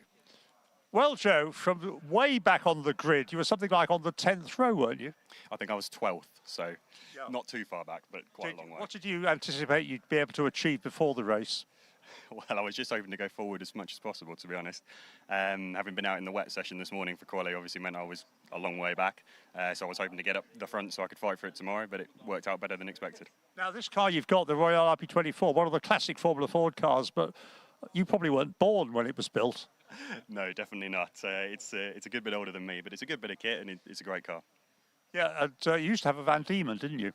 Yeah, I used to race Richard Darling's Van Diemen. So I've done a few Hayes now. I think this is my 5th one overall, I think. Right, so anyway, well done. And plans for tomorrow is to win the trophy. Well, yes, hopefully we'll do the same again, but I won't have to come from 12th. But well done. It was a great drive. Ben, we thought you'd made the escape, but in the end he caught you. How come? He had a more modern car. Well, yeah, okay, let's go with that one, shall we? It is probably the oldest car on the grid, the Jomo. So, you know, I'll take that as a second is quite respectable. We'll have that. It's all right. Well, we'll go and research that, but you could well be right, yes, because it's basically an Alexis, isn't it, that car? It's very similar, yeah. So the two guys, Keith Vickery and Mr. Alexis, knew each other quite well, so they actually co-developed the cars. So there is some similarities to it. I used to have an Alexis as well, so I know them both quite well. That one is very slightly different in a few little ways, but it's a great car. It works well. So. Well, yes. How many years have you had it now? Good God, I don't know. All right, he doesn't know. It's a long time. And you still like racing that in particular? Yeah, it's good economical fun. 1600 racing is the best, as everybody here knows. It is the best racing out there. Yeah. Having done other things, I keep coming back to it, and it puts a smile on my face. That's what it's all about. Well, well done, Ben. We'll look forward to seeing you tomorrow. And where's Tom got to? Hello, Tom. In amongst all these elder statesmen of Formula Ford, what's possessed you to get an old Formula Ford car to race? Well, we've always had an eye on it. Dad retired last year, so he had something to spend his pension on. So we made sure to find something nice and expensive for him to blow it all on. And yeah, we just said like Ben said, it is the best racing we've seen. We've come from other single seaters but there's nothing quite like this. No, well, I'm old enough to remember when it all began, which was a long time ago, but it's never changed. It's all been great. I'll have a word with Val in a moment. So your hopes for tomorrow? I think, considering first year, if we can finish the same as we did today, I'll be well happy with that. 2 positions higher up would be nice, but no, considering first year racing against 2 people who've done it for a long time, I'm over the moon with that. Is that your first podium? We won a race at Snetterton early in the year and had a few podiums throughout the year in the Classic Series, but first time at the Walter Hayes.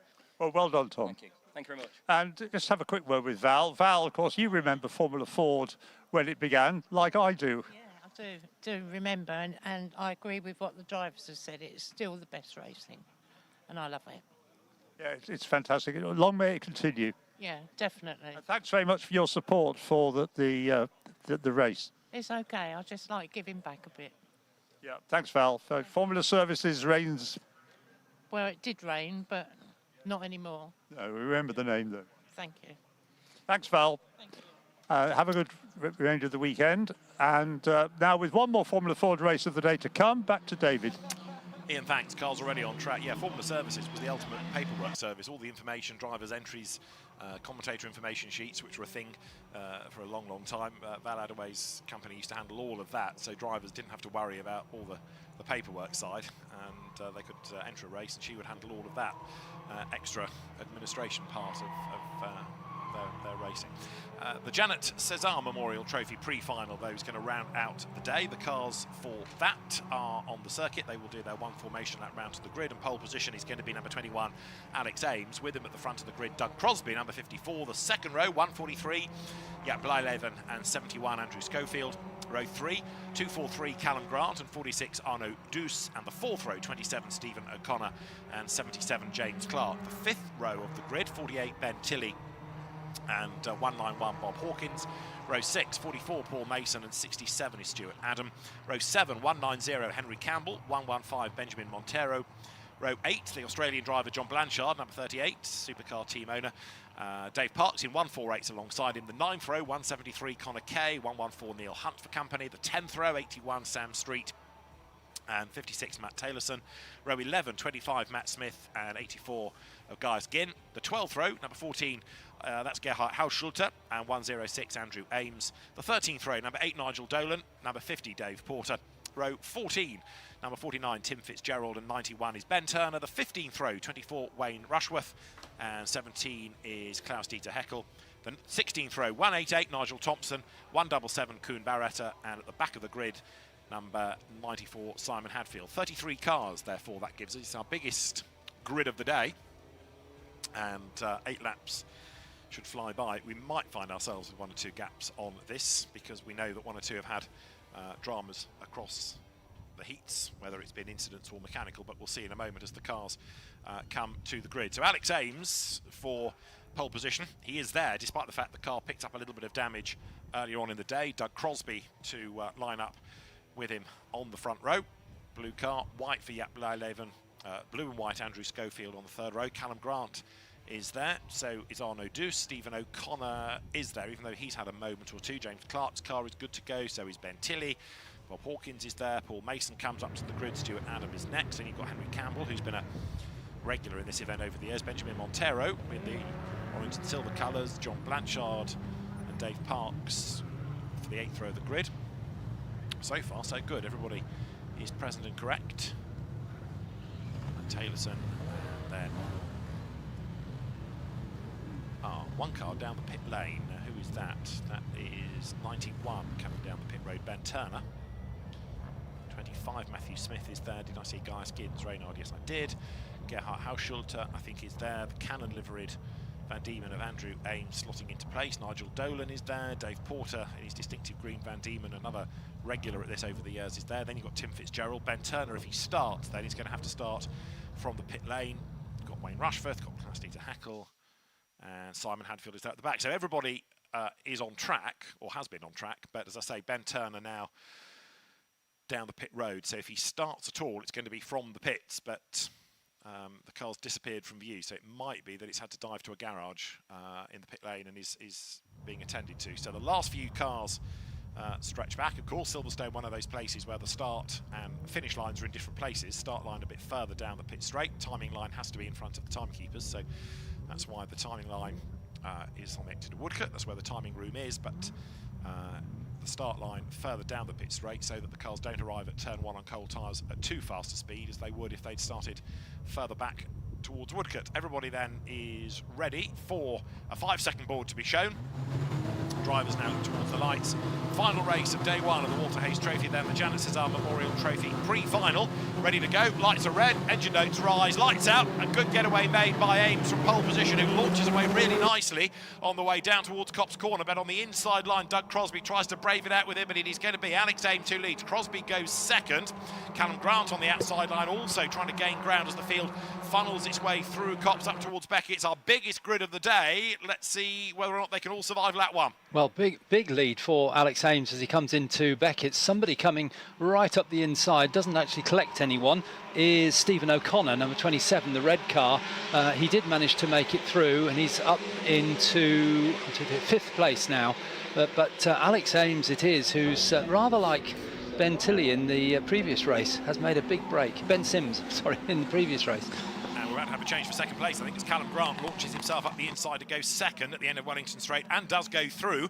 Another man to keep an eye on, I think, is Arnaud Douce up into 4th place in the sort of pseudo-Marlborough liveried car, and making good progress. Arnaud Douce then goes by as the leader. He's about to emerge from Woodcote, so 1 lap in the book. Alex Ames, another cigarette livery, goes through ahead of Callum Grant in 2nd place. Doug Crosby 3rd, and then 4th is Arnaud Douce, with Stephen O'Connor in that battle pack as well as the leaders go by then. So good first lap that by Alex Ames, already being able to build a bit of an advantage over the opposition. Callum Grant then running in 2nd place.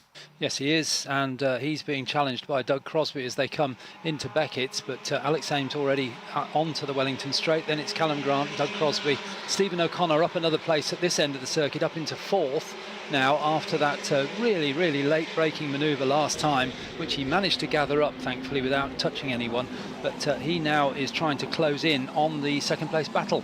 And I think succeeding in so doing, because as they dive down to Brooklyn, you've got cars everywhere this time, and under attack then is 77 at the moment, that being James Clark with his Van Diemen, but he's at the head of a 6-7 car train. Alex Ames coming up towards the line then, so last time he was ahead by 1.5 seconds from Callum Grant. The gap between them as they come through this time is 1.3 seconds. Callum Grant goes quicker, brings that gap down, but he's taking Doug Crosby with him, and then just about everybody else coming through in a huge wave further back, 3-4 abreast as they came out of Woodcote. We're on lap 3, leaders heading up towards you. And into Beckett's once again. Ames still on his own. Callum Grant in 2nd place, then being challenged by Doug Crosby. But then the 4th place battle is Stephen O'Connor ahead of James Clark, and alongside is the Frenchman Arnaud Douce, who does a lot of similar racing in the French series, Classic Series, so he knows the car very well, but perhaps not Silverstone circuit.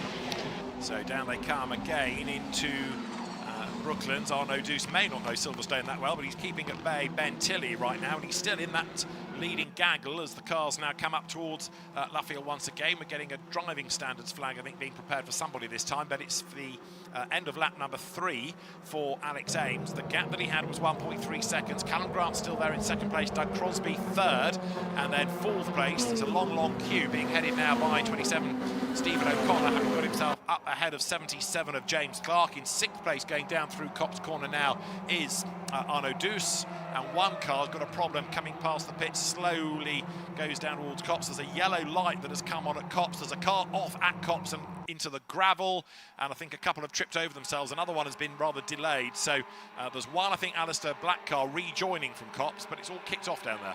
Yes, I saw the dust cloud come up. Yes, it's not quite with me yet, the car that's rejoined. I'll have a look for that. But the leader's already down to Brooklands, and a brilliant battle for 2nd place.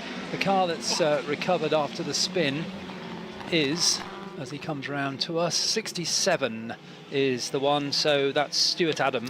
Right, the oof you would have heard in the background was because James Clark was just edged towards the grass by Stephen O'Connor and then got right into his gearbox at Brooklands. I thought he was going to end in tears, but they have survived it as Alex Ames goes through ahead of Callum Grant, who's still got Doug Crosby up behind him. Then it is O'Connor ahead of Clark. Those two still 4th and 5th. Arnaud Douce goes through in 6th place. It's Ben Tilley 7th, and then Dave Parks is next up. But Alex Ames responding to the challenge of those behind. Another new fastest lap now, 63.074, and he's still leading by nearly 2 seconds. We do have another car off just before Maggots on the outside of the circuit, up against the wall, facing the wrong way. So Marshall's in attendance, but can't really see what's happened there. But I suspect we will get, or a yellow flag will stay there for a while now because they can't move it. But the leaders already on their way back down, and this tremendous battle for 2nd place between Callum Grant and Doug Crosby continues with not much more than a paper-thin piece between them. Arnaud Douce is going great guns though, because he's threading his way forward all the time. We found the car, yes, with its nose towards the barrier over at Maggots then, so we've got that yellow flag to factor in as the leader Alex Ames comes through now to put 5 laps in the book. And unlike the previous race where we had somebody with a big advantage early on, he's preserved his. He's been able to keep the gap over Callum Grant with Doug Crosby in 3rd place. 4th, it's James Clark ahead of Ben Tilley. Arnaud Douce is in 6th place, so we have lost O'Connor, and we've got Simon Hadfield, who's got all caught up now with number 114 of Neil Hunt. and that, I think, is over at Luffield. It is. We've got 2 cars that are stranded in the road at Luffield. So Simon Hadfield getting out of his car, Neil Hunt getting out of his car, and I'm not convinced that with 2 of them locked together on the circuit, this race is necessarily going to go all the way without more coloured flags. However, we'll worry about that in a moment. The leaders have probably gone past you. They have, yes. They're down into Brooklands, and I suspect that's Stephen O'Connor at Maggots, isn't it? Because an all-red car it is. Yeah, I can't see the number, but yeah. So I wonder whether he got involved in that spin that we saw earlier on. Well, the leaders have just come out of Luffield. They've gone past the incident zone. As I say, we've got these 2 cars stranded, and that's now going to put 6 laps in the book. So 2 to go.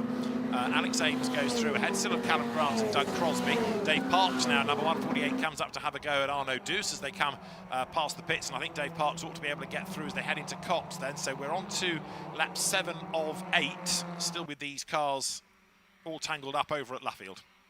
And Arno Deuce needs to keep his elbows in now, because he's just got the black and white warning flag as the battle for second place comes up into Beckett's, and it's been joined by James Clark now, and actually Ben Tilley's not far behind either, but it's 3 for second, led still by Callum Grant, with Doug Crosby in the very similar coloured car to James Clark in 3rd and 4th. I think O'Connor survived. He's in 10th, but he's got a penalty for track limits. So it wasn't that red car up against the wall, it was another one, but you're right, he had dropped back. The race leaders are about to come through then to start the last lap of the race, and excellent work by the marshals. I think we are pretty much clear over at Luffield, so the cars are on the grass, they're off the track, they're out of harm's way, and that means that now as the leaders go by, Alex Ames is clear of Callum Grant by, 3.4 seconds. It's been a very, very impressive drive this by Alex Ames, and Callum in turn has got Doug Crosby tucked up behind him, and James Clark in the other blue car has caught up with them as well now. Yes, it's a 3-car battle for second, and it's still Callum Grant leading. It's James Clark 3rd in that group, and Ben Tilley has joined the back of the group, so it's now a 4-car battle, and this is the last lap, isn't it? So Callum Grant holding off Doug Crosby, James Clark going to the outside, no other option, Doug Crosby staying on the left, and Ben Tilley getting a good tow at the back there for possibly 3rd place. It's going to be an Alex Ames win. That's 2nd, 3rd, 4th is all up for grabs, because now James Clark tries to go around the outside of Doug Crosby, and Callum Grant trying to fend them off as well then. So the Boltonian just hangs on a 2nd spot. The checkered flag is at the ready. We'll get Alex Ames across the line, I think, first then, because after a very dominant display, the versatile Alex Ames is going to come through to take the race win. Alex Ames takes the checkered flag to win then the Janet Cesar Memorial Trophy pre-final from Callum Grant 2nd. Doug Crosby was just pipped on the line, so James Clark got 3rd by 23 thousandths of a second from Doug Crosby. So having been in 3rd place for the bulk of it, ultimately dumped out of 4th was Doug Crosby. Ben Tilley was 5th, Dave Parks was 6th, Andrew Schofield took 7th, 8th was Paul Mason, 9th in the end Arno Deuce dropped back, and 10th to Gaius Gibb. I think that was about the only easy Formula Ford race winner we've had of the day, Alex Ames. You could argue that was deserved, given that he'd had a bit of contact in his heat, which damaged the car and gave him 1 or 2 scares. But even so, a really good drive that to get away early on, leave everybody else squabbling behind him, and Alex Ames coming through for victory. So we've got one final presentation of the day to do. And look at that, all done by 3:20, not bad going.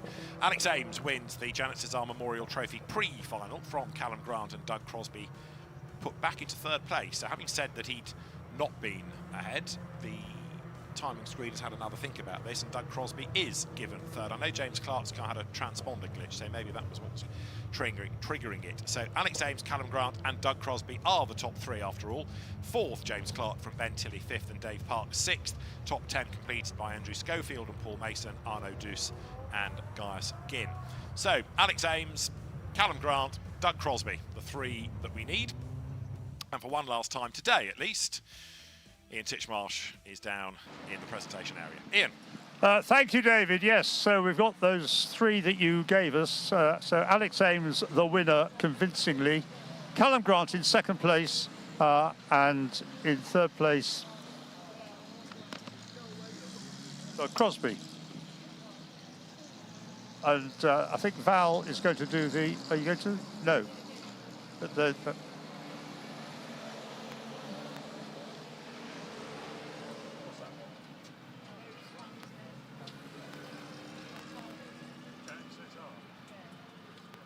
So Val Underway is going to do the honours with the Janet Cesar Trophy. I believe that's... Yes, James? So we'll do the presentation first, which is what James prefers. Then we'll talk to the top 3 drivers. So could, gentlemen, make your way onto the kind of podium area at the entrance end. Alex, take your place, and Val will give you a hat and the Janet Cesar pre-final trophy. Photographs will be taken.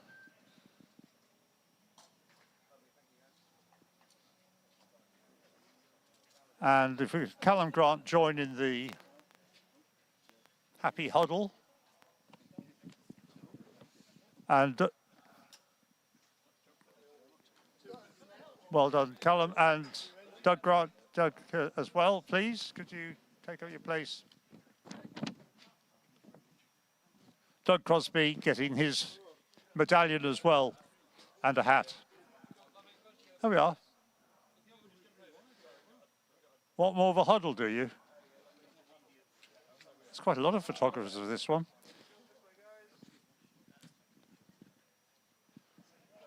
Right, lots of happy faces, as we've had all day with the way they enjoy Formula Ford racing. So, start off with our winner.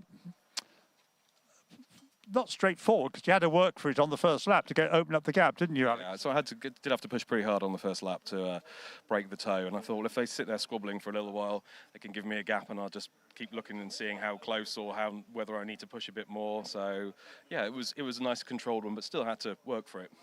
Yeah, well, yes, it wasn't just a piece of cake or anything like that at all. Do you enjoy what you do? Because how many festivals of Walter Hayes trophies have you done now? It's quite a few. So I think my first one was in 2005. Sold my Formula Ford, and then I've come back to Formula Ford because it's such an enjoyable motorsport event. It's always close racing, and it's just it's like a big family, so I really do enjoy it. And this is somebody who's raced proper Formula 3 cars, haven't you? Formula 3 cars, yeah, lots of historic things, Le Mans Classic and all sorts of stuff, so it's very nice to still come back and do this. Well done. Congratulations on the win, Alex. Callum Grant, a regular winner, but today having to settle for second, Callum. Yeah, well, I'm lacking about 6 miles an hour in the straights to Alex, so just didn't stand a chance. Me and Dougie had a good race. James came up pretty close towards the end. Yeah, it's a good race, and see what we can do tomorrow. Yeah, you find that extra speed tomorrow, overnight? I think £60,000 of development would probably come first. Is that what you need? Yes, OK. Well, you have to find yourself a sponsor. Right. Anyway, well done, Callum. Cheers, thanks. And Doug in third place. Happy with that, because you had quite a battle going on around you, didn't you? Yeah, we were sort of battling and working together to try and catch Alex. Didn't have a great start. Alex broke the toe, and me and Callum were trying to work together, but he's just too fast. Well, looking forward to tomorrow. Got plans? It may rain tomorrow, of course. Let's hope so. I'll be better in the wet. OK, well, bring rain to Silverstone, we know who to blame. Yeah, so what are your hopes for tomorrow? Go further forward in this and do a decent place in the final and have a good racing with these two. Well done today. Thank you very much. There we are. So that ends it from the pit lane, and back up to David to wrap up for the day. Ian, thanks very much. Better also just make sure that the Beckett's box has been vacated, because Alistair, if you're still there, it's been a good day of racing to kick us off. Absolutely excellent, yes. My favourite meeting of the year, I think. It's just wonderful, and everybody enjoys it as well.